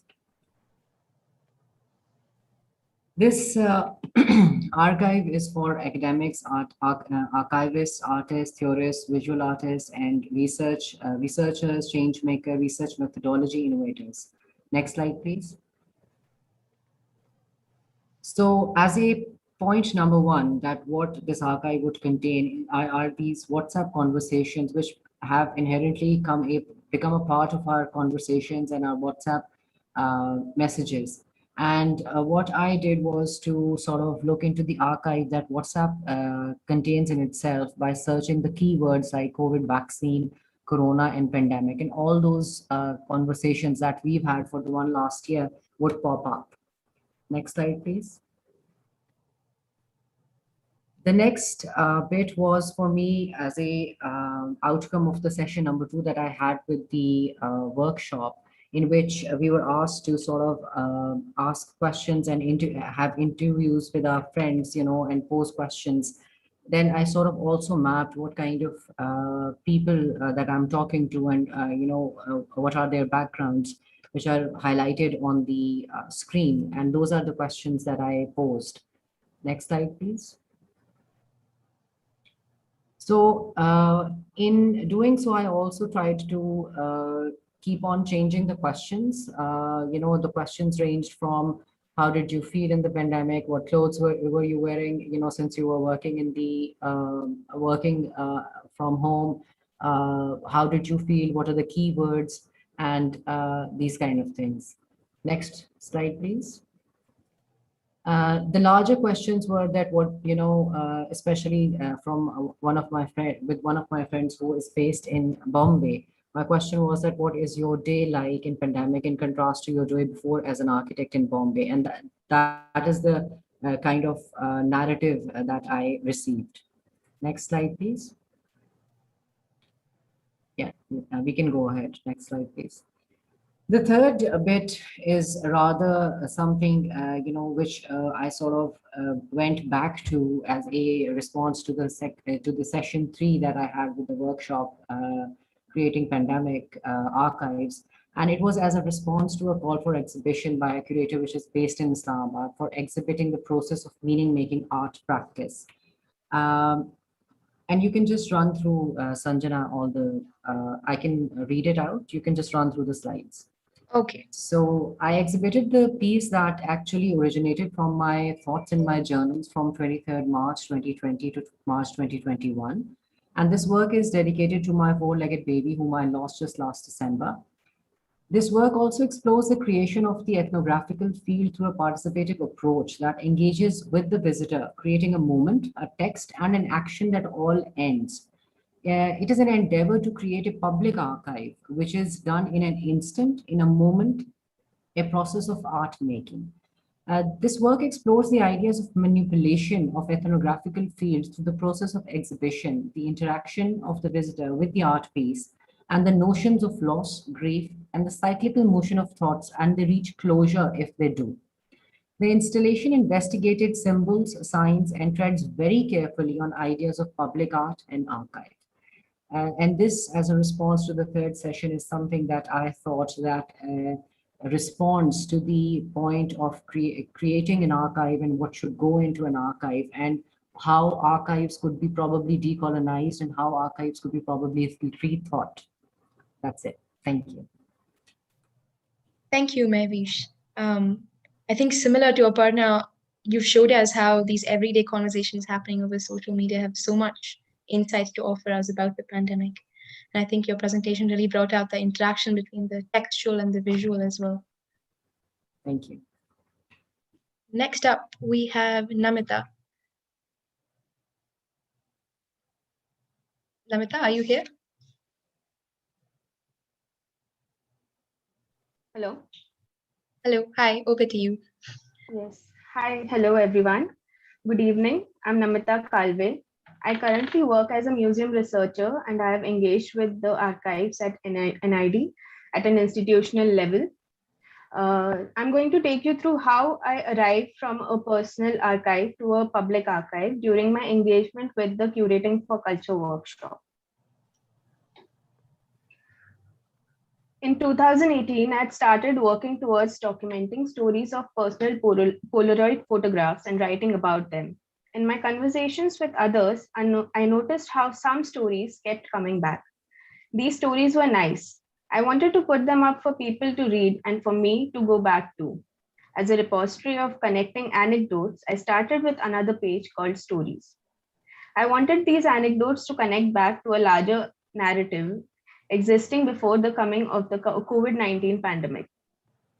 To begin with, I started going through the posts I had written on the Polaroids page just in case if I come across a few connecting threads. Next page.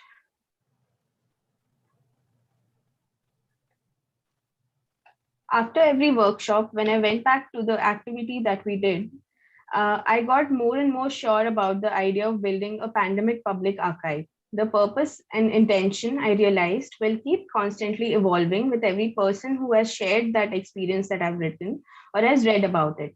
Last year in 2020, when I started with the pandemic personal archive, I was living away from my family and also documenting myself. However, I let go of that idea when I did not see it serving a bigger purpose. I've come to realize that just like museums, archives also come in varied forms and ways, not limiting to photography, but also including shared living experiences. Next slide. Beginning from the first session with Dayanita Singh, towards the end with Banshan Marwain, I kept going back to my personal archive.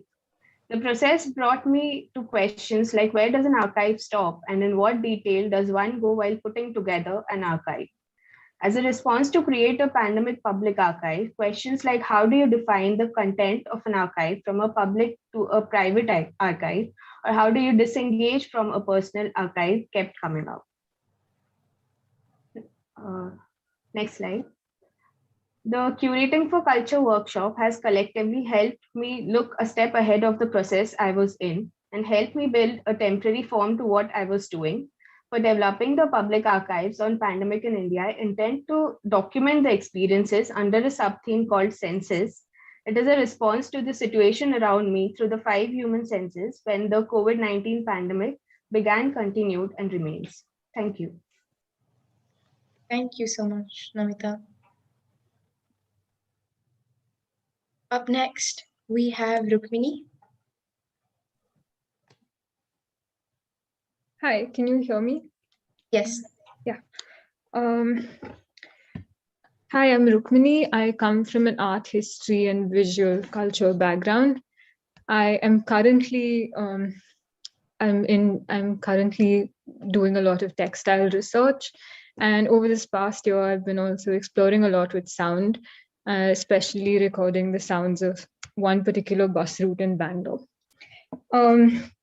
So last year, I had taken part in one of Ishita's workshops, and I thoroughly enjoyed it.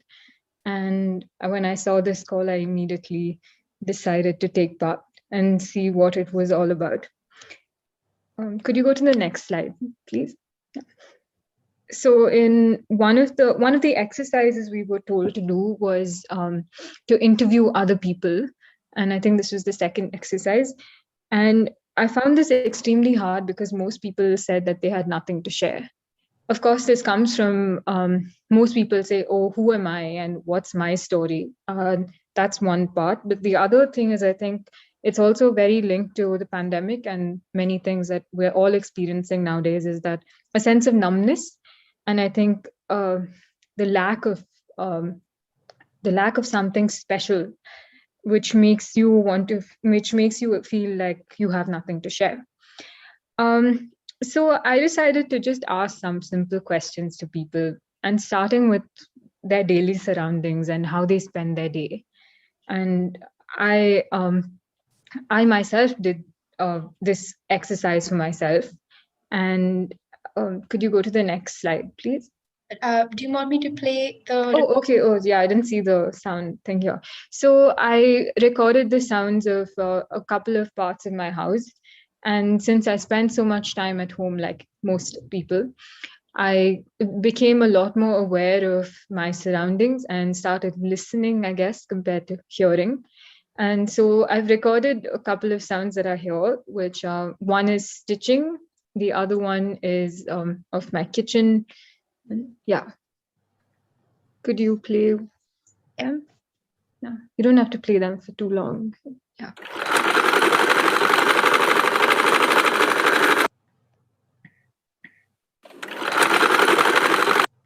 Yeah, and the other one was just the kitchen.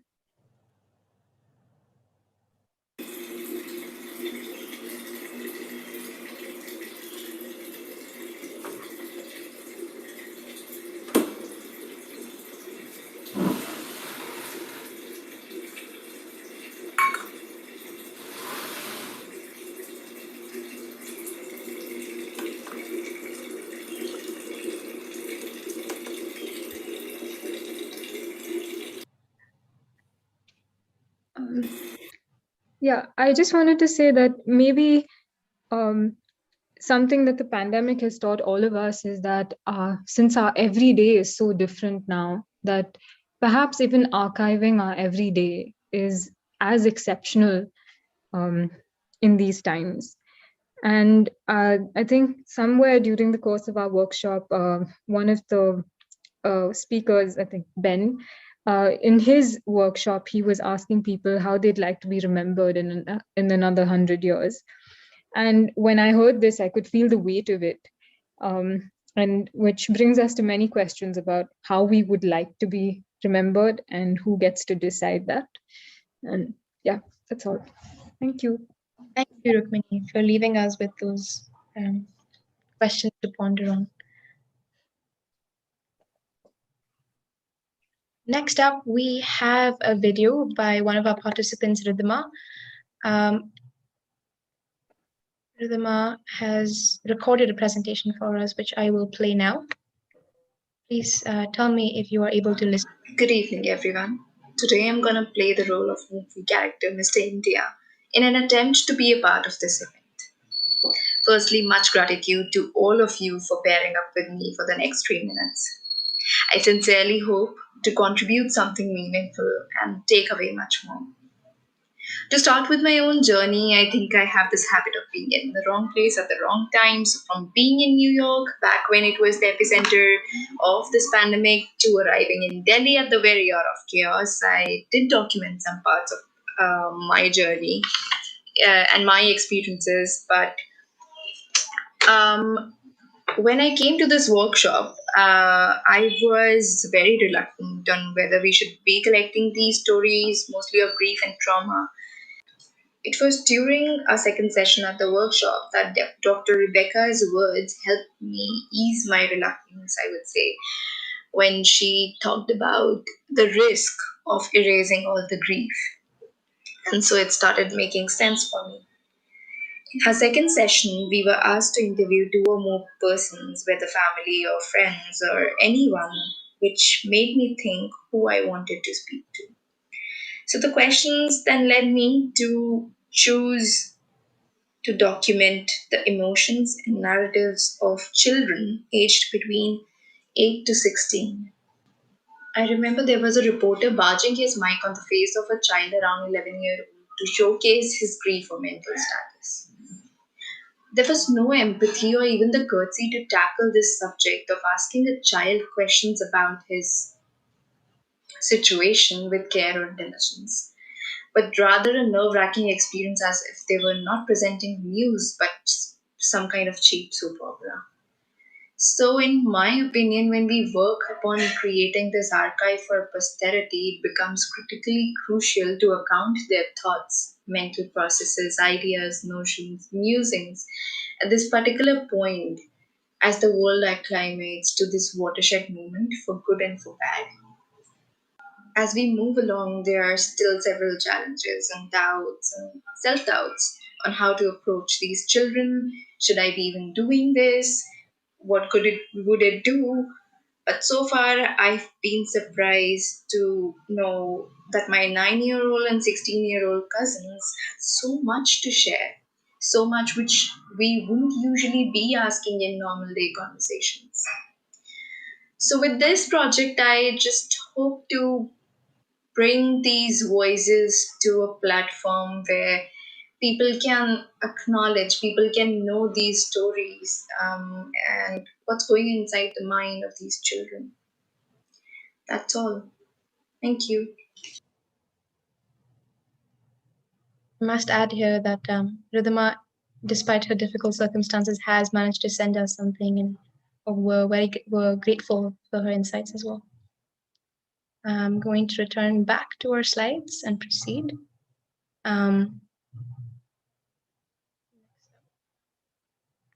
Oh no. I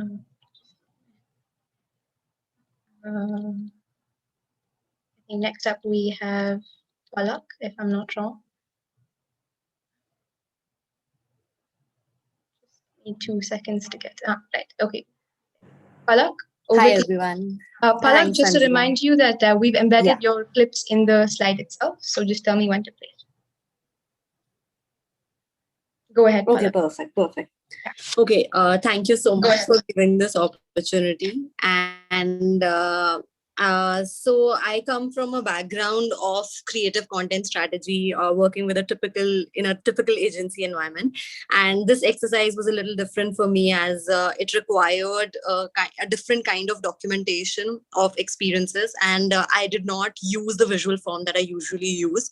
It's an archive of the contributions I got from family and friends by doing this exercise that was assigned in the session too. And we can move on, Sanjana.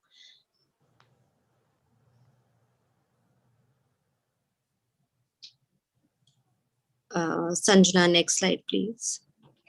Shall I play the clip?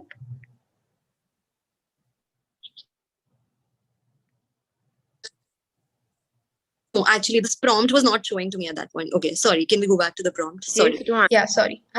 There we go. The previous slide. This one, right? The prompt? Yeah. So basically how I went about it is I messaged these 3 questions to my friends and close family members, where I was trying to look at what are the emotional stages that you went through during the pandemic. How did you feel about the sense of time? And what would you tell to someone about the pandemic 100 years here on? And these are the questions and some of the responses that I've captured. And I realized the multitude of responses that came into being. You can move on to the next slide. Shall I play the clip, Palak? Yes. I think there's a lag, so it's just coming later. Yeah, So no yeah, worries. so this account who was pregnant during the pregnancy and just a little bit of what her experience was like. Hey Palak, okay, so to answer your questions, what are the different emotional stages that you went through during the pandemic? I think for me personally, it was a tough emotional period because I had my entire pregnancy during the pandemic as well as had a baby, so I was a new mom, and I think I've mostly oscillated between feeling extremely sad and lonely and almost bad about missing, like, not enjoying this phase of my life with the people I'm closest to, because I was alone and, there was no one around me. So I've oscillated between feeling really, really low and also feeling really grateful that I was spared COVID, that I've been healthy throughout, that I still have a job and I still have my family safe. So, like, it kind of oscillates between being grateful and being really like upset and lonely and depressed. What did you feel about the sense of time? I think for me personally, that like time.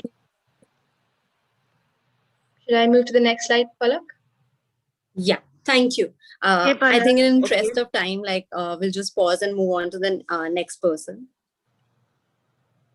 So this is an account of Saurav, who is an MBA student and who was just looking at it from the point of view of numbers and the cases, and was just literally looking at the graphs and the charts of the numbers, and it was a completely different and however logical approach he took. It was difficult for him to understand what was happening.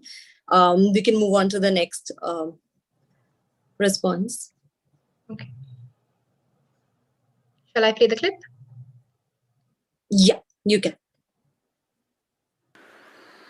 Pandemic जब start हुआ, lockdown start हुआ और मेरे बच्चे मेरे साथ घर पर इतना टाइम स्पेंड किया, इवन मेरी बेटी और मेरे दामाद भी यहीं पर थे, तो वो फर्स्ट 2 मंथ्स तो पार्टी जैसा लग रहा था, कहना नहीं चाहिए।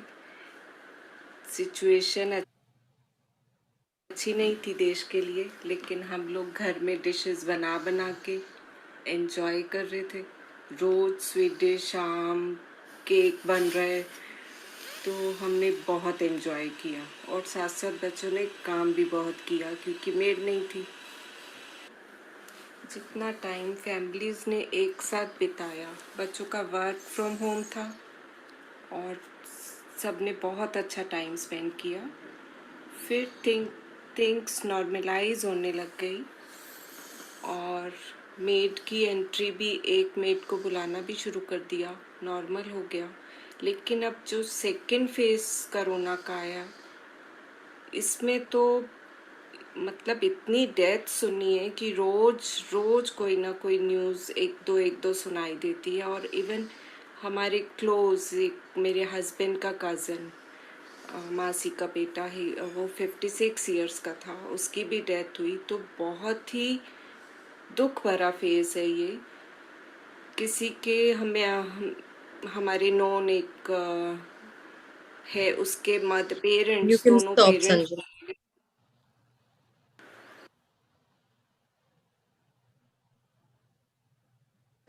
So here the narrative went from being extremely happy to completely, when the situation changed with the second wave. Moving on to the narrative from Rupali was more about how COVID disrupted the notion of time and space for her, because she was confined to her bedroom and the bed was the working space, the space to talk to friends and to do everything else, and whether it was Netflix, etc. And she brings in a different kind of, and you all can probably access some of these recordings if that interests you later. And I'll move on to the next response. Yeah. So this is an anonymous account that I got from another Indian student studying abroad, and the whole feeling of helplessness when you're not in the country and you're reading those newspaper clippings and watching everything that is happening in the country as a news piece, and you're concerned about your parents and your and she also went through a phase wherein the family was affected with COVID, and the complete loss of control for somebody who actually has like a serious amount of OCD. Was her narrative. Yeah, moving on. Guys, can we skip the recording? We are over time, Palak. We'll come to your reflections. I think we can move on to, sorry. I think in interest of time, we can move on to the reflections and leave. Okay, so the key takeaway here, like from the first session, where the first question was how to look at an archiving project from a long-term perspective, and Dayanita Singh asked many of these important questions and made us look through the lens of two things that she told us was sustainability and intention. And a lot of projects, I think emotional, intellectual, and financial, for me personally, those have been the areas I've not considered as much while starting a the project. So those are the things that she left us with, and that I found really intriguing. Yeah. You can move on, Sanjana. Yeah. Just there's a bit of a lag. Okay, so probably yeah. So I'll just speak about it, assuming that the second point is on your screen. And so she spoke about something like, this one sentence that stayed with me was, when an archive is over, like what is the deadline or the boundaries you set for yourself, and how to look at these boundaries and, to work on those kind of constraints. So with her project, she's kept a deadline of till we heal from Corona. And that was interesting to me at a point where we are all running the risk of normalizing all the grief and loss that has taken place. And how do we go about looking at it as we are documenting something which is a live experience or a living experience. Yeah, we can move on. Okay, assuming that the third takeaway is on your screen. So how do we go about archiving, and how to get people talking is so these are the two quotes that I remember from the sessions that Ben and Avantika took, and wherein he said that silence is a great weapon. When silence gets awkward on Zoom, people start talking, and Avantika keeps on rechecking, doing a sense check while interviewing, and I found those approaches really really helpful in kind of engaging with archiving, or getting these interviews or bites for documentation of oral history or visual as well. So yeah, and moving on to the observations, I just feel that the people I interviewed belong to the same family, almost like a same family, almost same age group. Some of them are family members, so older, but also the same economic class. But there's a whole spectrum of variation of experiences that each of us went through in the same household, and the views are also representative of what they are experiencing right now while they look at their past. So if somebody has experienced a loss, or has had a near troublesome experience, that is also representative of this state. So we just I just wanted to add that bit, and then there is my own hesitation to go back to my own experiences of the pandemic past, and I am not able to go back and do justice to that. So yeah, so that's about it. I think I took too much time, and sorry for that, but yeah. That's all right, Palak. Thank you for showing us a diversity of experiences in your clippings. Thank you. Next up, we have Navneet. Over to you, Navneet.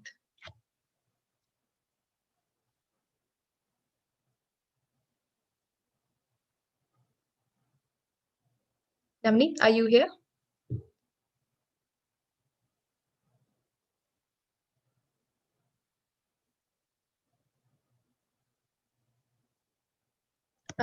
Can someone please check if Navneet is still on the call? She is. Navneet, you need to unmute yourself.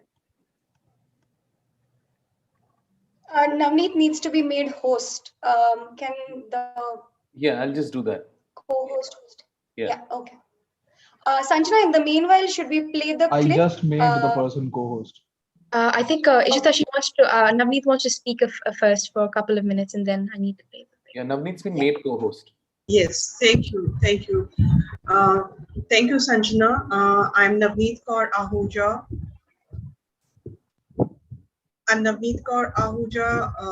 Working as an independent photographer and a researcher archivist at Faridabad Industries Archive. Idea of attending this workshop was to deal with my emotions, my silence, and trying to recover from a series of unfortunate events in this COVID times. And second, I found this call of archiving pandemic important, considering not only personal memories are important, every kind of details in making may become an analytical tool for all sort of sciences, humanities, other criticalities, and discipline. And it may serve a very simple purpose to return to ease of life in any torn neighborhood. During this workshop, we picked up a couple of activities, but to break my silence and to start fresh, I thought of choosing the medium of phone conversation with few close connections. So here first, I'm sharing a part of one of such audios, a person who always starts conversation with a very positive note. He always says in Hindi like बहुत बढ़िया वक्त है, बहुत जीवन समय है, चिंतन का, मनन का, पढ़ने का, लिखने का. However, like currently my mind and body not having that luxury to settle down with this free available time. Sanjana, can we please play the audio first? Yes. Yeah. I will play from 1 minute, 7 seconds onwards. Yes, please. Thank you. पिछले साल वही 25 को क्या There we go. बहुत ही बढ़िया समझ कि मैं मेरी जीवन में कल्पना ये भी आएगा कि जो हम कह सकता हूँ मैं कर दूँ आपकी बैकग्राउंड देती हूँ इसमें ये है कि 5,000 साल से नवनीत समाज में जो विभाजन हुआ है वो काफी पीड़ा भी साथ में दिएगा सबके लिए मैं वो उसमें दास की बात नहीं दास की ऐसी स्वामी पीड़ा के आपने पूरे महाकाव्य हमारे सामने ठीक है ना जी तो उसके बाद में जब देखते हैं कि उसके बाद में चलते आए हैं तो ये पिछले 30, 40 या 50 साल से तो ऐसी पीढ़ी बन रही थी कि आया जो अगर हम लोग नई समाज रचना जिनमें विवादित समाज नहीं हो अगर मानव प्रजाति नहीं कर पाएगी तो पृथ्वी पे जीवन ही मतलब दाव पे लगता जा रहा है ये स्थितियां बन रही थी और अब भी मतलब उसमें तो और छुट फूटा कहीं खरीद रहे हो कहीं कुछ कर रहे हो तो दुनिया भर में ये चीज है तो लेकिन वो जो आप कह सकते हैं कि संभावनाएं बहुत कम है और जो आप कह सकते हैं कि पिछले साल we can stop Sanjana, it's okay. Yeah. It's just to give an idea, about to give an idea. So following that call, next day I shared a poem with the same person in WhatsApp, a poem on pandemic I found on the web and how it led to further conversation in the chat. Later, during another call, he invited me to have face-to-face conversation. I still have to go. But the thing is, so one thing led to another. I usually use photos, documents, and personal interviews. Majorly, I'm into photo reading. And now with this workshop and, to do this, some sort of activities during the workshop, I see my shift from phone audio to chat messages and even notes from the internet, like other posts. And I also feel that now I'm open to few other tools which we were introduced and exchanged during this workshop. Yet I would say that I'm in the process and not defining or deciding upon a particular format for myself, but definitely now I see a broader space. However, it is also important to decide what, how, and the purpose of doing this entire exercise. Yes, thank you, Sanjana. I think we can go to the second slide where I'm sharing that. Yeah, so in WhatsApp chat, we shared, that conversation kept going on and it gave clarity, it gave hope. It also allowed me to have conversation, which, as I said, like I was dealing with my silence. I'll close here. Thank you, Sanjana. Thank you so much, Navneet, for these insights and for sharing your clip. Next up, we have Lavanya. Lavanya, are you here or would you like me to play the recording for your presentation?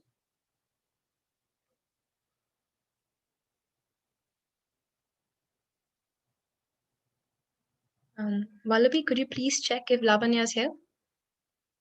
Yeah, she is here.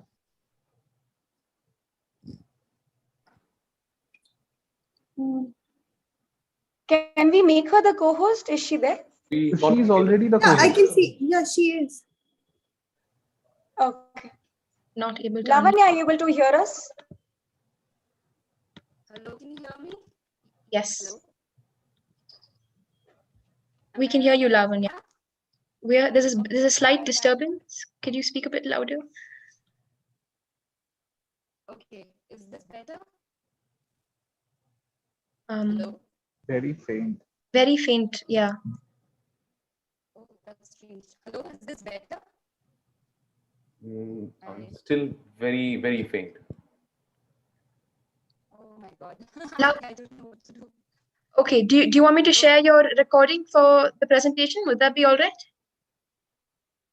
Yeah, let's do that. Okay, all right. All right, yeah. So Lavanya has also submitted, anticipating these difficulties, Lavanya has also submitted a recording of her presentation that we will share. Just give me 1 minute.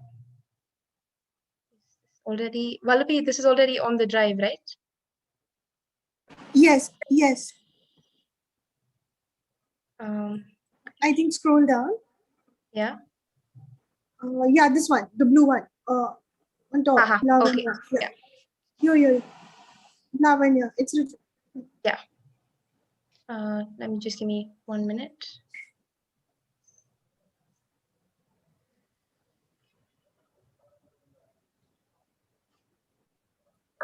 Irritate mat karo yaar. Lavanya, I'm a filmmaker. Apologies, I couldn't be Can there because people hear of, this? internet. It's a bit faint still. Hi, my name is Lavanya. I'm a filmmaker. That's good. Better. Internet issues. So during this workshop, we were asked to collect people's experiences of the pandemic, and I posed a question about to people about what is their sense of time during the past few months. And these are some of the responses I got. These are pictures, sketches of a bar magnet to a person looking out at the ocean. And the responses had very interesting visuals for me. Somebody said time has shifted shapes now in the last few months. It feels like a bar magnet spiraling magnetic field. Somebody spoke of time as ice melting, white on white, they called it. Somebody said nothing had really changed for them. The sense of time was based on events in the house. It was not really based on passing of weeks or days. Another person was surprised that they didn't hear the rice cooker go off and the rice got burnt. Was I engrossed in numbness? Was I defying time, or was it altogether another time? Another person spoke of it as a frozen peak. It's an image of death or future. There is no future. I had collated all these responses and shared it among the group, and then a chain of events started. Everyone started messaging back with more articles on time. Some wanted to revise their thoughts. Some had strong disagreements with others. Some really resonated with each other. Some had used, in fact, exact same words. Some of the responses to their own response was everybody sounding dazed. This exercise confirms for me that time is nothing but an individual sense. Now I feel more present.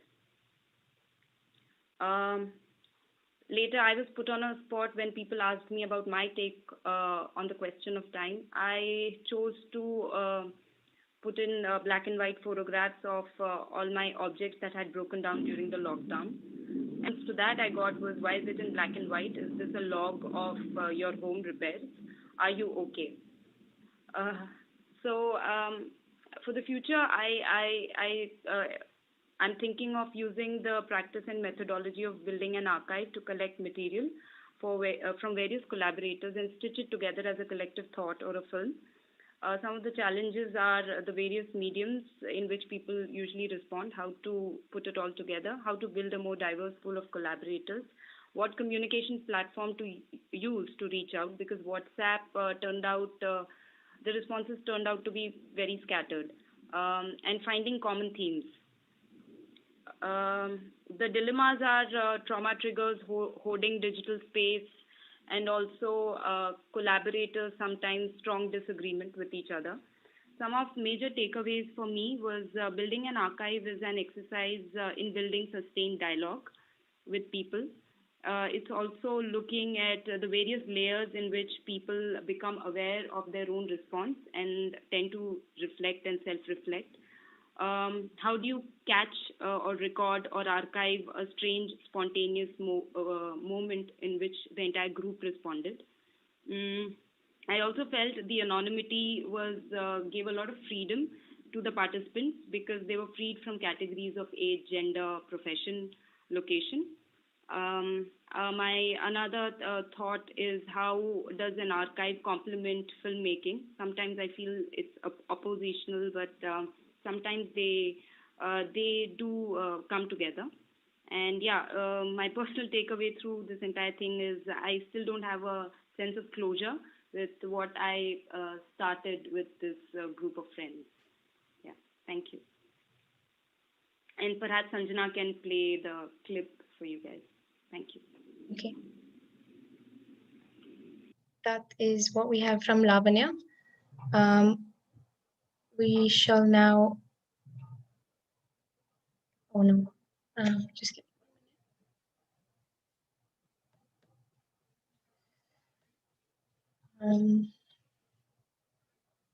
apologies for slight delay.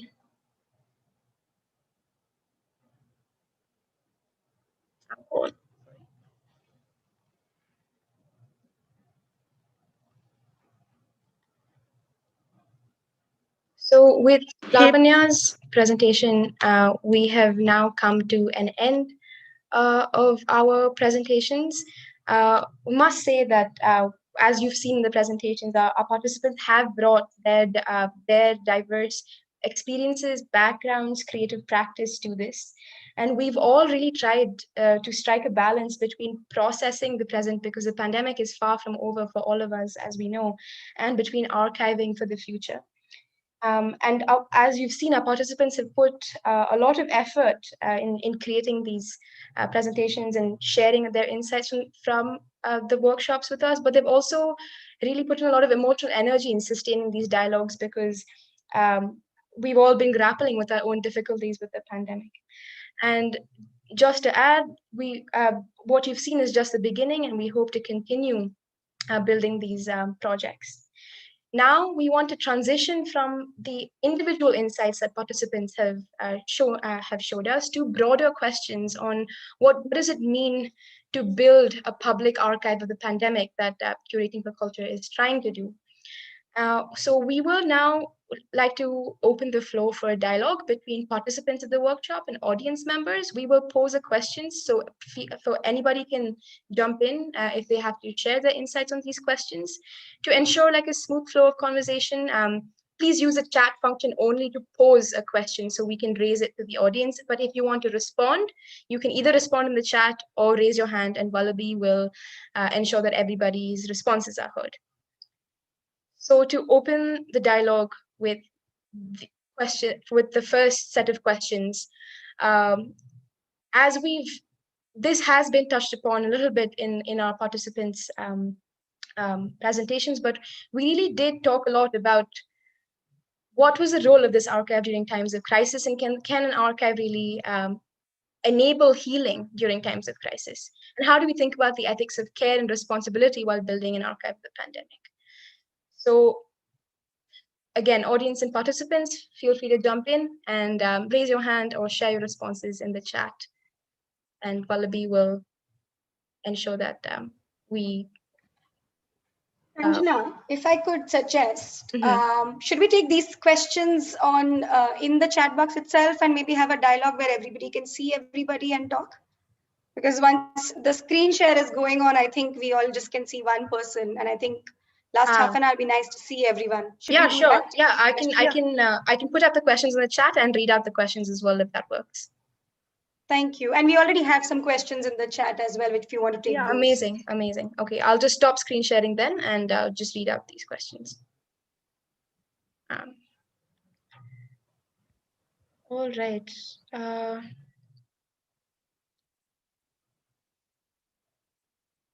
So shall we begin our dialogue with this question and then take questions from the audience, or should we start with questions that have already been posted in the chat?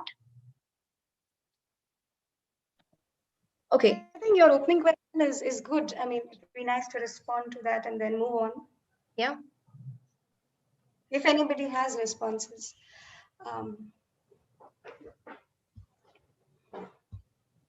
You might have to repeat it though. Yes.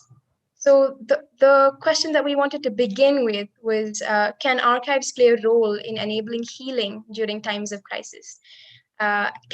Specifically, can this kind of a public archive of the pandemic play a healing role? And how do we think about the ethics of care and responsibility while archiving the pandemic?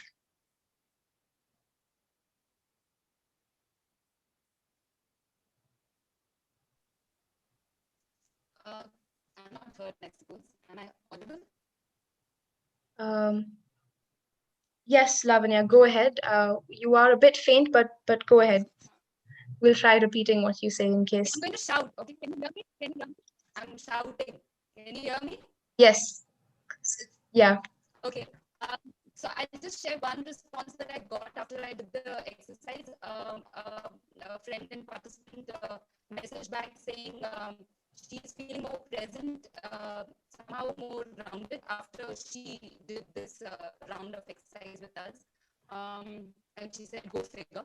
So my sense was that somehow this process, it starts some sort of a dialogue, and it's a deeper dialogue, and that in some ways people find healing, but I don't know exactly how. But there is a dialogue building that archive especially empowers people within people, and that I think people find it healing. Yeah. Thank you, Lavanya, for those insights. Does anybody else want to build off what Lavanya was saying?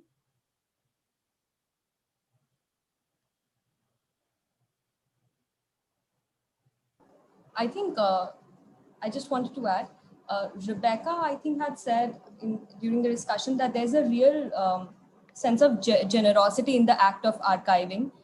And I think generosity from the participants, so while sharing just what Lavanya said, while sharing that helps, and that might lead to a sense of comfort and healing.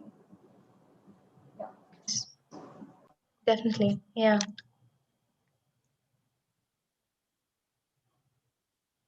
I think thinking about it through the lens of generosity is a helpful way to begin tackling these complex questions. Oh, Sanjana, I think there are a few questions in the chat box. Yes, Aparna and Mevish, right? Shall we take those questions? Yeah. So I think just one. So Mevish and Aparna, there's a question in the chat box for you. Since art is central to both your presentations, I was wondering if you could talk a little bit about the nature of publicness in relation to art. Do you feel cultural artifacts have been made more or less public during the pandemic? Aparna, do you want to take this first, or should I go? I think, Mevish, I'd like to hear from you because, I've never actually exhibited. So I want to hear from you how you see that difference. Okay. I think these are two different questions on two different tangents. First, we are sort of looking into publicness in relationship to art. Well, in case one is looking into public art, And that is something in which you are, and there can be like a, you know, contemporary 3 to 4 different sort of. Let me clarify. Sorry, I did not mean public and art as separate words, right? So I wanted to understand the idea of publicness. So when you have an artifact and you create it, you have certain publics in mind, right? There's an audience in mind, correct? So now during the pandemic, because we are in such isolation, that sense of publicness has gone away from us, right? So how do you locate any artistic or cultural artifact in such a sense of isolation is what I wanted to say. Sorry for not articulating better. Thank you for reiterating it. I do understand that we do have that, we've lost that sense of you know, understanding that, okay, all right, in a different sort of an exhibition, probably in Lahore or maybe in New York, you know, we might have that sort of a you know, people coming to witness that. But the thing is this, that even with all these virtual exhibits, you know, there is still this engagement with public. For instance, even right now, when I sort of exhibited my idea, it's just an idea or maybe a notion, I am still interacting with you or interacting with all the other 44 participants over here. So that idea is still going out there. I'm not saying that it is something that is, you know, we definitely have not lost that touch, or we you know, have lost that touch, because we're still trying to, what I feel as an artist or somebody who practices in, you know, in making things which are interactive with people, it is something that even if it's virtual, or even if the idea if it's not touch, then probably an idea of you to think about it, an idea of you to respond to it, an idea, because even when I talk about archives, or even when I talk about, even in my previous project or this project, it is something that I in my practice, I try to incorporate that idea of manipulating a field, you know, in which the reality of space is there. But when you're putting it into an exhibit form, you're manipulating that space there. So when you're bringing that space there, let's just say that, you know, we're bringing the walled city of Lahore into an exhibit area. And when we're trying to manipulate that reality into an exhibit space, we're trying to bring that field and sort of trying to work around, you know, different methodologies in which that can be sort of you know, made, and an interaction could be made with the public. And it is fascinating because you see, the way people would interact, the way people have interacted with my work, I just say, according to my own practice, in UK, it has been completely different. You know, if I'm experimenting with sounds and experimenting with language also. So, and, you know, experimenting with the, you know, with the published book, but they're interacting it with in the form of, you know, an image in the hand, but not an image on the wall, right? So, and once they're interacting with it and they don't understand the language, they're suddenly looking into the sounds, and they're suddenly are trying to understand the space in it. But the minute I place that similar installation in, let's say, walled city, and or maybe probably in Lahore in one of the institutions, the audience, you know, and their interaction completely changes, because they understand the language, they understand the story, they understand the narrative embedded in the installations, and they also understand the sense of space, because, you know, there's some motorbike going around, some azan going on here and there. So that is something, you know, which it, you know, it changes, especially with the difference of context. And I think that's the beauty of it. That is the idea of manipulating and also experimenting it with different sorts of people. And without those people, you know, that interaction and the interaction of art piece and the artist, sorry, art piece and the viewer, you know, that artwork is not complete. Even in the project that I just showed you, the idea was to put in a, you know, those English lined image, which was drafted, you know, with miniature technique, and then somebody to actually come near it and think that, okay, I can write on it. That's something, oh my God. And, you know, having to answer a question, what just ended for you? So first of all, because, and there's a pen there. So that childlike ability to actually do something, and then, you know, to try to actually also write in a calligraphic form, which we would probably do in a 4th or a 5th grade.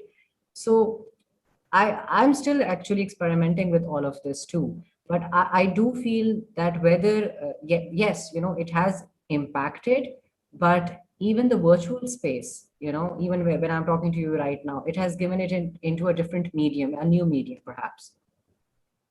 I hope I've answered the question. I think just to add to that, because I come from a theater background. I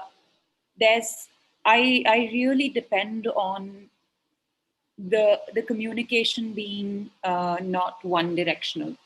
So there's this, of course, there's a loss that one can already conceive what happens when you share something on the digital medium, because I don't think I'm able to really at a very phenomenological level, I'm able to really sense what the audience is, how the audience might be engaging with this work.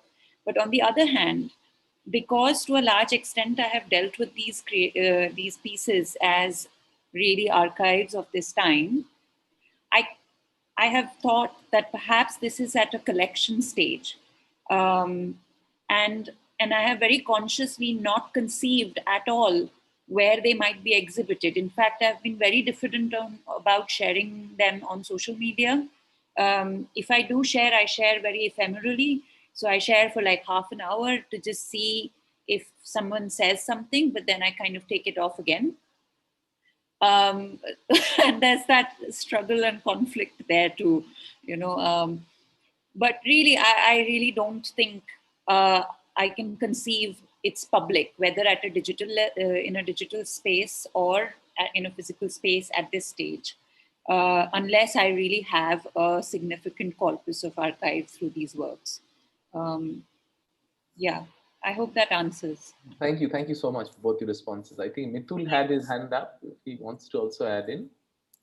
I think maybe sort of covered what I wanted to say, but again, through my experience of creating work, and so I wanted to clarify if I've understood your question correctly first. You're talking about the lack of physical space because of which the artworks created are somewhat impacted. Is that? No, not really. Part of it is that what I was trying to say is when you create a cultural artifact, you have a certain public in mind. That audience shapes your artifact, right? And that doesn't need to be an actual audience. It's your understanding of what an audience can be, that public. This pandemic, in a sense, has created a sense of isolation where such public conceptualization is very difficult for most of us, right? So how has that altered the public nature of art is basically, and that's an open question really, because Mehwish and Aparna had certain artifacts that they'd already shared. I just wanted to get their perspective. So hope that kind of gets a little bit clear. No, of course. I think it's become, in my experience and people around me who've been creating art, it's eventually been taken as a new challenge to create something within the bounds of when you talk about display space, or same works that were once exhibited in the physical space are now recreated for the virtual space. And I don't know if I would like to call it a loss or a gain, but it's different, and it's now recreated for the nuanced space, if that makes sense. Yeah. Thank you, Mitul, for those insights. I think Venkat had a couple of thoughts and questions in the chat box. Venkat, do you want to share your thoughts and related questions with the audience? Sure, thanks for having me and thanks for these presentations, guys. I don't really have anything more to add besides what I've shared there. It's just I guess I'm posing this as a question to just get everyone's thoughts on this. If that's kind of what prompted, I can read it out again if that helps. Should I? Yes, please, Venkat, go ahead. So I was just asking if the archive or the archival object needs some degree of distance, by which I mean time, for us to be able to filter or curate or reflect, and then for it to surface as quote unquote the archival object and not the other things that coexisted with it. And I don't have a good answer to this because I'm wondering, if it does need time, how much time? At the level of the country, they have things called the Public Records Act. And at an individual level, you have 24 hours or whatever it is. So, but if it does not need time, is it possible that these present day actions and decisions that occur with an awareness of the archive, if that makes sense. And this affects the very actions and decisions as they take place, because these actions and decisions are taking place with an awareness that they are possibly entering an archive. And so what's the sense of reality sort of, it's flipped. So just one thing, I guess, because it's connected to this, for me, this question of intersections and spaces between what it means to document, to narrate, to describe, to curate, and to archive. So just broad thoughts, no answers.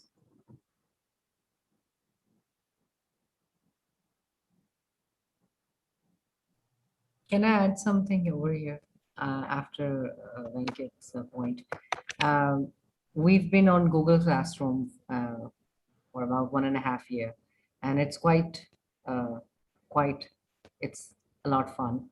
But then, Google Classroom, Instagram, WhatsApp, these are 3 things that my students keep on, contacting me with. And then there are some things, certain things I end up looking in archive, which these 3 platforms have embedded in it. Especially if I've shared a resource, or especially if I've shared a thought, or maybe, reinventing some assignment, or if the semester has passed. So just the point, I'm just adding this point just in a continuation of the conversation, that whether that, do we need some time before a certain thing becomes an archive? Because if we look into digital archives, especially with these platforms, then the very next day your story becomes an archive, especially with Issue or Instagram and all these. I've never seen a Snapchat interface, but I'm sure Snapchat too, and all these things. So just adding that comment in.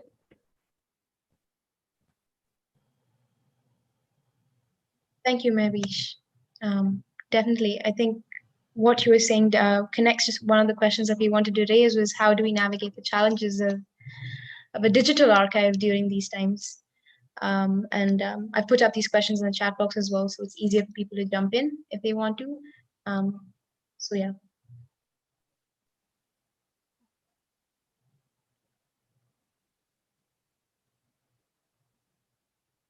Anybody, any thoughts, any comments, further questions?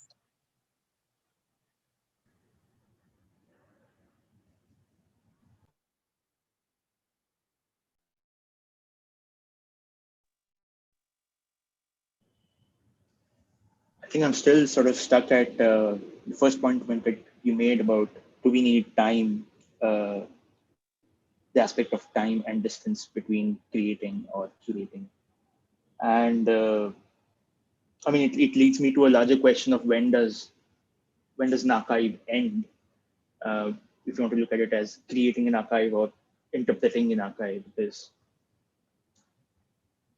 I don't know, a question of, I mean, to me, it makes sense that whatever I have collected or gathered right now, it becomes my archive right now, but the interpretation tomorrow or 10 years later might not be the same when I have, with the intention that I have curated or gathered it today, right? Yeah, I think I'm still formulating thoughts, but something that came up I wanted to share. Thank you for that, Mithun. Yeah. I know that some of these, I know some of our participants, Rukmini and Amita, have raised this question about the digital archive earlier in the workshop. So if you guys have anything to add, I don't mean to put you on the spot, but if you do have anything to add, please jump in.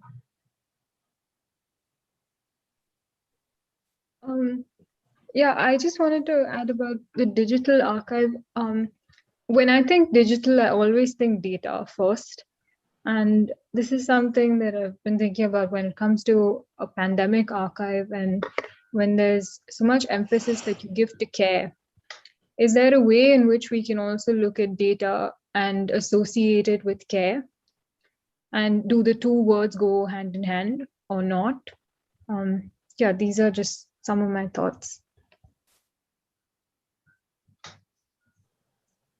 Thank you. Yeah, so, hi. When I was actually compiling what I should do with the archives, I think it is very important that there's a purpose that exists for creating an archive, because I'm sure a lot of us will have a lot of things to put together, and a lot of us would not really know what an archive is, even though we are subconsciously putting things together. But when you are doing the practice of archiving, when you're actually engaging with it, I think it is necessary that it at least has a starting purpose to it as to why someone is doing archiving. Yeah, thank you. Thank you, Namita. I think your comment on why we're archiving leads into a comment left by Amrita Wali in the chat. Amrita Wali, do you want to unmute and share these thoughts?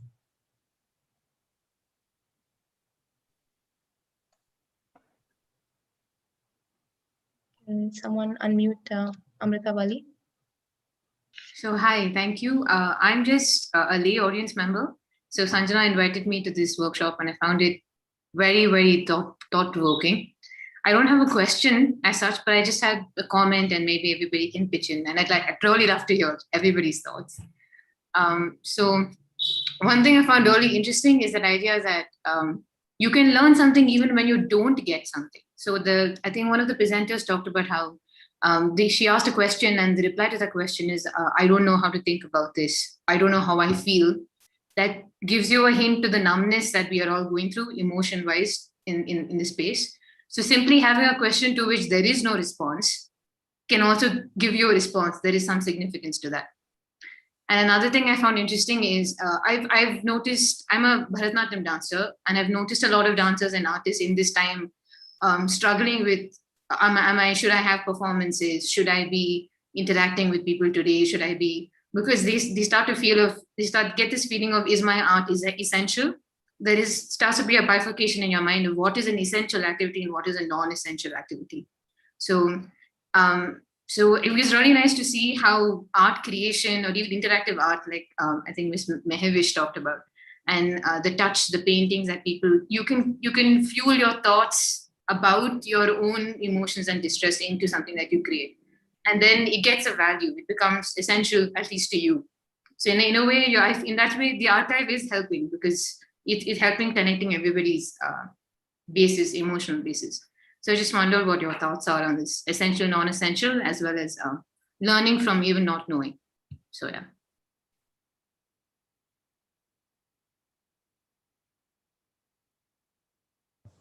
I think Aparna has raised her hand. Maybe she wants to answer that. And if everybody can keep their answers tight, then we can wrap up on time.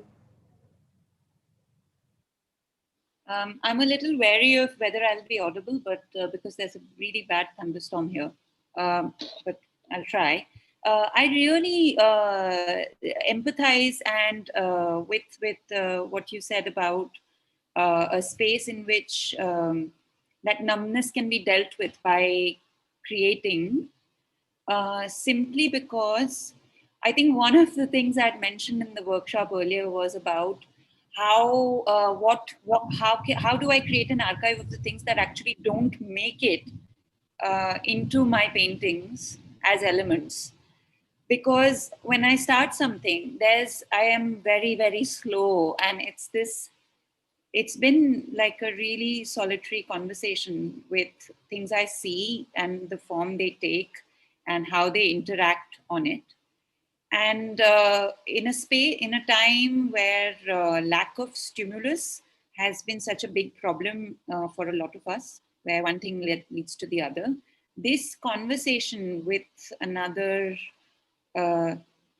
object or process mentally and in a tactile way has been really a way in which where I see a tangible archive of my engagement with the pandemic and the time that I lived in it.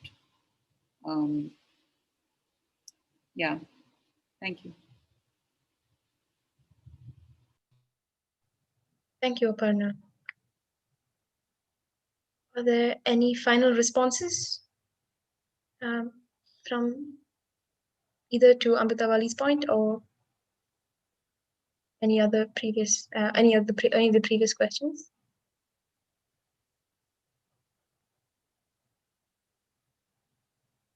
All right. I know it is 8:30 on a Saturday evening, so we will wrap up on time. Before we wrap up, I'd like to play a very short clip of our appeal to contribute, because our archive is still open for submissions, and we really want to get the word out there about contributing material to the archive. So I'm just going to do that for 2 minutes.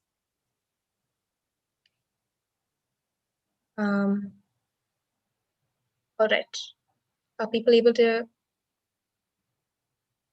view this? Are people able to see? Yeah. Okay.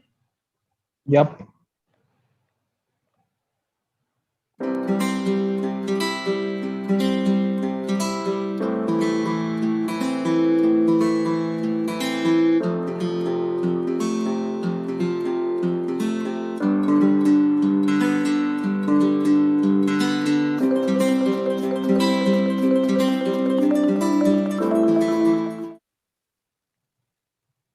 Right. As we've mentioned earlier, we have just begun this process of grappling with all of the relevant questions that have been raised during this time, and we envision that this process of constructing the archive, but also having to find answers to these questions, will take time, and we hope that you continue engaging with all of us and see what comes out of this process. To end with, to bring this evening to a close, I want to extend my deepest gratitude to all of our facilitators who have joined us for workshops this week.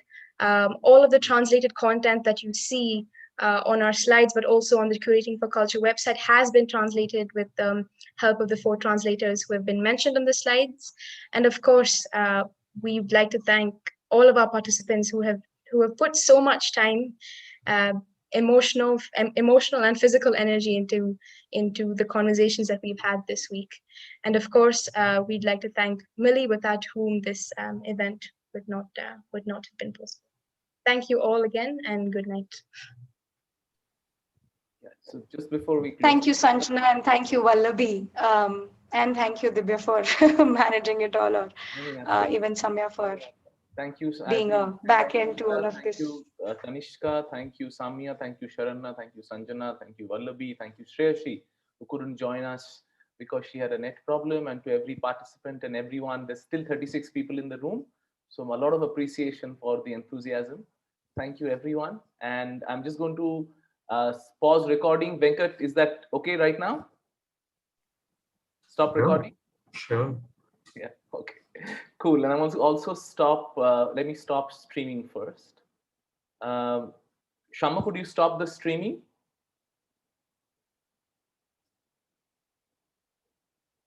So it is the stop live